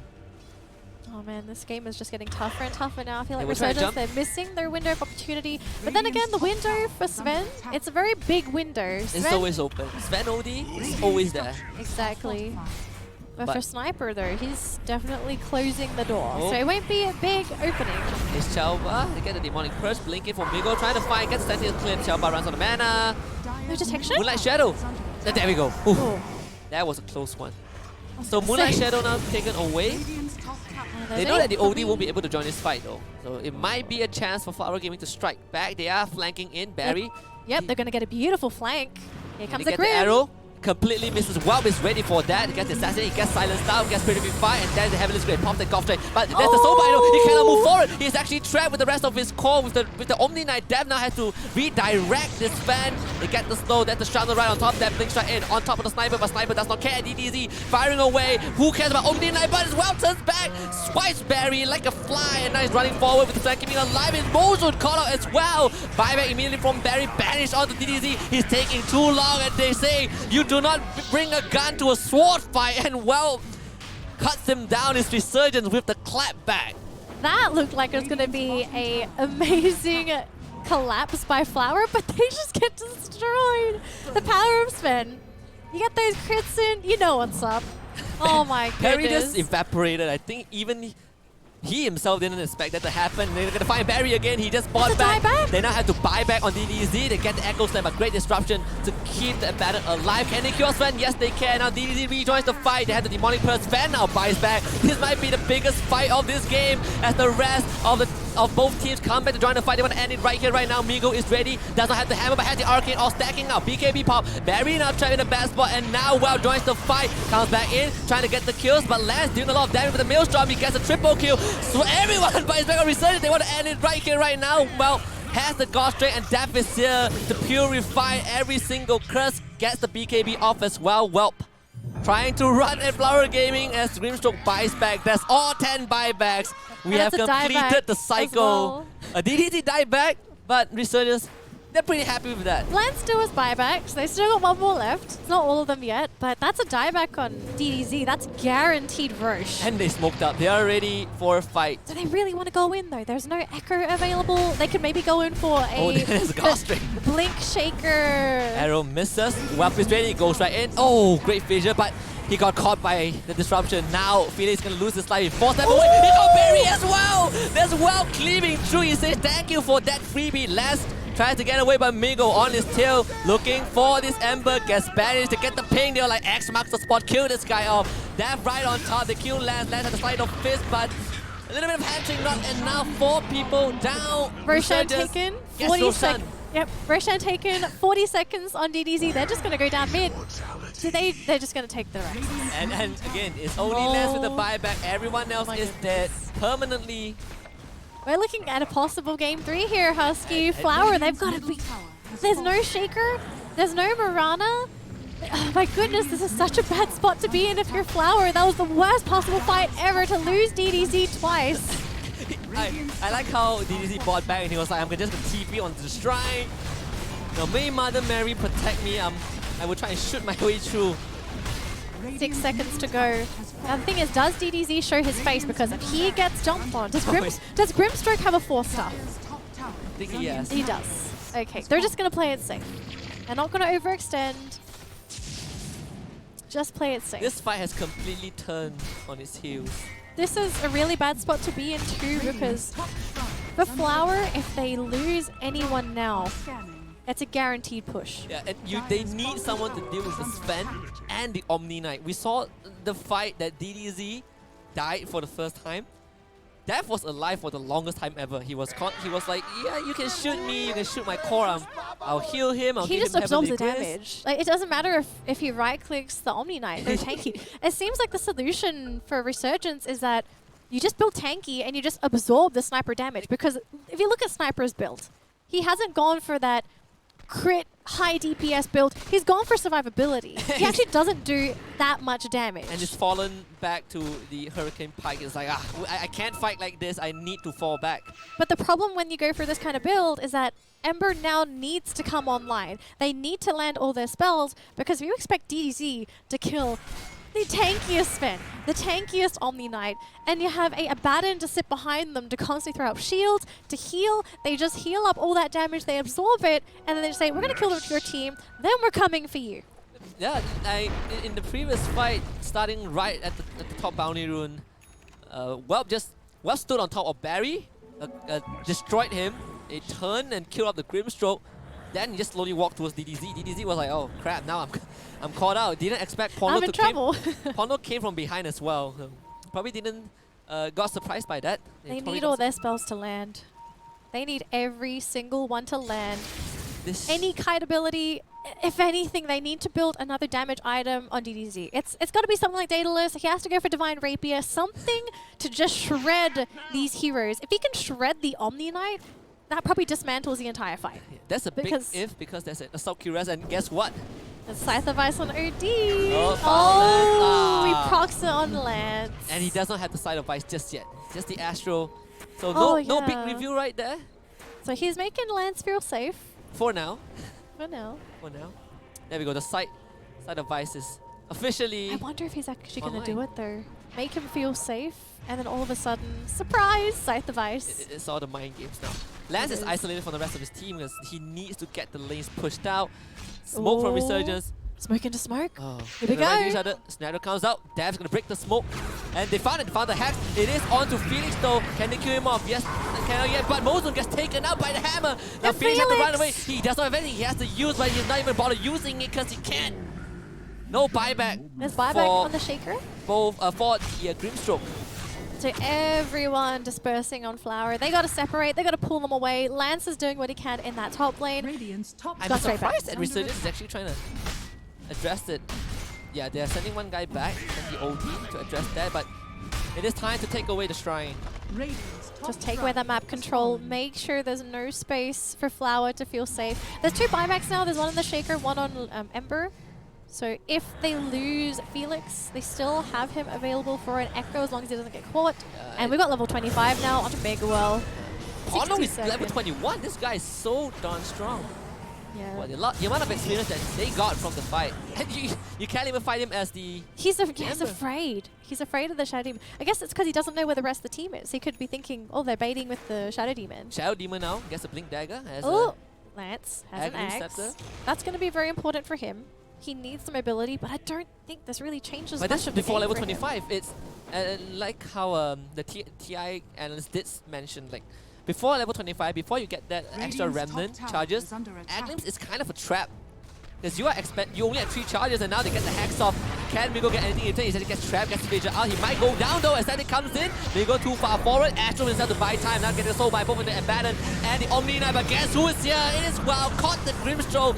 Right with the pants down, the Aegis will revive Migo. Can we make Migo Keep get your out? eyes on that Shaker. A Shaker waiting, Felix Chawa waiting for the perfect opportunity to go for the Echo Stand. He will find it, but it's only onto the Sven. And Polo doesn't care. Sven now pops his BKB, goes right in, goes for the kill. It's DDZ Fighting with the Moonlight Shadow trying to get out of jail. He will be concealed for now. They're gonna use Well Up, trying to isolate him. Lance dives in with the arrow. They get the arrow, they get the damage, they get the shot, they kill Sven.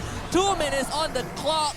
Flower Gaming, they hold. Oh, they botched it. They tried to go for the sniper, but he got the force staff in and he started kiting. The arrow! Dev is to get the blink. Migo, just a bit too angsty. Team wasn't nearby. He tried to go for the kill. He popped the Aegis and now they're gonna run Death down. Death is pretty hard to take out. Oh, there's the arrow. You need to buy He has no buyback. a minute and 40 seconds for your Sven to come back. That is not happening at all. There's Dev no buyback. has no buyback. Under attack. Even if it's 50 seconds, but he doesn't have enough gold too. Could this be the mistake that Resurgence made after so long, after spending 20 minutes, couple of fights, a big spend to possibly turn the game around? They might lose the game. There is buyback on the spend in 30 Dire's seconds. middle tower Yeah, is they under might lose the attack. fight, the whole game because of this one attack. mistake. So, Migo, so a couple of crucial buybacks coming back. So 40 seconds for OD, 20 seconds for Sven. So they have a bit of an opening. As long as they don't die now. I mean, Sven can buy back in 20 seconds. Oh no! They might not even have that. Flower Gaming, they don't want to wait for the 30 seconds to come back. Migo a bit too happy on the trigger finger. He was like, I'm gonna kill. The target walks behind the tree. He loses vision, gets stunned from long range. Nice. A multitude of unfortunate events and rash decisions led up to this point. The Sven has a buyback. Do they try and maybe bait with the arrow? If you're a Resurgence, you would want to hold on to that buyback. It's not worth. Miguel has buyback. Maybe they try and bait them in, make them feel confident with the death here on Miguel. Miguel is in 1 second, and there we go. 2 buybacks on the major cause for Resurgence.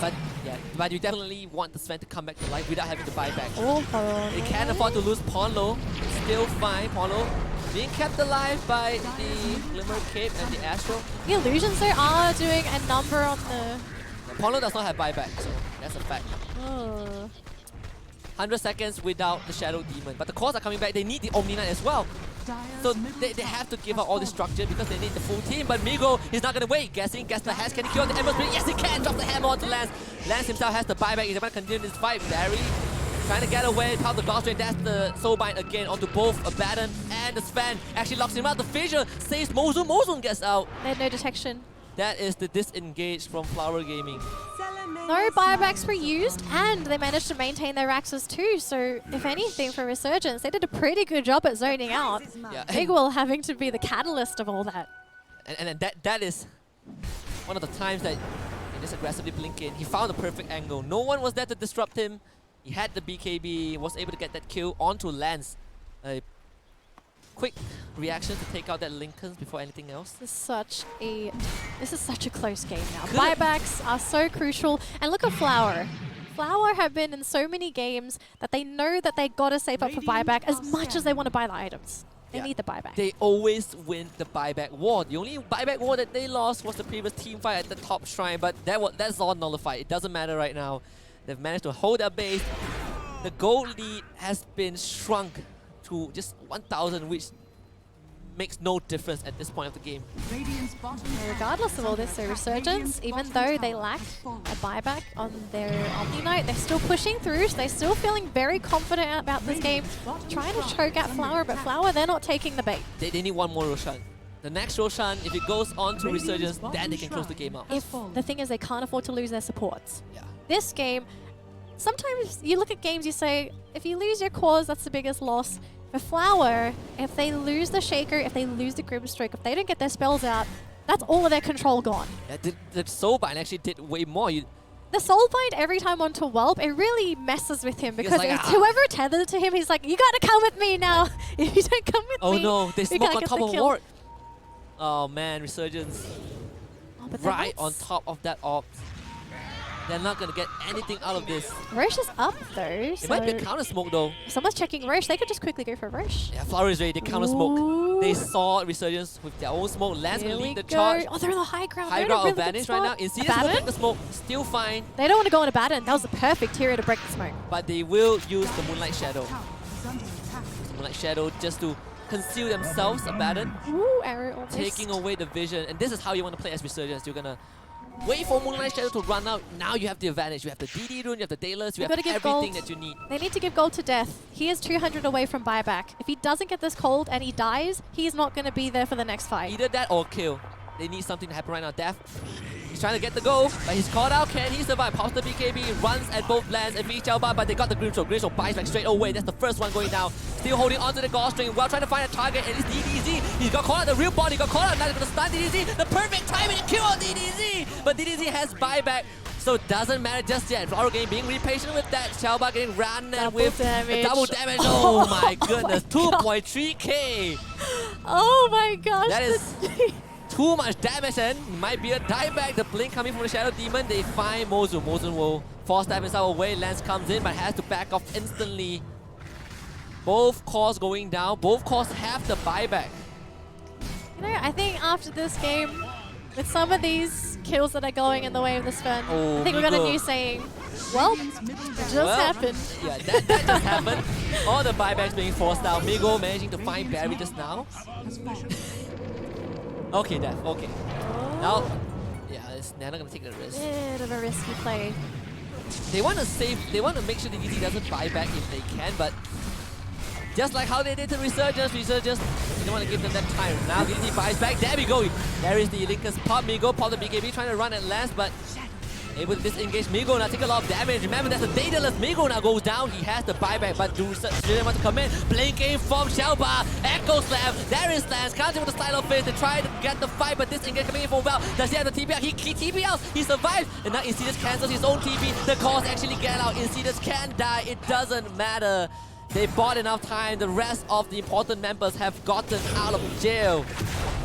They've got buyback on all 3 heroes that have died. Yep, But but they still have it on Sven. He hasn't used it either. So there is round 2 for Wulp if he gets caught out. But this is such a back and forth match. yeah, it's buyback. They know Roshan is the point of contention.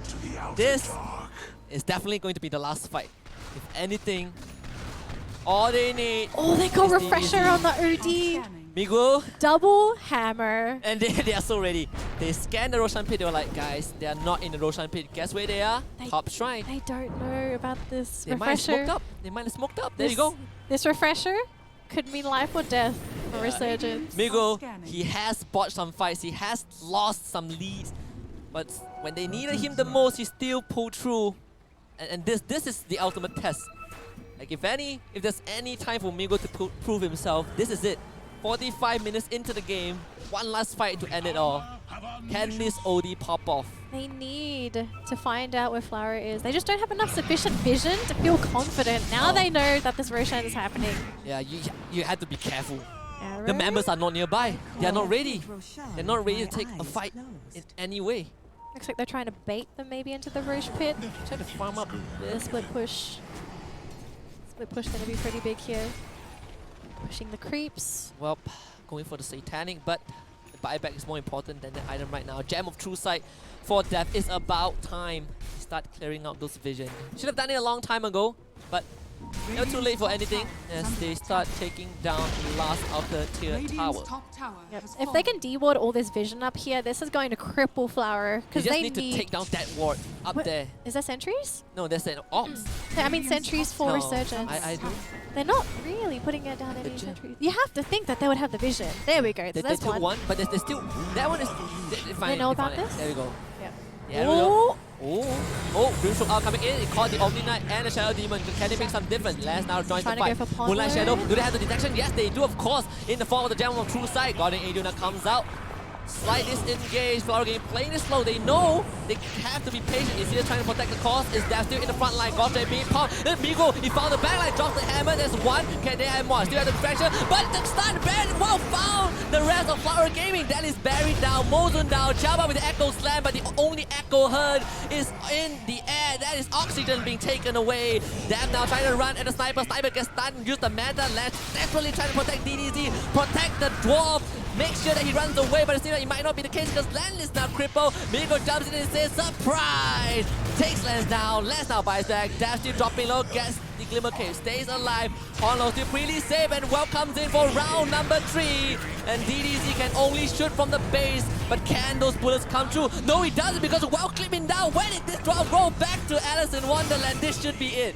This should be Resurgence's game. We should be seeing a game 3.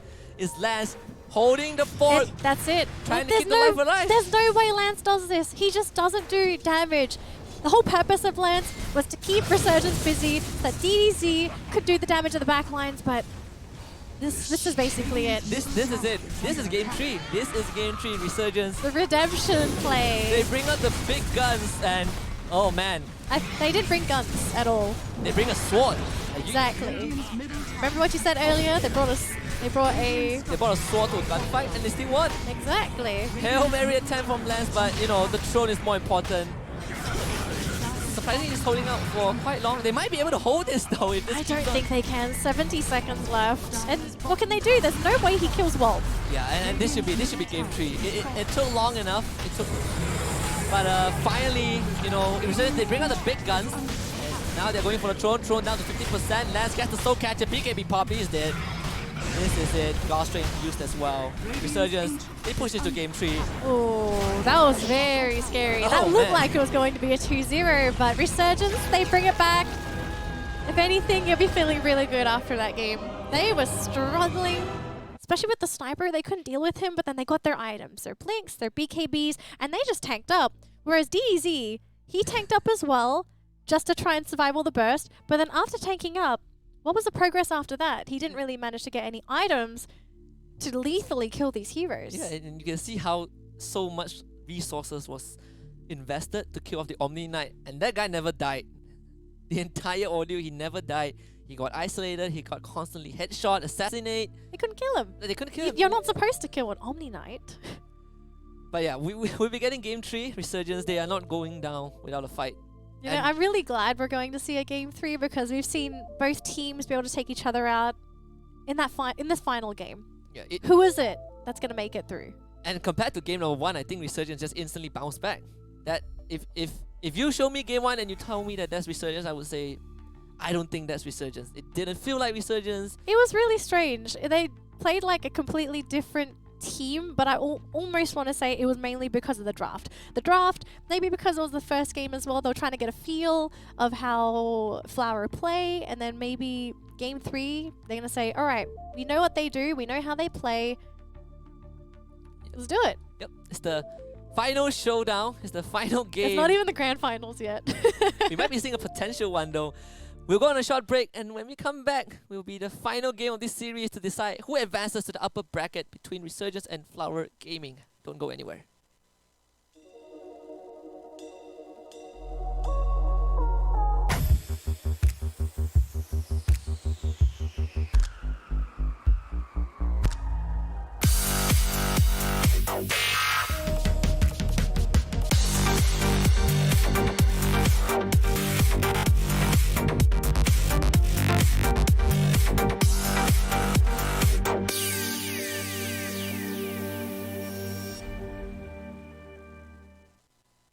Hey Sophia, let's break up. Wait, what? With your telco. Can I? Just switch to Udo and you can customize your mobile plan anytime. And my data too? Yep, if you switch to Udo. Are you sure there are no hidden charges? Nope, what you see is what you get. How do I get a SIM? Just order it and we'll send it over. Catch! So I just slide to customize? Like this? That's right, it's fully customizable. So how do I switch to Udo? Just download the Udo app to get started. I love you too.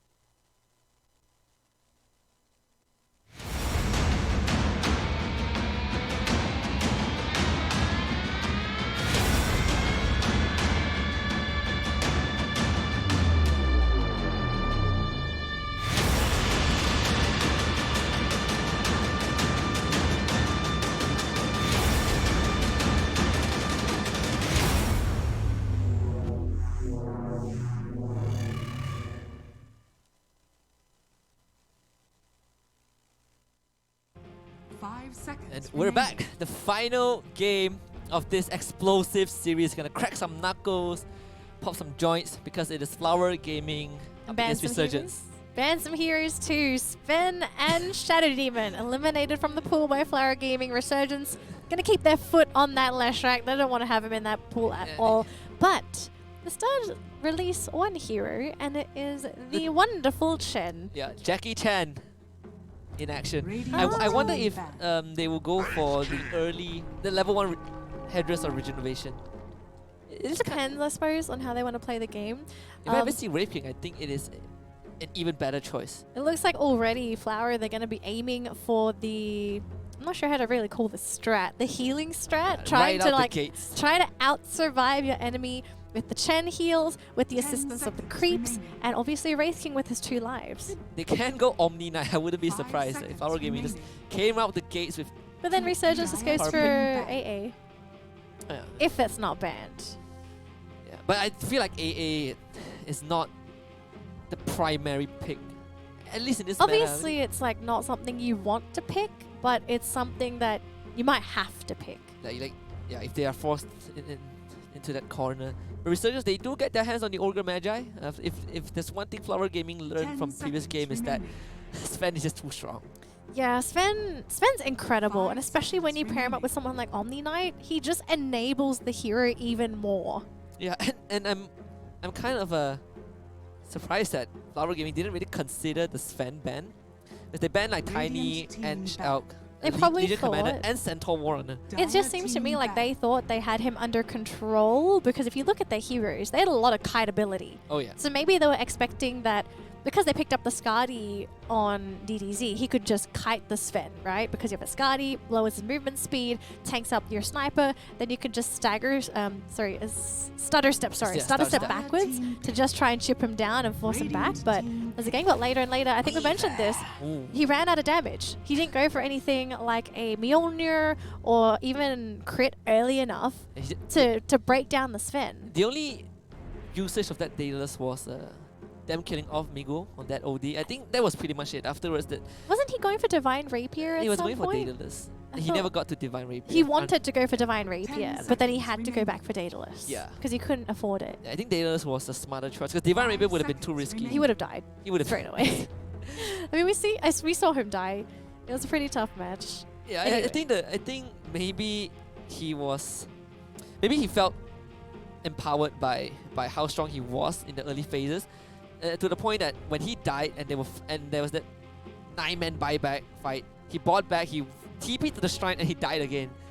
So pretty unfortunate right there. At one point it seemed like they were winning, but the They team just ran out of damage. yeah, they ran out of gas. Ran out of damage. Resurgence- CC got used early on too. I think that was the most important thing to enable a sniper. You need enough CC to keep people in place so he can finish them. The Spaniards walked back in and won the fight. Yeah. It was insane. So Flower Gaming going to pick up their secondary support, the Shadow Shaman. Great pair with the Chen. These two, if you get caught out by the Shaman Shackles and Chen comes in with the creeps, you're dead. So it's going to be a bit of a scary one here for Resurgence. I like the Weaver pickup. Oh, A that Weaver really messes with messes with Flower Gaming. Chen. Wraith King 5 can't seconds guarantee a stun remaining. on him if there's a Sakuchi. Shadow Shaman is a pretty big counter to Weaver, so long as Weaver doesn't pick up a Lincoln Sphere. So I think this was Flower's solution. They saw the Weaver, they thought, okay, maybe we've got to fall back to some hard lockdown. Either Lion or Shaman. Yes. Shaman's the bigger one. I just feel Yeah. like Shaman's much more stable compared to a Lion because you get the Serpent Wards as well, good for pushing on top of the Chen and the Wraith King. Yeah. Just to further fuel that faster game. That's probably what they're aiming for. I wonder if Weaver would go for the Axe Rush or the I don't- Diffuser. I'm thinking he's most likely a position 1, then the Diffuser would make more sense. I'm thinking position 1, if Ags becomes available from Roche, he'll get priority. Oh yeah. It makes no sense to not give it to Weaver because it's a free time lapse for anyone on your team. And I think the cooldown's like, what, 15 seconds? It's really short. 20, I think 20. It's like really, really it's pretty short. We've seen that once in season 1, even though the team lost that game, but we did saw the power of Weaver with Axe. It was actually insane. Now Resurgence taking their time. This Ogre Magi, I think for this game I would prefer Ogre Magi to go support instead. It's probably going to be support. Yeah, you would need a strong offlaner. maybe a Centaur runner if it's available for Resurgence. We'll see what this next pickup is first. They're taking the time. Yeah, it could be Yeah. anything. I'm pretty sure they're going to put DDZ last again. Yeah. Priority for his hero is it's too important. What about offlane Weaver? Then they pick I up was another thinking of- hero for Lance. I was thinking of offlane Weaver. Then maybe he might consider going for drums or axe rush. Then you become the utility guy for your position 1 and 2. Because the diffuser would mean that you want to be the main damage dealer, and you don't provide enough utility. And it's a big shoe that the rest of the draft has to have to fill in for. So if it's an offlane Weaver, then axe rush is probably the better choice. So just Panda. So it's definitely carry Weaver at this stage. Yeah. Panda going to be heading into the offlane. I like the Panda pick too. He's really tanky. It's quite difficult to take him down even with the Shaman and the Chen. And then you pair him up with Mirana and Ogre. You've got more than enough to protect him. He might maybe die like once or twice, but Brewmaster in these fights are going to be huge. Is He the- just throws the Wraith King in the air, or the Shaman, whoever they think is the biggest you problem. throw one guy, you stun one guy, And then you burn the rest down. you burn the rest down. You have three pandas. If, Still waiting for if the... Weaver rushes the Midas, he can feed off the Chen creeps. Yeah. Unless the Ogre Magi wants to be greedy and join in as well with the multicast. I highly doubt it. I don't think you can afford to put Midas on Ogre unless you have a really good laning stage. Even with that, he still needs to go for... Unless Mirana goes full position 5, doesn't get any resources, it's like, take it, take it, take I mean, it. we could still see Mirana mid, Weaver safe lane. That we could be looking at that. I feel like this is more. I feel like this is more support though. Yeah, I feel like because it makes more sense. You need a more dominant mid laner, like the OD in this case. It depends on who's mid, because we haven't seen a mid laner picked up. Resurgence. I think the OD will still do great. A 10 TA would be seconds remaining. decent. They can For Flower? even Death Prophet. Oh wait, sorry for Resurgence. Resurgence. Okay. Even Death Prophet would be great as well. Death Prophet. Or maybe Lina. Lina in this situation, I wouldn't mind for Resurgence. They can give Lina another try. Lina does cut through Timbersaw, that is one thing. Wraith King as well, not really a big fan of the I know if they manage to somehow fit in any... I actually think Mirana might be better here if you're looking for mana burn, because she's got the built-in mana burn Oh, yeah. in talent. So if she picks up a Manta style, she can shred Timbersaw, and even Wraith King's mana too.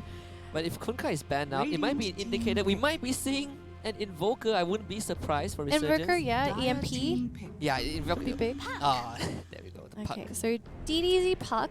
I don't mind this unless it's offlane Puck and mid Timber. They can do that too. They can do They that. can flex these. It sort of depends on who's more comfortable and what. I think Felix, we've seen him play Puck before offlane. We have. So it's most likely going to be offlane Puck. After seeing this, is 10 seconds And remaining. it messes with the Panda as well. yeah. So it really it depends, I guess. They could do 5 anything seconds with the remaining. lanes. OD banned out. What's Resurgence going for Miguel? It's Oh, Tinker. I was just about to say Tinker. You didn't say it. I was about. It was on my mind. Okay. It was on your mind, so it wasn't on your tongue yet. No. So it was like slowly processing down. Yeah, it didn't make it in time for Tinker. Oh, It was. I was thinking of either Zeus or Tinker, but it's a bad ping. yeah. That reaction confirms it. It is bad It ping. was a bit slow. It's definitely bad ping. I'm not gonna ask from where. Nah. Okay, so Tinker. Yeah, so Felix will play the Puck as gonna be DDZ Timbersaw. I wonder if Resurgence anticipated the Timbersaw mid. It could have gone both ways. I think if anything, you don't really want to go mid Puck against Tinker if you can. Because at least if you're running Timbersaw, right, he's got the passive health. He gets the health regen. Yeah. He just needs to get the creeps to smack onto the Timbersaw, and then he just gets a passive regen, which means any harassment from Miguel isn't really going to be effective until he gets like 3 or 4 points into laser rockets. I think he will go for full laser. He will prioritize the laser and Even if he goes for laser, DZ will still get CS. I think like 4-1-2. In 2 levels in March of the Machines, you get maybe level 3 on the laser and then just 1 for the rockets. Because I don't think you want to do March at all against the Timbersaw. I think the Because you're plan just is gonna. not to kill a Timbersaw. You just want to get the farm, get the bottle, Yeah. Soul Ring, and Boots of Travel. This should be the easiest lane for Miguel. The easiest lane matchup at least. The safer one, the more passive one. Is it easier? The more passive one. I think I don't know though. Timbersaw can start zipping around. He can dive towers. he definitely can. And unfortunately for Tinker, he relies on diving towers. So anything, it's free game. It's free game. Whoever plays better, and that's it. Dota 101. Dota 101. I'm pretty sure the teams, they must be quite tired after those past two games as well. The second one, that was definitely a bit of a slugfest with some of those fights. Oh yeah, I Very mean, high pressure, high tension. it's not every day you get a game where all 9 buybacks come out in one single fight, and everyone just it started off as a organized fight, and then it just slowly became a slugfest where people start throwing bodies at each other.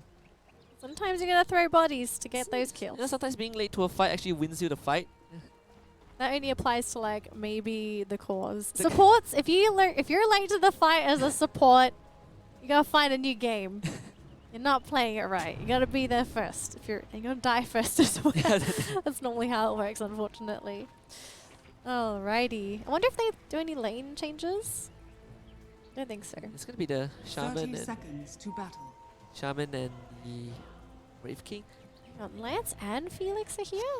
Oh, do they kill well? Yeah, the silence. There's no way they kill him. But they do burn through a lot of his regen. And that means that they can contest the bounty rune instantly. Whoop, the arrow onto DDZ. He does have the reactive armor. Do they have the thunderclap though? It seems like they do. Slow him down. Migo waiting for the laser. Just one that last hit. Gets it. First blood. Great way to start a match. First blood on the Tinker. And it's the Tinker as well. Exactly. There we go, the tip. Hono deserved that. Perfect arrow. They're just trying to fight this out. And they can. The Ogre Magi. Oops, running into a bit of a problem. But there's 3 heroes. They're probably going to lose Insidious. 8 base armor. I'm gonna start running. He's gonna die. Yep, without a doubt. Even turns around just to try and prevent Barry from getting that last hit. Yeah, he tried. But still pretty tanky. Well, if you buy a stout shoe, actually if you buy 3 mangoes, then you get 8 base health regen at level 1. Plus 8 base health, base armor. Even strength heroes don't have that much. Even Axe has 0 armor. That makes no sense though. Like, how come holding fruit gives you health regen? Because the mango gives you passive health regen when it's in your inventory. And he has passive health regen. No, I mean like in general, like fruit. How does that... No, because it's healthy. Oh, they almost got well. Oh, they might be able to grab it. Nope, not quite enough. It's a shot. It's a shot. Is he holding on to it? Oh, he's waiting. Oh, he man. knows. He's gonna die. They got him too. Yeah. Oh, man. arrow whiffs as well. That is so unlucky. Oh, that's gonna sting though. This is the thing with Weaver. He's very squishy for the first couple levels until he gets items. So it's very easy to punish if HusKKiee is on cooldown. So here we go. They're gonna turn around. Whelp is taking a lot of damage from Barry. You have to respect the damage from that skill. Like, Whelp is a bit in over his head after. He has to run back to lane too. They're swapping lanes. They're gonna send Whelp down bottom. They're gonna put Panda in that safe lane. Maybe he realized, oh crap, I should have TP top. I'm just gonna. I'm just finding excuses to justify for that. I'm pretty sure he just doesn't want to be in the same lane as the Shaman. But the moment Shaman sees him, he'll just rotate lane. Yeah, what a rough start. Just a little. I'm pretty sure it's a very rough start. Don't really want your hard carry to die in the span of 10 seconds. Yeah. My goodness. And now and they're just gonna walk the Panda like, up top. It's like, get over the top lane. Let's change lane. So TP for the Panda. He's still level 1 by the way. Against a level 3 Puck. Like, this Weaver is... Even if Puck harasses though, it should be okay for Weaver. He'll get those levels. He'll catch up. But the thing is, does Flower change the lanes, or do they say, okay, we're gonna punish these heroes? No, this is gonna be a bit better. They get the Ray Fire Blast onto Death, who is running with a drunken. Roll. One last push. Oh, he misses Thunderclap. Oh, they might still be able to get Barry. Barry can go for the deny if he wants to. He's still running. He's too fast. He's got boots. He has a tangle. He actually has a Bastards. Arrow. Oh, there we go. Mistakes were made. He didn't see it coming. Gives him the tip back. Oh my goodness. He almost got out of there. That is accuracy. Alright, so Miguel versus DDZ, and oh God, look at the difference. 7 CS compared to 10. And I have to say, very interesting choice from Miguel to go for 2 points in March, because for DDZ, this is just passive health regen. Yeah, and I already expected it. You know, 2 points in March of the Machines, maybe 3 points in Laser. But I think at this stage, if he wants to speed up the farm, maybe 3 points in March of the Machine would be would make sense as well, because he's not looking for early aggression. He can't afford that.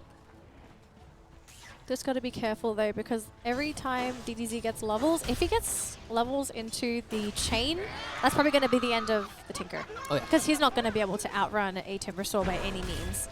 So level 2 in Laser, DDZ.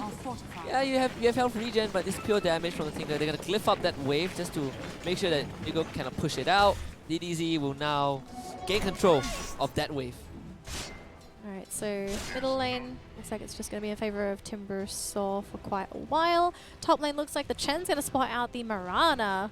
Yeah, that's Just there's get so some many freak ways to take out the Chen Creepen. Yeah, they got a lot of options. And Oh, Puck what? gets They found taken Puck? out. Yep, Insidious comes in with a haste. Oh man. That's not what you want, actually, considering that Walt had to come down here after giving away 2 kills top lane. By the way, Ogre Magi won the Arcana vote. What do you think he's going to get? I mean, he already has the jackpot on his back. He's going to get a 3rd head. What? I'm being serious. Really? Yeah, I think he's going to get a 3rd head. Okay. It'll like come out of nowhere. Oh man. I don't know how to feel about that. But I don't know where it DDZ, would come from. where will he attach the 3rd head? Maybe That's it's my like, question. wait, he's got a really big belly. You know how they... I don't even want to know.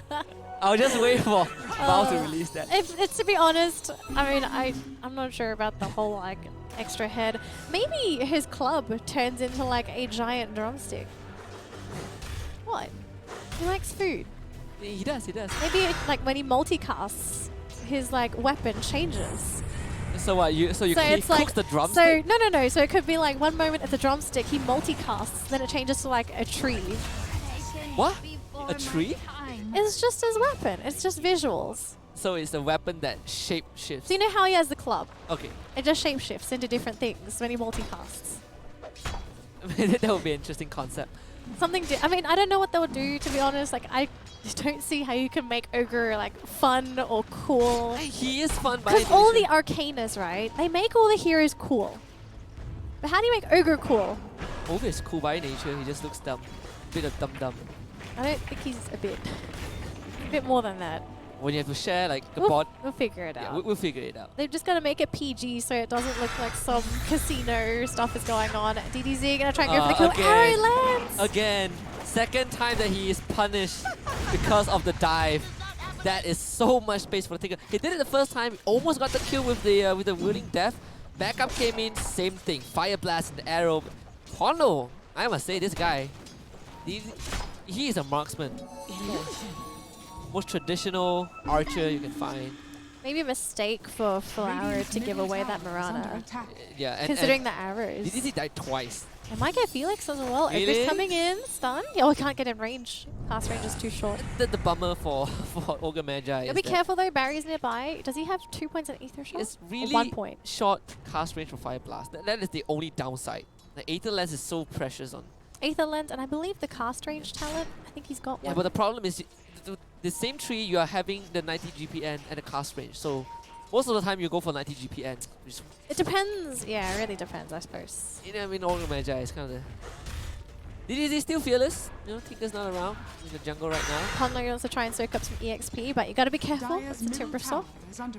You may have Yeah, he's arrowed him a fine. few times. I mean, He's gonna Timbersaw check on Miguel. is not the best tower pusher. Migo should be fine. He shouldn't die, but he's gonna try and just steal the creeps. Yeah, back off. Meanwhile, Ooh, Barry Shaman. dies.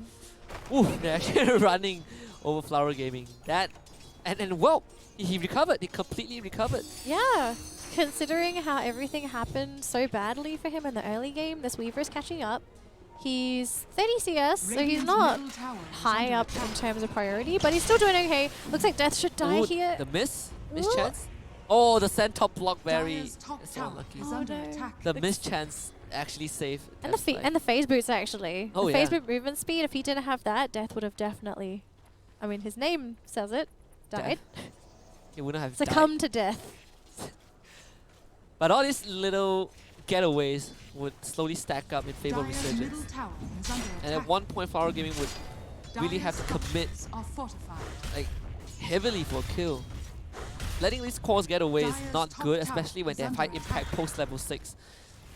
If anything, though, it's some pressure here on Flower, because if you compare the two lineups, late game is in favor of Resurgence without a doubt. Their late game potential with a Tinker, especially Weaver as well. Weaver late game is an absolute nightmare to play against. Whereas for Flower, You go out.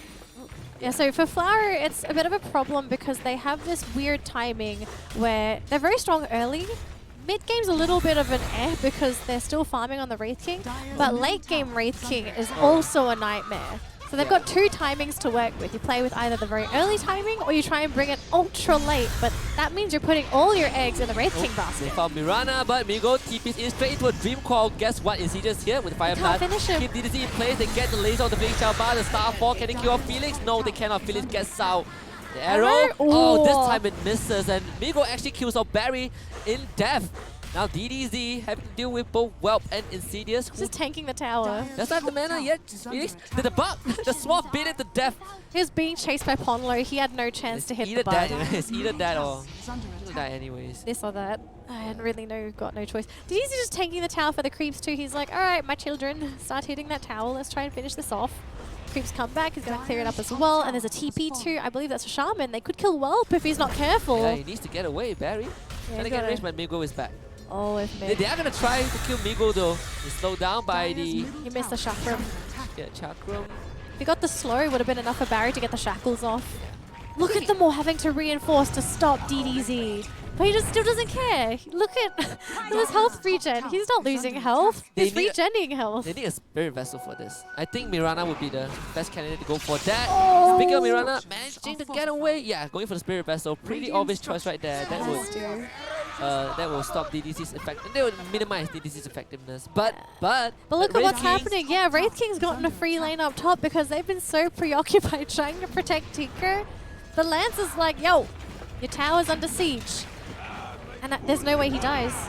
Even if he dies, they could bring Timber up there. Do you really want to fight a Wraith King? Backup is coming in. Wait, he's got no reincarnate. Yeah, it's pretty normal at Oh, level 8. he's got 1 point. Yeah, he's waiting. Yeah, now he uses it. He's waiting for backup now. They get the Dream Call on the Migo again. Migo gonna call out. Has comes in. Reincarnate will be used as Migo tries to go for the rearm. Not enough time to get the spells off though. They do find Mozu as well on the killing spree. Barry trying to take off the bug. There's too much to deal with. Double kill for the Weaver. Illusory up comes right 2. Felix gets away. 2 for 2. Tinker's still dead. Oof. Second time he got caught by the Dream Coil. That tower is definitely going down. Ponlo. They're going to try and go for the deny with the Moonlight Shadow.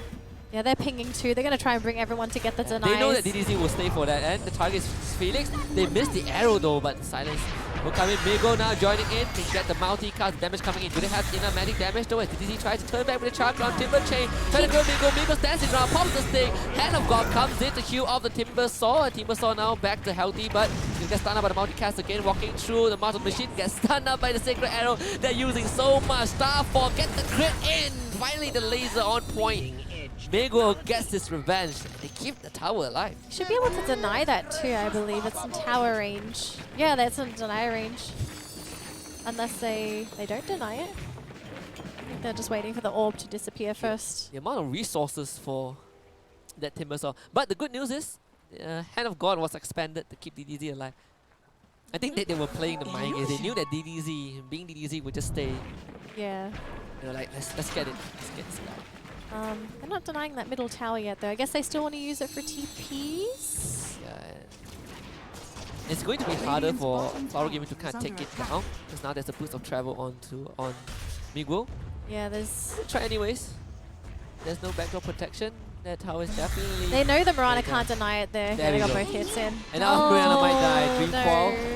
Migo is there, but nah, not in time. Yeah, they outplayed Ponlo there, unfortunately. Ponlo knew that if he tried to go for that right click, it would have been a guaranteed last hit there for Flower. So he was But cornered in a... they found Barry. Yeah, multi-cast. Barry is dead. They're gonna beat him down with the club him. Even in death. He tried. This is actually the first time I paid attention Radiant's to bottom the tower deaf is under voice attack. line for Shadow Shaman. Pretty funny. He dies like a. He sounded like a dying chicken. That's what. That's he makes chicken noises because he hexes them to chickens. It makes sense. It's part of the hero lore. He has a crow cosmetic. He should have a Radiant's chicken one bottom soon. tower has fallen. A white That feathers. could be the Arcana. The next Shaman It's Arcana. probably like TI-20. No one has been voting for Shaman. I'm just worried that It's we're not always- going to go that far. It's- Bro, you're expecting us to have 100 TIs?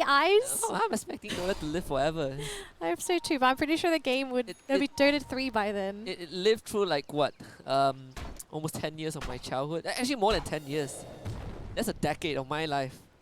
Almost a decade for me, actually. I only played Dota. I started from Dota 2. I never got to play Dota 1. Ooh! They have the dust. Yeah, I can't get the time lapse off. Yep. Well, playing a little bit too loosely there. Gets punished. I mean, I'm 22. I started at 9, so that's what, 13 years. Time flies. Time flies when you're growing up. Now, we're starting to see Flower trying to assert some pressure on the map.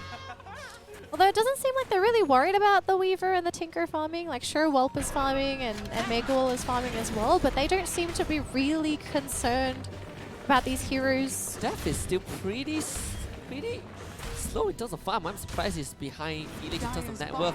He's not dedicating time to farm, though. He's been trying to fight, and oh, He'll walk under. okay. Yeah, they know where they are. Oh, Panda, you want to fight next to Brew? Okay, they Brew wanna- split. Ogre's coming too. That's a lot of commitment though. Can they Can get they it? kill a Timber Saw? Oh man, Dire's I don't bottom think they can tower make it in is time. under Yeah, attack. That's Split's a Brew gonna run. split wasted too. They're trying to bury. They're gonna kill him more. Maelstrom damage too much. Hex comes through. Dire's He just wants to join the fight. They get a tornado. Now they have easy isolate. But can they kill? And wow, the mag damage coming in. The great fire blast, and he gets the multi-cast as well. The arrow on top. They find him. They force the buyback from Oh. Barry. Well played. Yeah, it's early on. It kind of hurts to use a buyback this early. Lance is still farming. Lance has been untouched. Oh What yeah. can you really do? He's just free farming. They haven't put any pressure onto the Wraith King because they're busy dealing with DDZ. They're busy dealing with all these other factors. And yeah, I mean, Whelp is supposed to be the one to protect the towers, but there's only so much you can really do. Like, their lineup isn't helping because they picked up a Tinker, and this hero is going to spend a lot of time just sort of farming the map. Yeah, he can protect the towers, but he also needs to participate in these fights. He's going for Blink next. Once you have the Blink on Miguel, he will be a lot more mobile. He can at least go for the safe marches, not ones out in the open. And hopefully with that mobility, he'll be able to speed up his own farm, but also be able to safely contribute to the team, because his only issue so far is that every time he's exposed, he gets jumped on by a Timber Saw. Oh yeah. And he has no defensive mechanisms. He's got no Force Staffs on his team. He doesn't really want to pick up Yules yet. If he does want to go for it, it'll be much later. I just want to know, what kind of Tinker are we going to see? Oh, the Dream Core actually misses. And this might be the chance for Resurgence to turn this around. The dot master for one. There's the Atos right on top of Migo. They're going to keep Migo in place. The Atos perfect pickup. And now there's a surprise. The Tinker down for 40 seconds. The tip coming in from DDZ. They did not see the Atos coming out from Felix. And now Isidius will lose his life as well. The perfect fight for Flower It was Gaming. a mistake from Tinker too. He had a Blink Dagger available, but he just decided to stand out in the open. It gets caught with the Atos, and man, they're going the for Atos, Wild. they get the silence as well. And they grab him though, Moonlight Shadow, no detection, and is right under his base as well, so he will be able to skitter away. That Atos actually caught the Tinker with his pants down.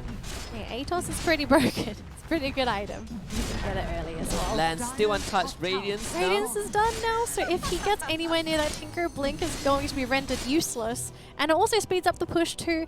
And on top of that, Wraith King, if you're a Weaver, okay, Weaver is your hero that is supposed to sit on top of someone and to deal the damage. I'm pretty sure the Weaver is going to melt before he can ever hope of trying to kill Wraith King. Oh yeah. He's just got such a small health pool, doesn't really have much to work with.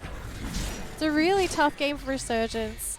They still have an opportunity to come back, but they need to be very crafty. They need to go for these small ganks, open up the map, keep pushing these lanes, and to delay.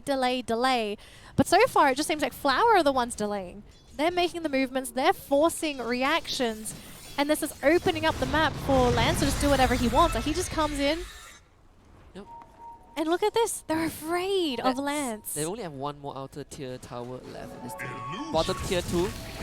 Whelp has to go back to front. Yeah, now he's rushing for the diffusal. But the thing is, right, going for this build onto Whelp, he is super squishy. If he gets caught with Atos, if he gets caught with the shackles, any disable that catches out that Weaver, if he can't get the time lapse, he is dead. Oh, yeah. He doesn't have enough bulk to sustain if he actually gets bursted down, because you look at Flower, they've got a lot of ways to burst heroes down. You've got Timbersaw, King of Burst. You've got the Wraith King, that's going to melt you down too. You've got so many disables. And Puck as well. Puck is a really big deal for the Weaver because you get hit with that silence. That's a huge opening for the supports to come in and just lock you down. Yeah, and then Flower Gaming turning their attention to the Weaver as we speak. It is Puck. Let's see. The Weaver misses the Dream Call again. I think the second one he's missed. Yeah, and then they missed the first one, but they still won the fight because of that ATOS. But well, now more aware. DDZ immediately finding Migo. Migo blinks away with the V-arm. They do find Barry, beat him to death. Death doing the job.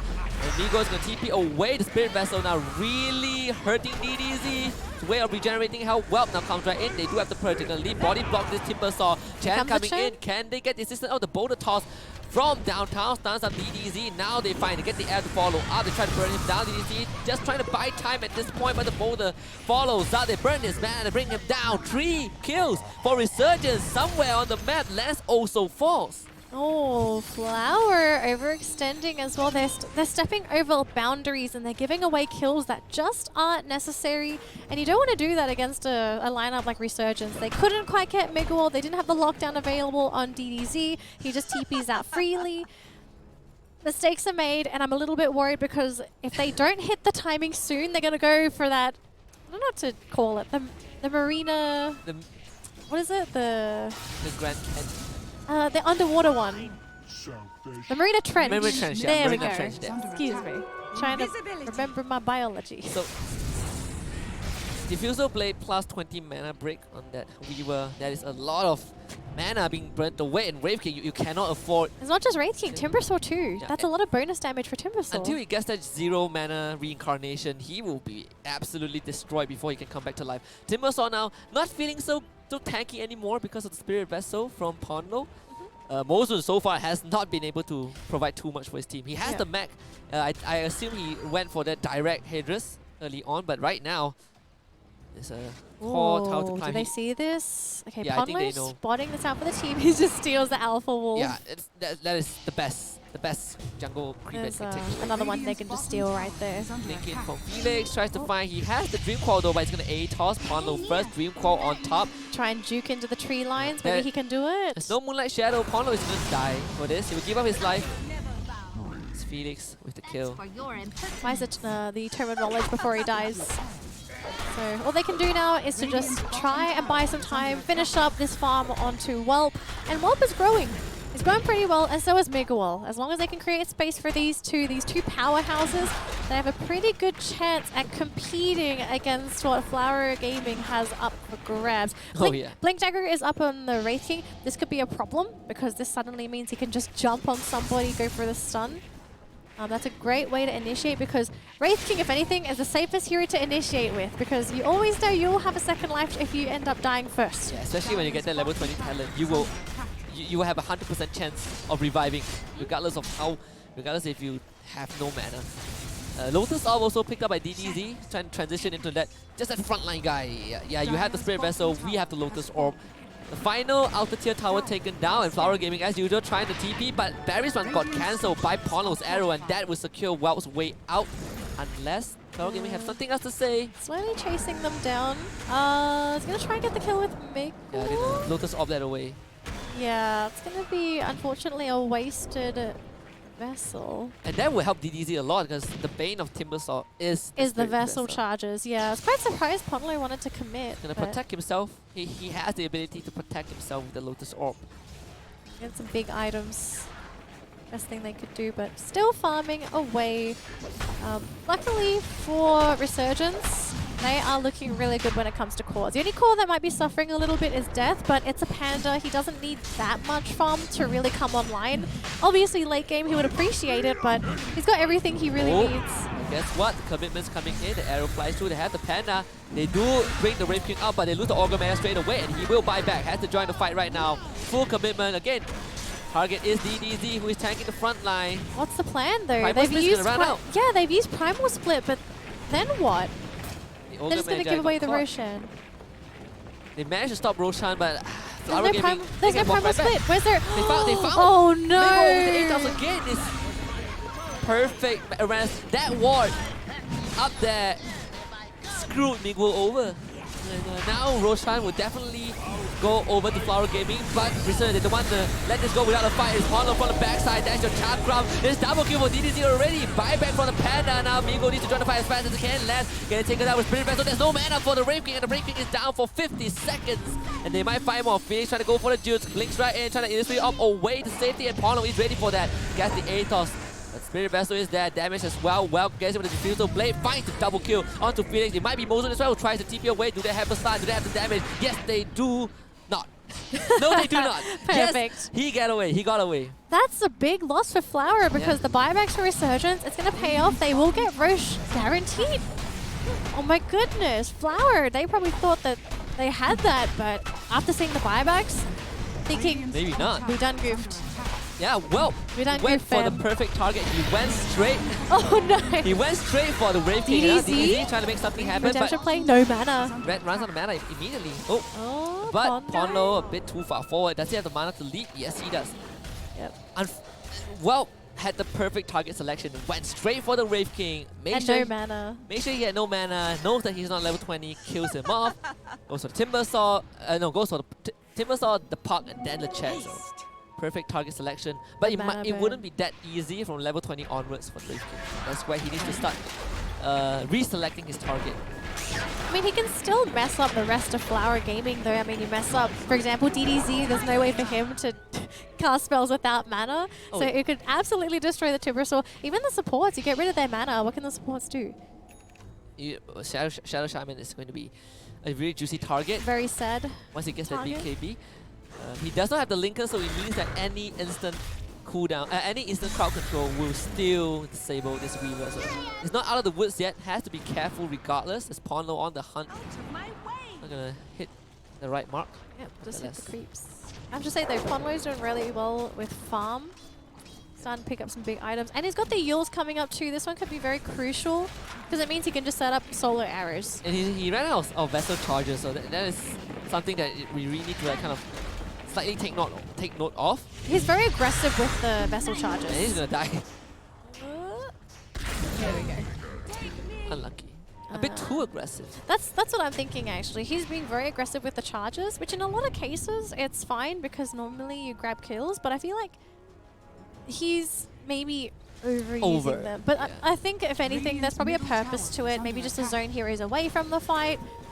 He maybe just saves one all the time if he can get it. You know, there's a reason to why Ponlo does these things, but I'm gonna try and fight now. Oh, well, he was found out. Look at the target back lines. is very The stun, not a wall. He's gonna die instantly. Thankfully, he has the Aegis, but he's already trapped. He's surrounded by the Master, but he needs a way to get out, and he will. Someone gets out, but the Aethon, they have the Vigil under the tower. Can they save? Well, no, they cannot. He can't even time lapse. 85 seconds. Big mistake for Resurgence. The lead entirely thrown away, and they need to retreat right now. That one hurts. Also, if anyone hasn't really noticed, DDZ's trying to do the Blade Mail play on Tinker. I wonder if they're going to pick up more Blade Mails and do this. It could be a way to actually take a big wall. Ooh, nice arrow. And if they need to buy back on the wheel for this, that is a tremendous loss. Yeah. Oh, okay, Lotus. They've got to be careful with DDZ. He is very low. Yeah, I got it. Doesn't want to commit too much there. If he dies, maybe a bit of an error. Arrow whiffing. As long as they hold their base, they don't lose anything. High ground won't be that easy for Flower Gaming. Ether Lens picked up onto the Shaman, so we're going to see some really long-range shackles. You've got to be very careful now, especially if you're a Weaver, because suddenly the Shaman can sit a lot further back and get free shackles and hex off onto you. Sure, you have a freshly picked up Mjolnir, but you have to remember you have no BKB. You have. He's got no bulk actually. He's don't- gone like glass cannon. I don't think he even used BKB in that previous fight. He just straight up died. Yeah. No link, because he has BKB, Lincoln's becomes redundant. Now you have to rely on the BKB ration to survive through all that. I mean, And- Lincoln's doesn't protect you from puck silence. yeah, and Wave King is starting to hit really hard. So with that BKB, you're not completely out of the woods. You know, they cannot control you, but Wave King can still smack you. Assault Harass coming up soon on the Wraith King 2, so they've got that minus armor, attack speed. It's going to speed things up and denying the double damage in there from death. Seeing a lot of Okay. runes denying. Particularly like between these two teams. Yeah, it's smart though because they're preventing the other team from making any plays. It's just a truce. They say, all right guys, nothing's going to happen. No rune for you, no rune If for I me. can't get it, you won't be getting it as well. Crab mentality. If you can't have it, I can't have it too. But in Dota, it's a good thing. You know, if you It's- can't get Aegis, That's assuming you're enemies. If you're teammates, it's not good to have the crab mentality. No, You obviously. don't pull your teammates down with you, you gotta push them up. well, actually queue up the Lincolns. He really wants that extra layer of insurance. I have a BKB, now I need a Lincolns. I'm just surprised that Tinker's gonna go for the Dagon build. Is it supposed to surprise Flower? You can destroy the support, the backline with that. I don't think that's it. I think it's just Once they like constantly to maybe finish heroes off. Yeah. Because I feel like that's been one of the problems for Radiant's Resurgence so middle far. tower It's is just under attack. they chip heroes down, but they just can't finish them. they went for the smoke, but unfortunately, they made the wrong turn. They had the right idea, but they will only find the Chen. I mean, killing Chen's not bad. You can get rid of his army. Look at all these little Radiant's tiny middle centaurs. tower My is under goodness. Man, that's a lot of. Dire's bottom Bruh. tower is under Let's say you attack. want. No one will die from magic damage. They That's for shouldn't. sure. Oh, they're going to see the Radiant's Chen middle though. tower has Oh, fallen. Death sees him. And the Sentry was there too, so they see the Panda. And Death probably knows this too. He's going to kill all of the Centaurs. Rest in Pepperades. There you go, kill him off. 1, 2, 3. All of them. Let's Alright, not he's curious though for Wraith King. Says you can keep 2 of them. We None just need of the other 2. Resurgence's members are in position to protect the Radiant base are though. So. scanning. Well, they got Tinker. Tinker can defend Yeah, I it. suppose Tinker is the only one. That's something that Flower doesn't have. They've got a hero that Oh, Pano. got global presence, can constantly be all over the map to protect their base from any assault. They might try to flank though. The Panda is in a slightly but is weird he spot. dead? Yeah, he's in a weird spot. He is found out. He's Gets got the penitence. BKB. There we go, Glimmer King. Can he get the split off though? That's the question. No, he is shackled. Won't be able to split, and that is a dieback. He does not have buyback because he used it in the previous fight, and now Lance getting hit on by Well. Realizing he's losing the fight. Pono now having to get away. Uses the use to save himself for now, but the chase now commences as Felix goes right forward alongside DDZ. They want to kill Well, who has the Mjolnir on top of him. Instead, is keeping him alive. They lose Pono. Migo managing to blink away in time. Oh my goodness, this is not the fight that you want to be going into. Yeah, you had the Panda split fine, but I'm just surprised that the teams, they haven't really been trigger happy with their BKBs. I think it's like 2 or 3 times now we've seen heroes get caught out when they had full duration BKBs ready. yeah. And now you need to defend the base with both the Ogre Magi and the Weaver. They got Tinker, They have the Tinker, but I guess. a lot of work that needs to be done. Massive and whatnot laid down. They got to get rid of those wards. They need to get rid of the skeletons as well. The laser gonna And help.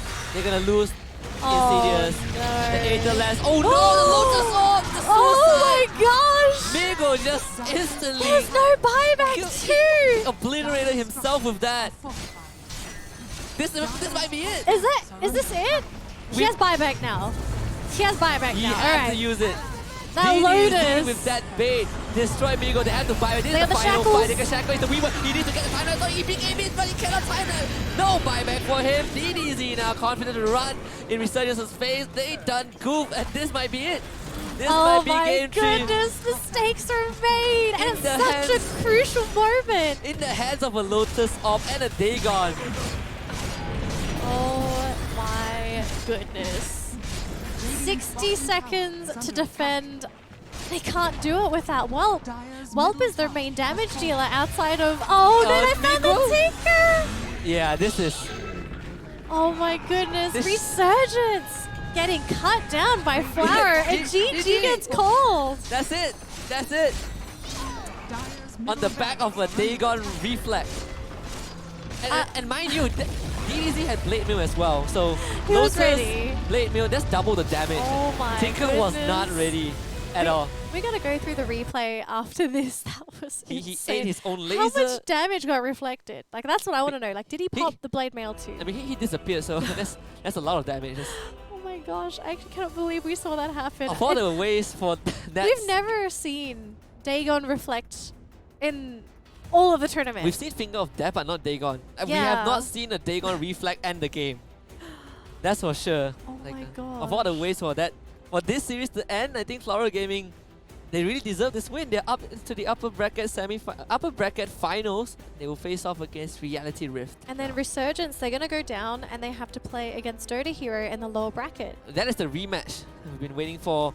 Resurgence, previously they 2-0'd Dota Hero, but this time, can they do it again? Dota Hero, they have to step up the game. Well, if anything, I'm excited for next week. Oh yeah, next 'Cause Saturday is... The thing is, okay, something that I'm thinking about here is, are we looking at the same flower, but are we looking at a different Resurgence? I would say I think Resurgence felt just a bit more different. I feel like it's a draft. I kind of have a feeling that it feels like Resurgence before this post-TI shuffle, before this mid-season break shuffle, they're a bit more... Solid. How do I put it? Aggressive, I would say. They have the tendency to run in the face more, and it felt more composed. It felt more orchestrated. Maybe it's because of those of Drew and Fixers. It might be because of the roster shuffle. But from game 1, it was pretty obvious that Migo was trying hard to keep up. Even in game 3, I think throughout the entire series, he was the one that felt slightly out of place. It's a lot of times. Maybe the team's hasn't been able to sort of play around Mega well yet. like Maybe even trying to see how he meshes with the team, because he did feel like he was in an awkward spot game for 1, most of the game 1 he got trashed. Game 3 was a disaster. Yeah. Yeah. Game 2, there were times that he made plays that the team needed, but if you put that aside, his mistakes could have easily lost his team the game as well. So he felt like he's still trying to fit in, but I think for Web he's pretty fine. Just again, the mistake, the bloodlust in their eyes. They tried to go for some really ballsy dives that was just not meant to work out, you know, against the Shadow Shaman. Other than that, I think Resurgence, they have some team meetings that they need to do. I think if anything, maybe just spend the week to try and spend some more time to talk to each other, to try and figure out what the problem is, maybe. Because if anything, there's clearly something going on and it's just not working. Oh yeah. And you can't blame the player immediately. You need to spend time with the player. You need to see like how they play, what kind of scenarios they benefit from the most. And that's how you start seeing teams come up with different strats. Like we know that some teams, they're very mid-centric. They focus around the mid. Everyone compensates for the mid player. Other teams, they compensate for the carries. Others just play together and they equally share the farm. So maybe that's what they're missing out on. They can't find the synergy that makes everyone fit. It could just be 4 people fitting, and then you just have one that's sort of One in that loose really screw. the loose puzzle piece. They Yeah. haven't found the spot for him yet. Exactly. Look, we'll show you guys today's result. It has been a long evening, but it was worth the excitement. We started off with Reality Rift against Dota Hero. Nothing much to be said from there. Reality Rift treated it as if it's a walk in the park. They demolished Dota Hero, whereas Resurgence, they lost game 1. They came back in game 2, but game 3 was Bit of a shocker. bit of a shocker the way they lost that game. But Flower Gaming will move through with 2-1 in that best of 3. Now we'll show you guys as well the bracket for day number 6, the schedule. This is the playoff situation right now. Reality Rift, they will face off against Flower Gaming next Saturday, whereas we'll also say goodbye to either Dota Hero or Resurgence. I'm very interested to see Flower versus Reality, because we've seen Reality already 2-1. very solid team. Yeah. Very, very solid. They know their stuff. I feel like they've managed to figure themselves out. They've got no problems. They didn't change their draft. Sorry, their roster, so they're fine. Flower Gaming next week, okay? Candy Loon, firstly, is Candy Loon going to come back? If he doesn't come back, is it going to be Xiaoba again? Yeah, there's Xiaoba Most is the only sub. likely. It's the only sub. We'll have to see what happens next week. If Candy Loon comes back, then we're going to see Flower playing at Full potential. I wouldn't don't say think full they actually potential, played but that it's bad like the this main, week, though. They did pretty good. the main lineup that they kind of Yeah. signed up for. I think we cannot deny that Flower Gaming is the longest existing team in from season 1 onwards until now. But you did mention that sometimes for a team when there's a shuffle, it depends on how the team plays, and it's pretty evident because Resurgence in that series, you can see that all their eggs were in the wild basket. previously with Drew and Fixers, you have Fixers to rely on. It was, yeah, I liked the old synergy where you don't put emphasis on one person. You spread the farm, and if someone falls behind, then the other sort of pulls them back up. They say, I'll create space, you go farm on the map, you split push, you achieve some just sort of do objective something else. that not only benefits the team, but benefits them because they're still farming while they're doing it. Whereas this, it's a bit strange. I think they're testing the waters to see what works and what doesn't. And it feels like so far it has been Whelp, that's a tempo controller, and Miguel gets sacked. I don't think many teams actually play like that. Most of the time, they don't sack their mids. It's either they will secure some farm for the mid, or they dedicate farm for the mid. Yeah, it just felt like he's this guy that he hasn't completely fit in yet. Like sometimes you just see him alone in the jungle trying to catch up, and other times he just gets caught out. It always feels I thought really game weird. 2 was a really good way of doing it. Like they bring the whole team into the jungle and they're Yeah. pulling multiple stacks, right? And then you farm those stacks. But I think that game was quite difficult because there was a Timbersaw in the match as well. Oh, yeah. And Timbersaw can steal stacks no problem. And Wraith King with a Radiance can also steal stacks. So It was it a tough one. It was definitely an eye opener though. Resurgence's new lineup coming into this, they did manage to put up a fight. They took one game, but with that being said, that concludes Playdate number 6. We will have the upper bracket finals and of course the first elimination match of the playoffs next Saturday. We're gonna also thank our sponsors and partners as well, Mercedes-Benz Malaysia and Yudu. Thank you very much. And we're gonna sign off. We'll see you guys next Saturday at 2 p.m. for Playdate number 7. I'm HusKKiee, she's Danelie. Goodbye and good night.